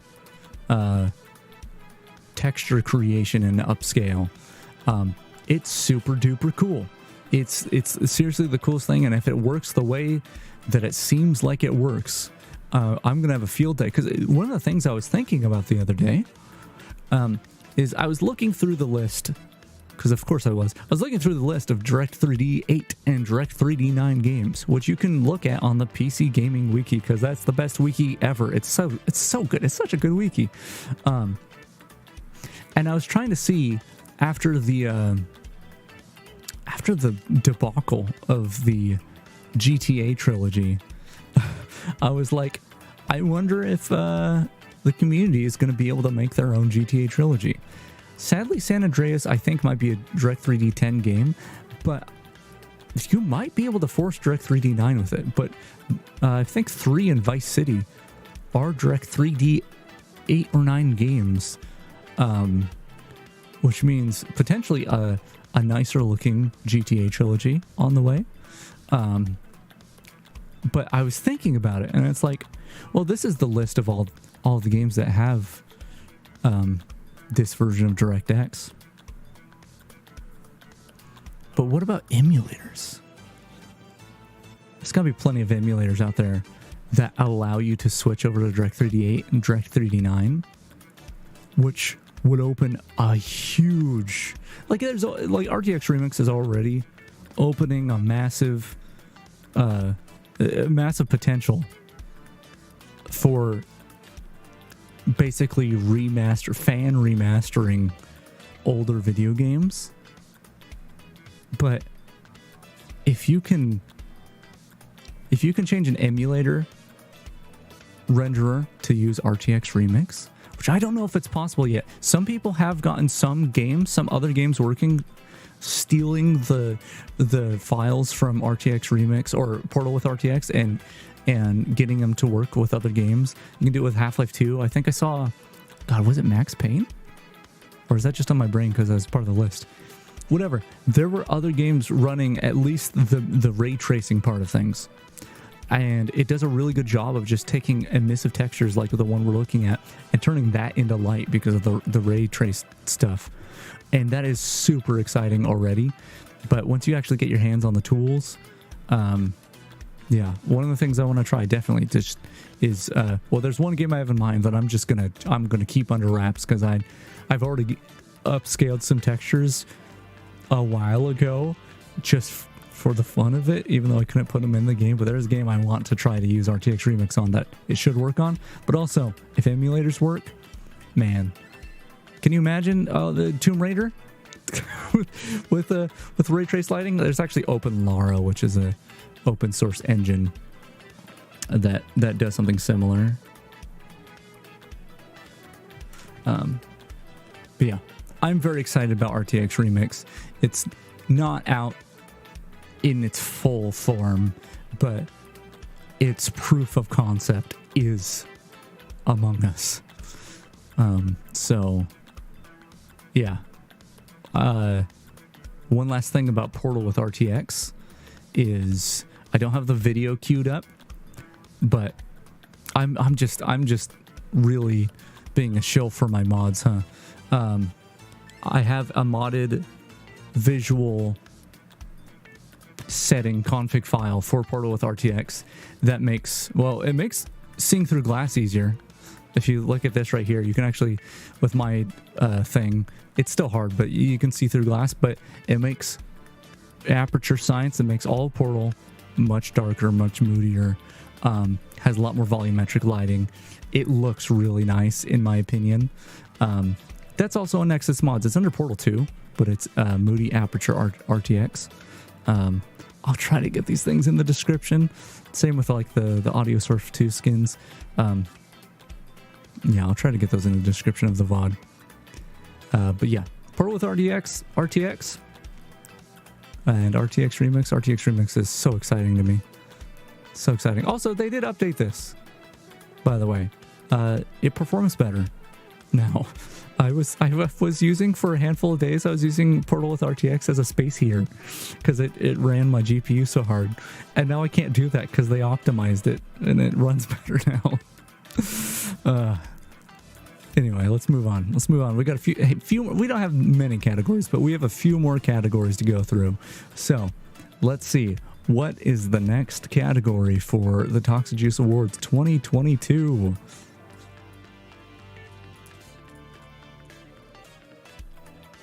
Most relaxing.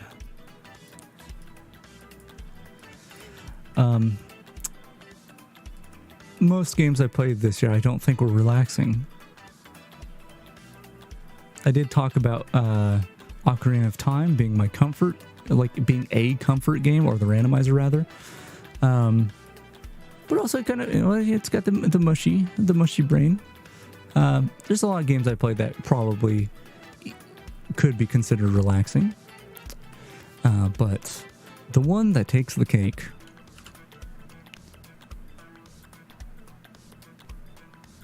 was Slime Rancher 2. Beta. It was the beta. I played the beta on stream. Did not play much past that. I did play a little off stream, but I think with this game, I had a little bit of the same thing I had with the first game, which was, I don't know, I'm just collecting these. Why? I don't know why I should continue. Like, what am I really gaining by collecting these slimes? I think so. Apparently I do own Slime Rancher 1, so there might be a Slime Rancher 1 stream to see if they ever added more. Maybe made it a little more interesting. I'd be curious to see. But yeah, Slime Rancher 2, it was beta, so it was presumably not what the final game is going to be, but it was very nice. It was very relaxing. I had a great time on that stream. I made a thumbnail for that stream that ended up being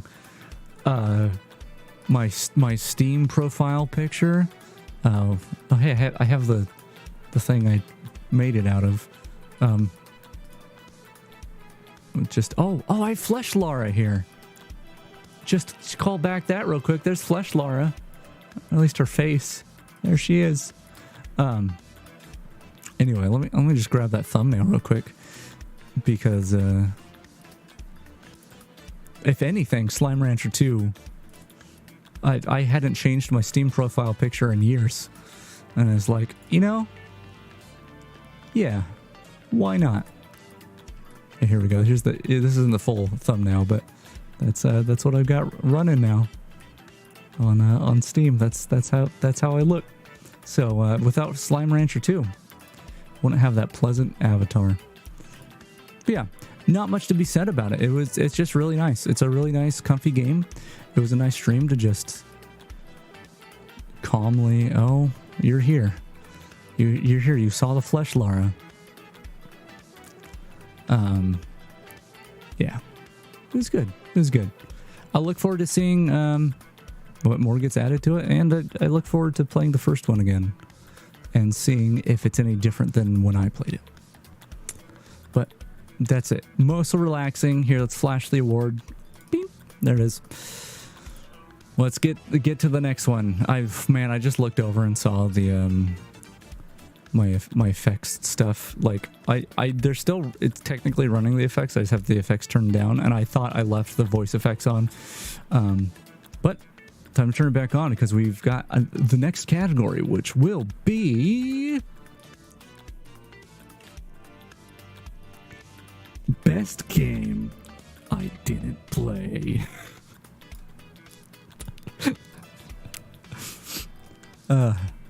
It's funny to me. The best game I didn't play. What does that mean? In theory, there should be a lot of games I didn't play, right? And why would it go? And when my criteria is for a game of the year, it has to be a game I played that year. What does this mean? What does this mean? Look, a cursor's on the screen. What is the best game I didn't play this year? Well, let's go ahead and show you. The best game I didn't play this year was Mario Party 2. Yeah, go back and watch this VOD if you like a Mario Party, because it really was one. I did not play this game this year. We sat back and watched. We watched the AI play against each other.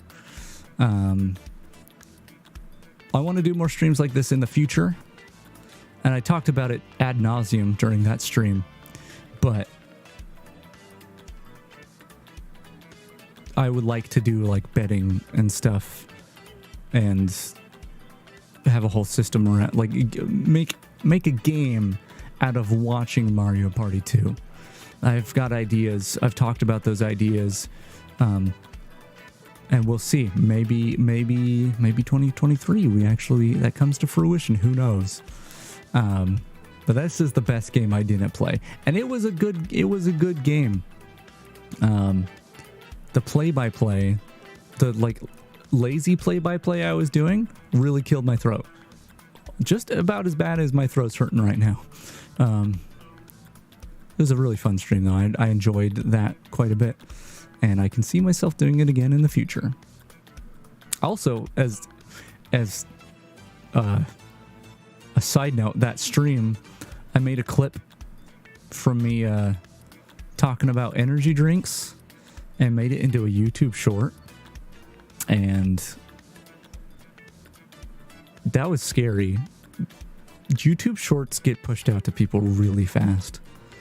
I uploaded that thing and like, within about a minute, it was like, I don't know, it was like 10 likes and like 30 views or something, or like 50, something like that. Like way more for my like tiny little YouTube channel that doesn't ever get any views.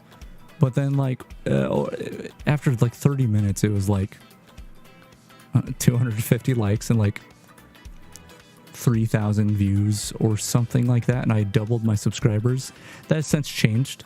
The likes have gone down. There's more dislikes now. The views have gone up to like 5,000, and the subscribers went down. I knew it was gonna. I don't make shorts, so like people who watch YouTube shorts are gonna see that and go like, "Oh, this is great," and then they're gonna be like, "Oh, literally all the videos on this channel are hours long. Never mind."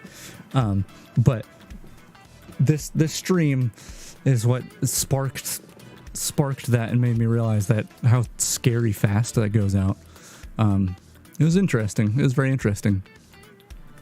Anyway, that was the best game I didn't play. All right, only got a handful more categories here. The next of which is launcher. The voice thing is so dumb. I didn't even add, there's a little bit of reverb. I didn't bother that time. Best launcher. This originally was called Best Launcher for making a list of games you played this year. I shortened it to Best Launcher, and that's a little disingenuous because I haven't actually used this launcher. I didn't check it out until I started making the list, so it's a little weird, but it gets an award. I still haven't used it really, but the best launcher, GOG Galaxy, I guess. GOG Galaxy. I was just actually really surprised by it. Once again, it kind of doesn't deserve to be in my awards, but here's the award. There it is. Okay. Because I didn't really use it until I started making the list, or after I started making the list. I had most of the list done in terms of games, not all the details, but it's really cool because GOG Galaxy actually lets you show all of your games from a bunch of different launchers in one place. The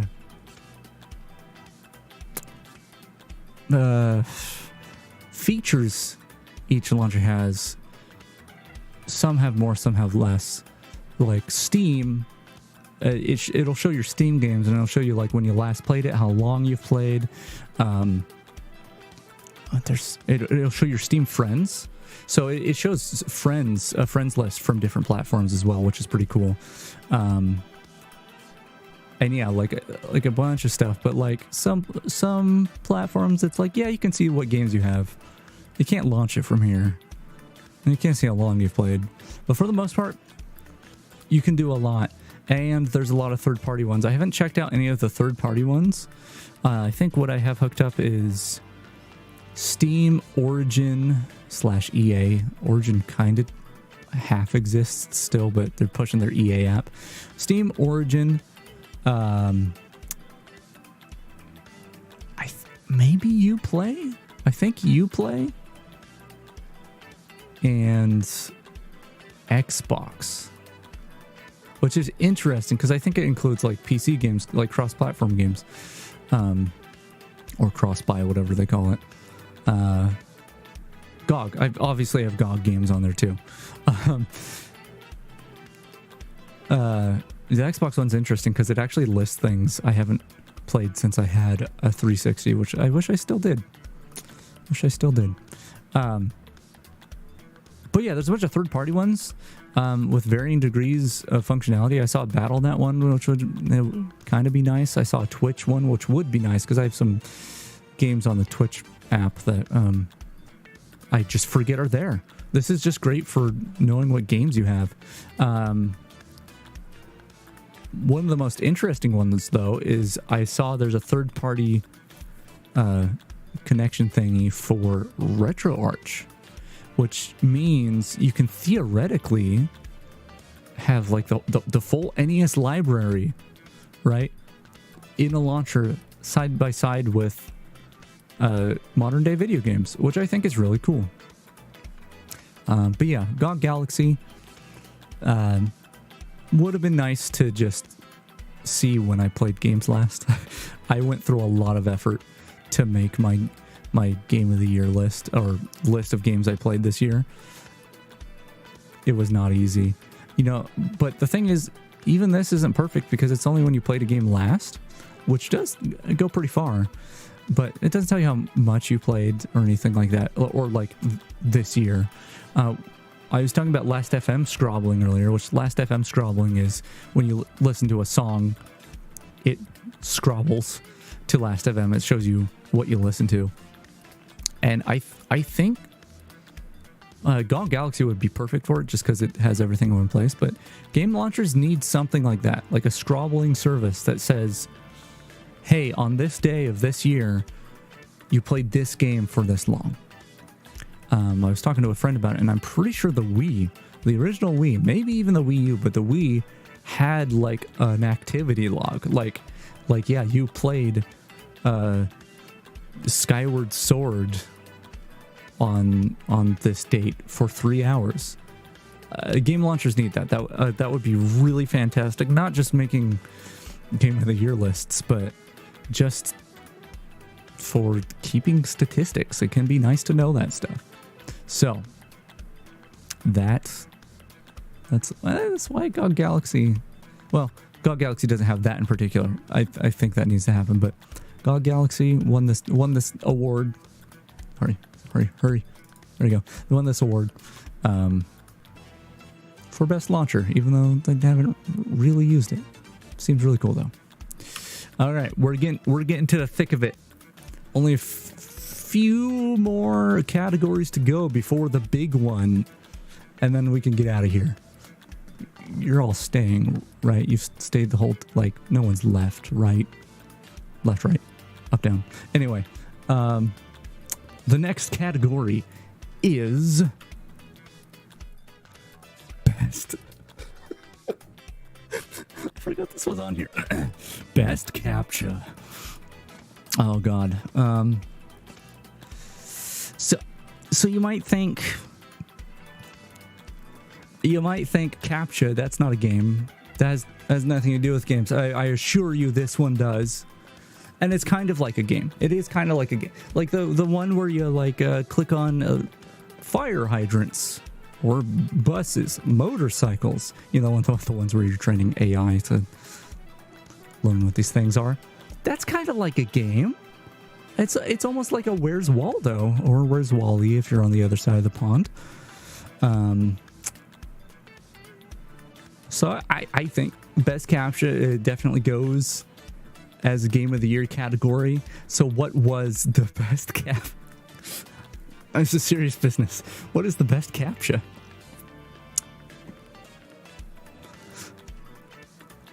It's Sony Dog Rotator.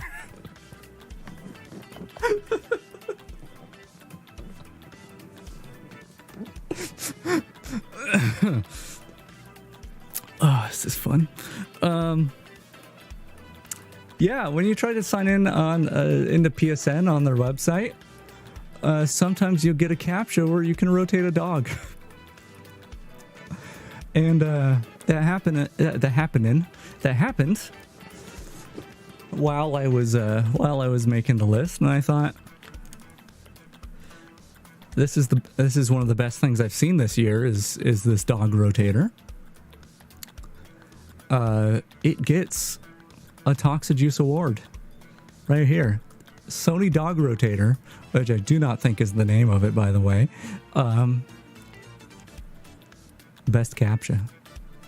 Best Captcha. Look at that dog go. Sometimes it's not a dog, by the way, but we all know that it should be.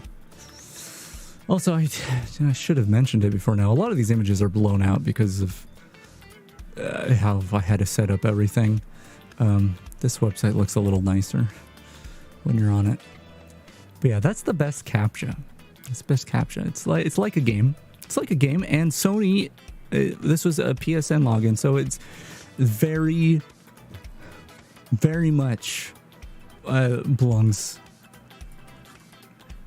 in Game of the Year. Yeah. However, our next category is best sitcom I watched. I'm losing it. Okay. All right. I hear you.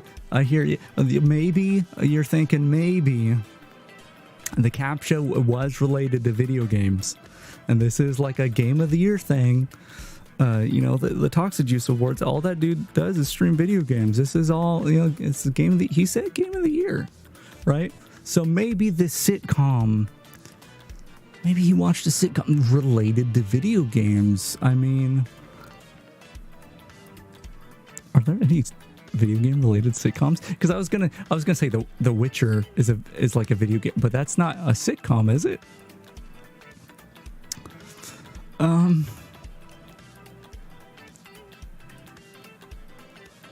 It may not be related to video games, but I watched through all of Seinfeld this year. Oh, good. My head's like in his mouth. great. I'm really kind of upset because I made this perfect loop of Jerry Seinfeld just losing his mind, and Unity doesn't loop it right. There's a pause at the end of the loop. Sad. Yeah, I watched through all of Seinfeld this year, and I felt like I really needed to talk about it, really. So it earns a Toxijuice award. There it is. This is a good image right here. I'm just gonna let it sit on the screen for a moment.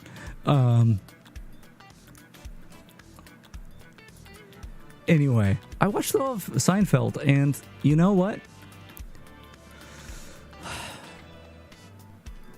Yeah, apparently I didn't remember that part.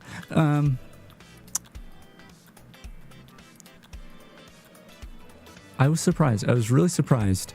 First of all, I'm not going to say it holds up because I'm biased. A lot of the interesting... the parts of Seinfeld that was really interesting beyond the actual story was just seeing a pre-digital world, which I was not... I mean, I think I was alive for a couple years, the last couple of years of Seinfeld, but I was not alive yet. I was not yet born for the majority of Seinfeld. But still, a lot of what the world was what I grew up with.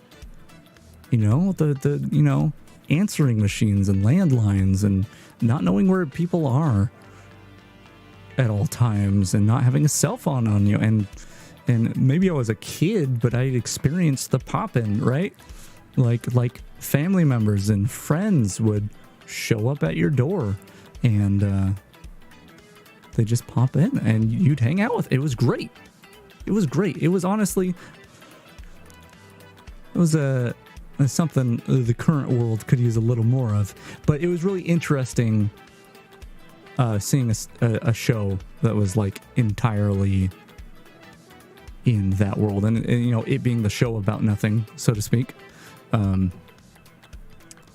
really helps that, because you don't get exciting sets. You get people's apartments and living rooms and stuff, and yeah, so that aspect of it was great. But yeah, I'm biased towards it because once again, I grew up with a similar world, and the world's very different now, and that alone is like the humor in it is something I could probably, like, Zoomers probably aren't going to enjoy Seinfeld as much as I did, right? That's what I'm trying to get at. That being said, while there are some things in the show that are like, okay, that didn't age well, for the most part, I still really enjoyed it. It was really great. There was things like, I won't go into depth with a lot of them, but like, there was a part, there's an episode where, Jerry took a peek, but George gets caught looking at a 16-year-old's cleavage, and Jerry's like trying to justify it to Elaine, and that you got to think in that moment, this is that Jerry Seinfeld was a person when he was like 40 something, dated a 17-year-old, so I was like, there's things like that. I won't go too in depth. But if you can look past that stuff, the rest is good. I really enjoyed it. And the biggest surprise for me was I had seen almost every episode already. I watched through, 9 seasons of Seinfeld? And despite the fact that it stopped airing, I think just like a year or two after I was born, so pretty much everything I had seen was reruns, I had somehow managed... Jerry Seinfeld is still on the screen. I had somehow managed, never seeking the show out when I was younger, it just being on the TV, like maybe when we were eating dinner or something. I had somehow managed through reruns to see almost this entire show, which reruns themselves usually shows when they have reruns, they only rerun a handful of episodes and not the whole thing. So I was super surprised. I was like, wow, apparently this show was so prolific that I had already seen most of it. There was like maybe 4 episodes I hadn't seen, which is crazy. It's crazy for a show that I didn't grow up while it was airing the first time. So weird. But yeah, it was good. It was good. I enjoyed it. I probably won't watch through it again. I don't know, maybe one day. It's good background. You don't get visual gags, but you know, background. It's not bad. Yeah, that made Game of the Year, or the Game of the Year categories, at least the Toxijuice Awards. Seinfeld won Toxijuice Awards in 2022. All right, now we're going to move on to the next category. And I promise this is the last one that's like this. But the next category is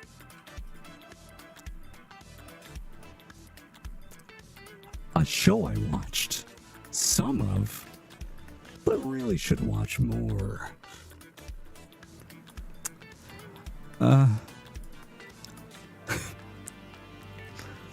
A show I watched some of, but really should watch more. Not even the best show. Best fake dog bark. I was gonna. Okay, that one needs to be. Before we move on to this next category, that one needs to be explained. One of the early season episodes of Seinfeld, Jerry has to take care of a dude's dog that he met on a plane because the dude had a heart attack or something. I don't know. And they clearly couldn't afford a dog, right? And so it was always him. It was like a feisty dog, and it was always Jerry like fighting with the dog just out of view. Like there's a threshold of a door that obscures where the dog's supposed to be, and he's like pulling a sweater away from it, something like that. But the dog barks were very clearly a person going whoa, whoa, whoa. It's just like this. It was like that. Here, let me put this effect on. This is what it was like. Whoa, whoa, whoa, whoa, whoa, whoa. It was like that.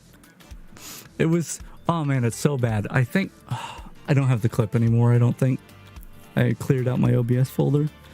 Oh man, it's really good. Also, Larry David makes a handful of cameos throughout Seinfeld, and looking back, I'm like, I bet he was the dog. He would be perfect for that role. Anyway, this is the last category before we get to the actual Game of the Year stuff. So let's get through this and then wrap this bad boy up. So, a show I watched some of, but really should watch more. This is a category. It wins a Toxijuice Award, but it's not even the best show I watched some of. It's just a show that I really should watch more of. And that show is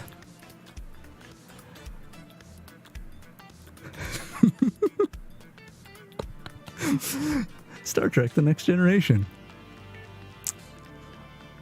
I took the silliest looking moment I could and made a loop out of it.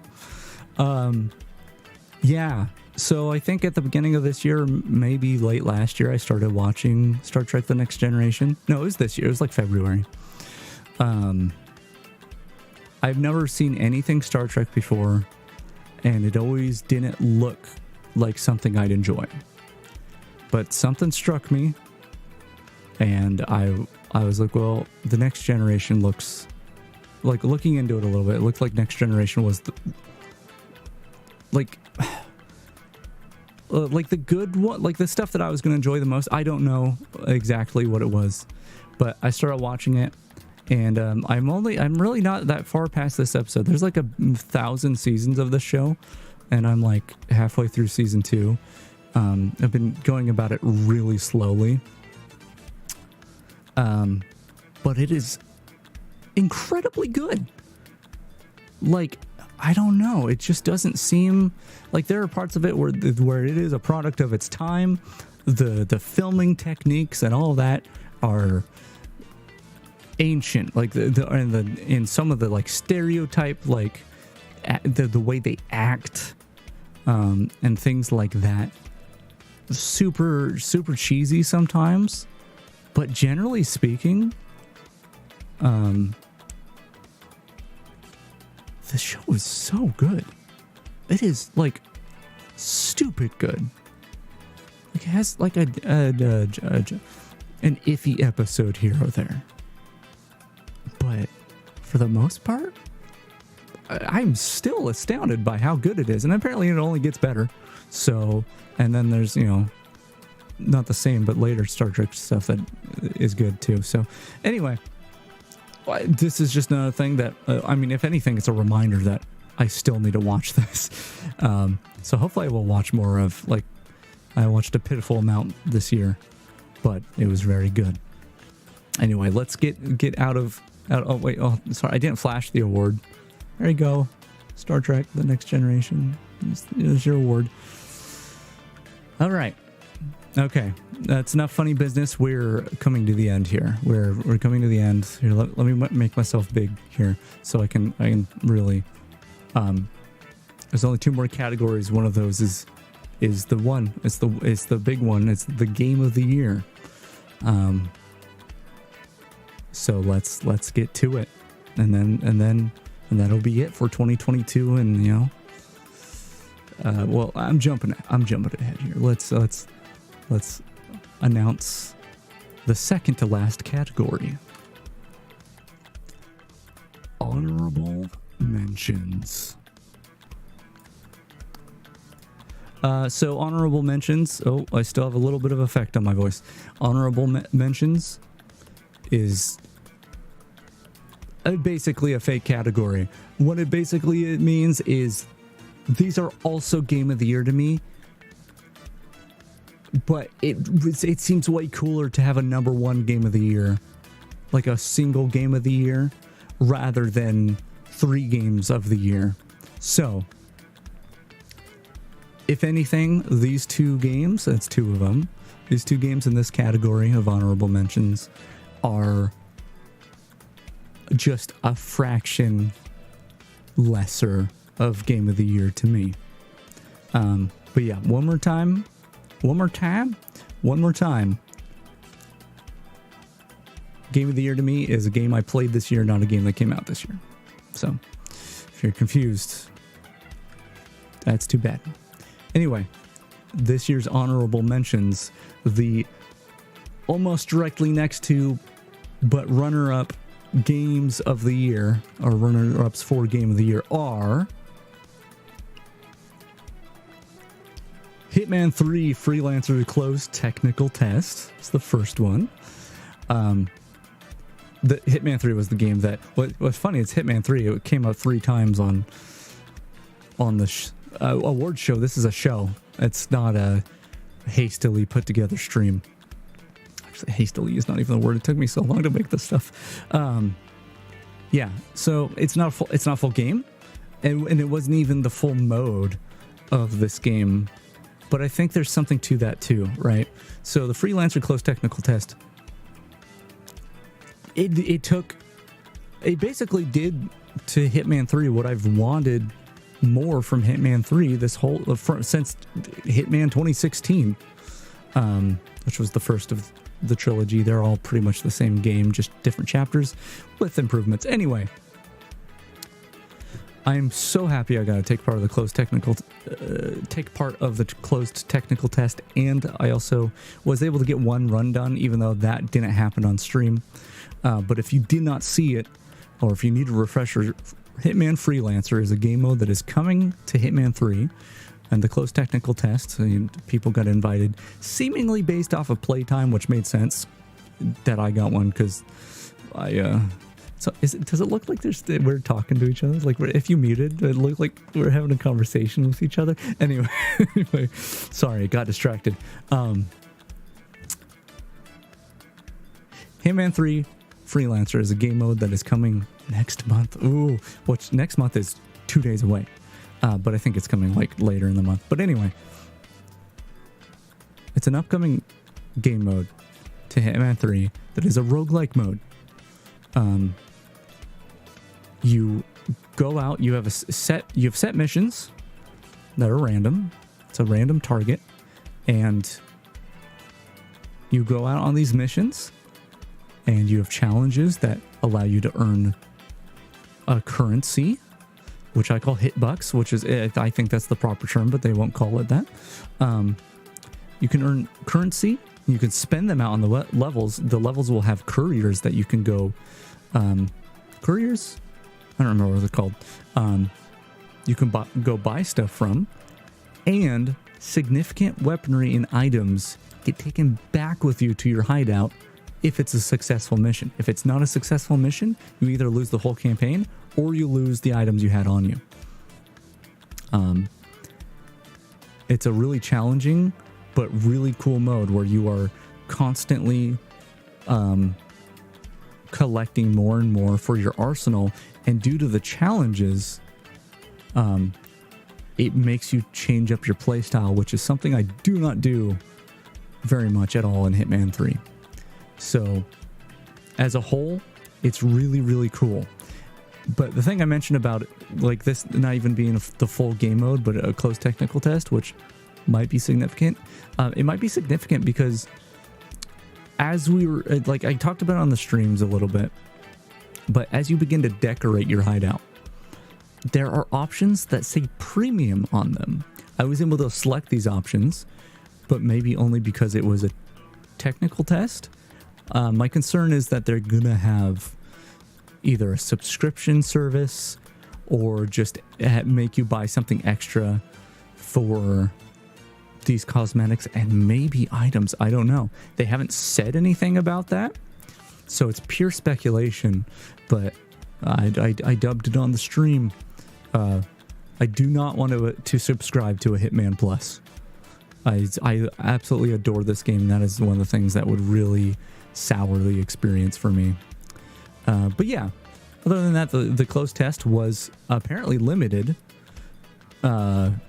Not only in locations, which there was only a handful of locations you could go to, but in different parts of the gameplay as well. Apparently it was limited compared to what the full thing will be. So I really look forward to the full game mode and what it entails. I will probably be streaming some of that, and I'm sure people will be sick of watching me play Hitman if they aren't already. But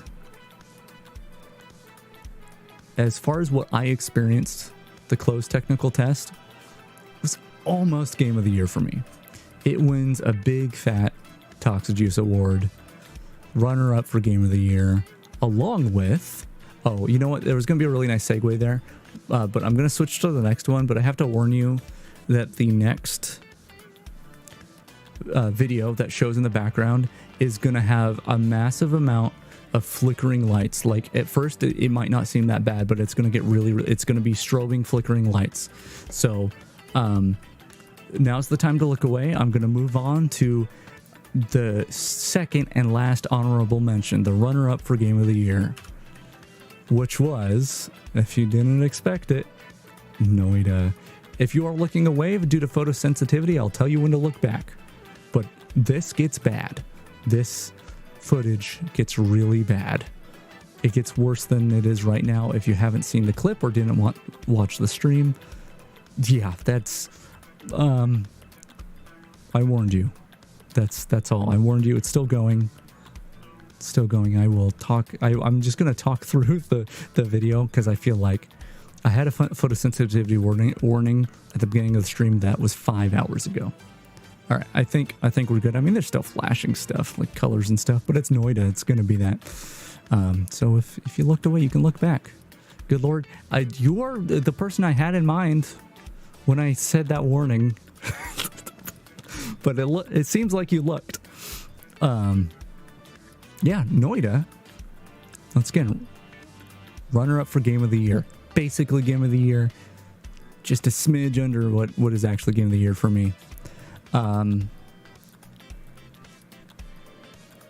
It was the best of times. It was the worst of times. That's the quote for Noida, right? Now this game was incredibly frustrating early on, but once again, it was the spectacle, it was the mystery, it was everything surrounding Noida. It was the engine, everything surrounding Noida, especially not knowing anything about it, really kept me going. I wanted to see more. There was mysteries, the small mysteries all over the place, and it seemed like those mysteries got big and bigger the more I played. And so even though I would get legitimately mad at Noida, it was like an abusive relationship. it was like early on, especially, it was like, that really pisses me off, but I really gotta know what's at the bottom, you know?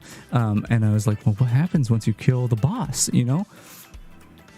Noida, and I'm really thankful for that, because Noida, with all its mysteries and all its intrigue, kept me playing it enough to the point that I don't die as much now. And when I die, it's like, okay, well, I can make that happen again. Like, I'm by no means like good at the game, but I'm good enough that I can do like long runs with some degree of success. And if I wanted to go kill the boss, I could probably make that happen. Like, I could probably start up a run right now, and at least within a few attempts, I'd make it to the boss and kill it if I wanted to. And it's one of those things where I'm so glad that the world of Noida and the just the mechanics in general were so interesting to me that I kept playing, because I would not be able to experience Noida as I do now. I would not be able to experience it without struggling through getting Noida'd every run. Just something off screen, just killing you, just murdering you instantly. Like, I will not coat it lightly or sugarcoat it. I put it light. I just did two different terms. I do that all the time. Yeah, I won't be soft on Noida. Hey, that was the Cauldron Room. I won't be soft on Noida. The Cauldron Room, actually, I wish I could rewind. Cauldron Room is one of the few unfigured out secrets in this game, by the way. Like, I should have been prepared for that. Anyway, Noida is full of BS. It just, getting Noida to being its own term is significant. That is just, this game, like, if you think Dark Souls is unforgiving, or if you think Dark Souls has you learn a lot of situations that you need to be aware of, it's Noida is that times 1,000. And for me, it was very rewarding to be able to experience so much of the game. Even if it was painful getting there. But yeah, I got all the Steam achievements this year. And well, actually, this is the first year I played it, right? Like, I think it was in early access before this year, or maybe released at the end of last year, something like that. I'm not sure the timetables on that, but yeah, this game I played for the first time this year, got all the Steam achievements. Did not get all the in-game achievement pillars, though I got a significant amount of them. But the Steam achievements was really big for me, because that allows you to not worry about having mods and not getting achievements. And yeah, it itself was a big achievement for me, and it's wonderful. I'm going to play more of it. I've been watching mostly Dunker Slam, great streamer. Recommend both his streams and his YouTube videos if you're trying to get into Noida. But I've been watching a lot of his VODs recently, like just before bed. And I keep thinking like, man, I want to play more Noida. So, yeah, there's more of this game in my future. But it is one of the 2 runner-ups for Game of the Year for me. Which leads us in to the big one. The final category. I'm gonna blindly adjust knobs and hope it sounds okay. The last category we are going to do today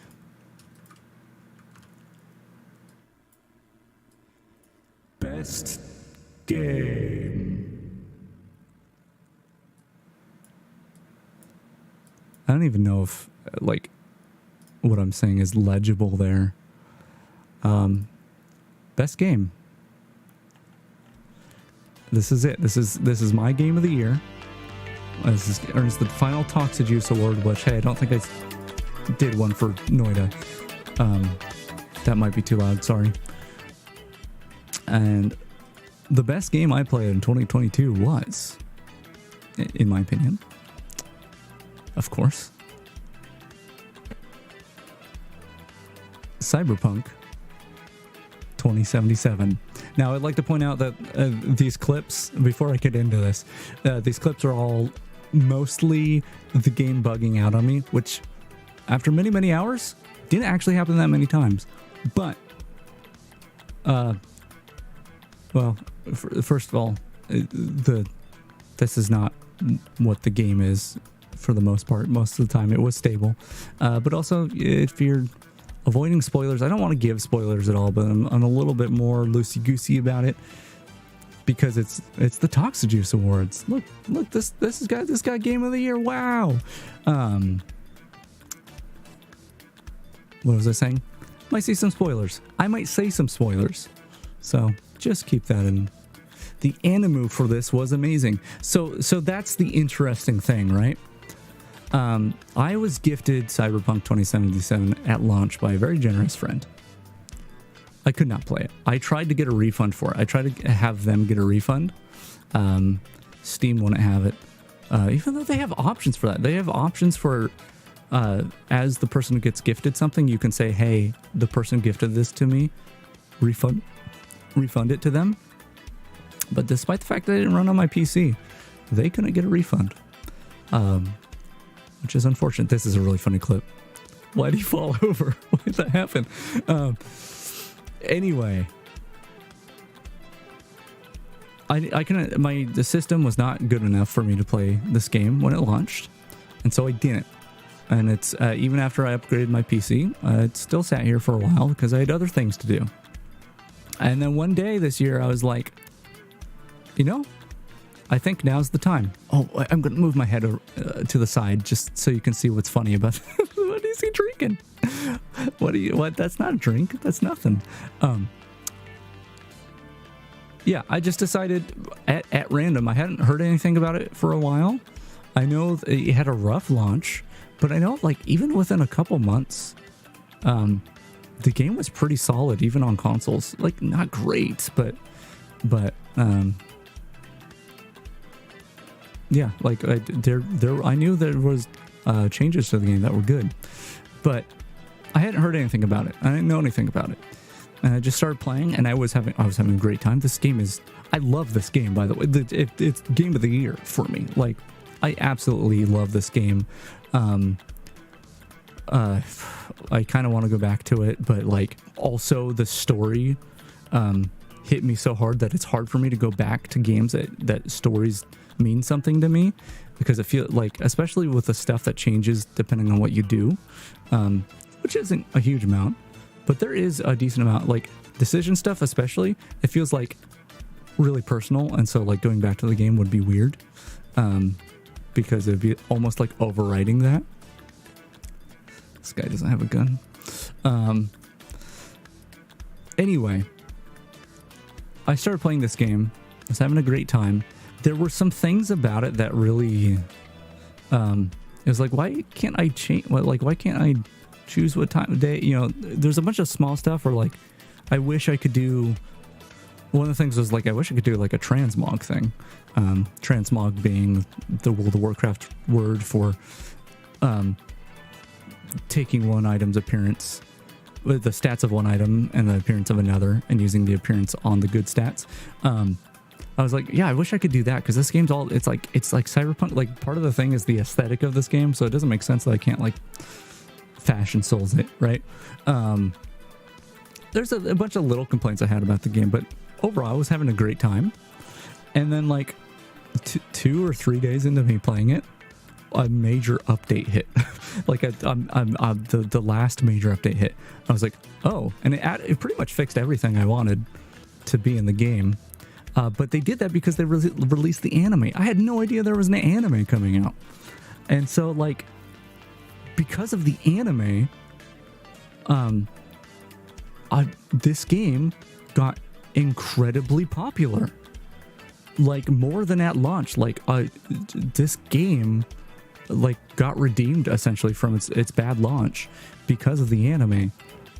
Like, people went back and saw, oh, the game is actually like way more functional now, and also has all this new stuff, and it's great. And I happen to just coincide with that by accident. Like, I still haven't watched the anime. I want to watch it. But once again, it's that same thing of like, I experienced this game's story, and I don't know if I'm ready to return to Night City in any form. I am gonna watch it. Like, it's guaranteed I will watch it. But there's a lot of things I should watch that maybe there's someone in chat that's mad at me for taking years to get to these things that I should watch. There's even a Cyberpunk. Well, actually, it's all Cyberpunk stuff, isn't it? Oh God. Not Cyberpunk franchise, but Cyberpunk genre. God, I was talking about this the other day. It is so hard to look up for generic Cyberpunk art now that there's a very popular video game called Cyberpunk. The Cyberpunk tabletop game has always existed, or has existed for a long time, but this clip is, I love this clip. What was I saying? It doesn't matter. I'll watch the anime. I will. I think they show you part of the anime in the game, because there was like a thing, like a holodeck thing I picked up. What are they called? Holodeck? What are they called? Whatever. There's a thing I picked up that showed what appeared to be a part of the anime, and it didn't look very interesting, and the audio mixing was really off from the game, so I can't really hear it. But despite that, perhaps poor presentation, I do intend to watch it. But yeah, this game was fantastic. I'm really glad. So this game, once again, this gets into spoiler territory. There are at least 4, I think they're just the 4, like, romantic potential relationship people that you can do. That's not how I meant to phrase it, but you know,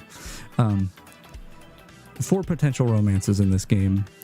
But they might, I assumed at first that that everyone in this game was just bisexual. So like, it didn't matter what gender you chose as a character, like you could get with whoever. But that might actually not be the case, because the character we're looking at here, apparently stuff can happen between you two at a certain point if you're the male variant. So, and I played a female in this one, which I'm glad, because the romantic option I went with, like, I was so glad she was a romantic option. She may not have gone with a male character. I don't know. It doesn't really matter that much. It was a significant part of the game, though. Like, legit video game crush on that character. But anyway, where was I with this? This game is great. Like, I didn't technically 100% it, because, well, first of all, there are missions you can get locked out of. Like 3 missions potentially. Well, 2 missions based on your class you cannot do. You can only do 1 of the 3 class-based missions.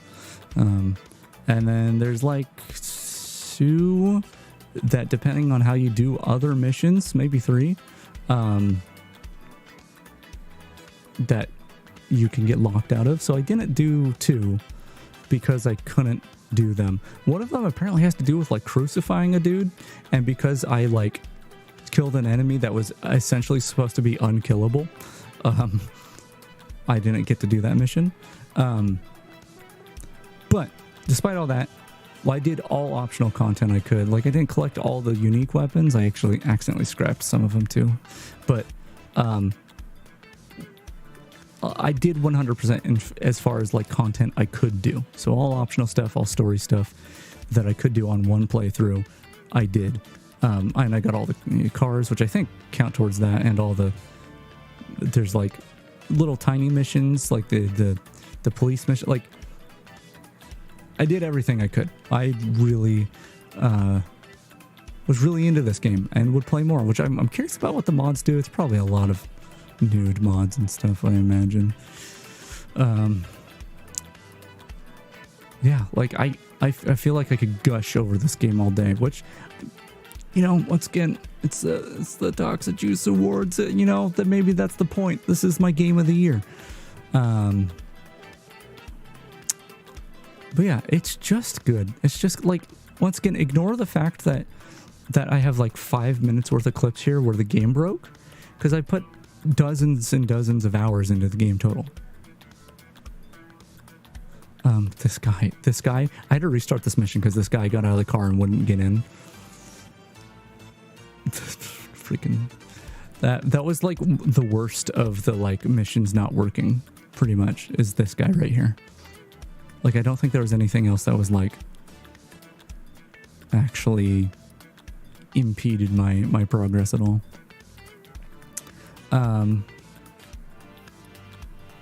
Yeah, I look forward to see what else they do. I can't remember where they stand on what's happening next with this game. Like, I heard they were doing DLC, and then I heard that there is actually just going to be a sequel, not DLC. But then I heard that it's going to be a DLC, and they're also going to do a sequel. But I look forward to it. That's the big thing. The thing is, this was one of my most anticipated games for the past decade, because in 2013 they released the teaser trailer for it, which I was immediately hooked. I was like, yes, give me whatever that is. And they said, well, the trailer says it'll release when it's ready, which they still, like 7-8 years later, however long it was, got pressured into releasing early, so that wasn't actually true. But in interviews at the time in 2013, when the devs would talk about it, they said, yeah, no, we don't want this, we don't want to release this game until it can look like this trailer. And actually the game looks kind of better than the trailer in a lot of places, so they actually did do that. It's a really fantastic looking game, which you can go even higher with it if you have a like 4000 series card now. I don't know what more there is to do, like to push the limit, but yeah, great looking game. I said great looking game just as it's did this bug, which this bug was the worst. It happened to me a handful of times, and I just had to restart the game. But it's like, I don't want to have to restart the game. But yeah, the bugs you see here are not indicative of the game, even though most videos you've seen might be of bugs of this game. Just the way it goes. What else? I was going to say something else.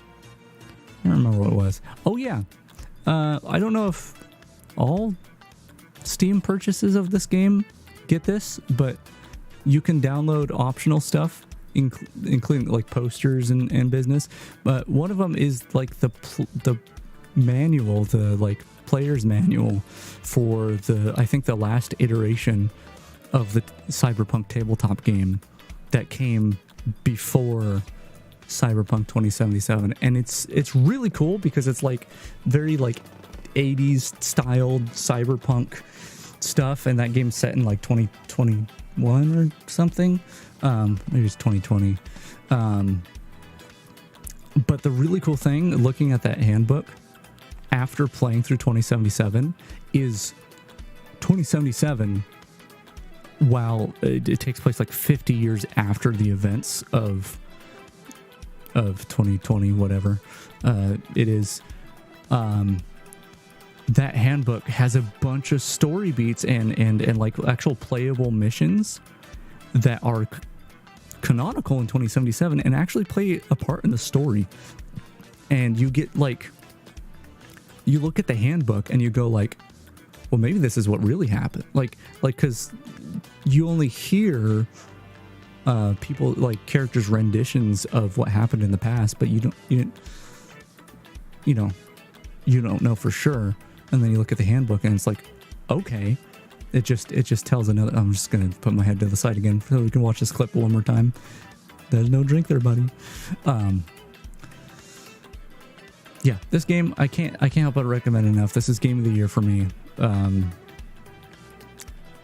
For sure. I would say by a big margin but I really did love the other games I played too. So yeah, it was a good year. And I think that's about all I have to say for Cyberpunk 2077. What that means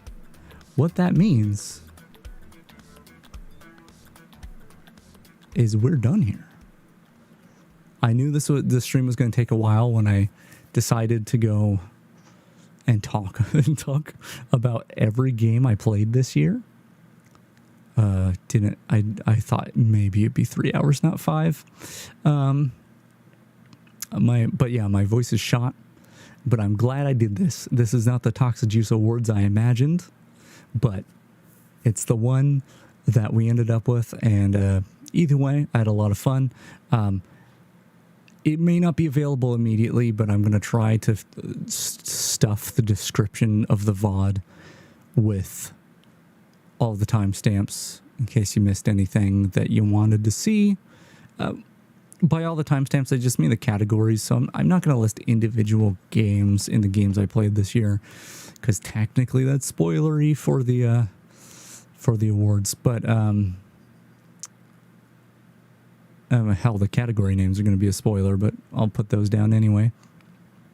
Either way, I'll try to do the timestamps to everything I talked about, but it might not be there for a few days. But yeah, I'm going to go rest my voice and enjoy the end of my 2022.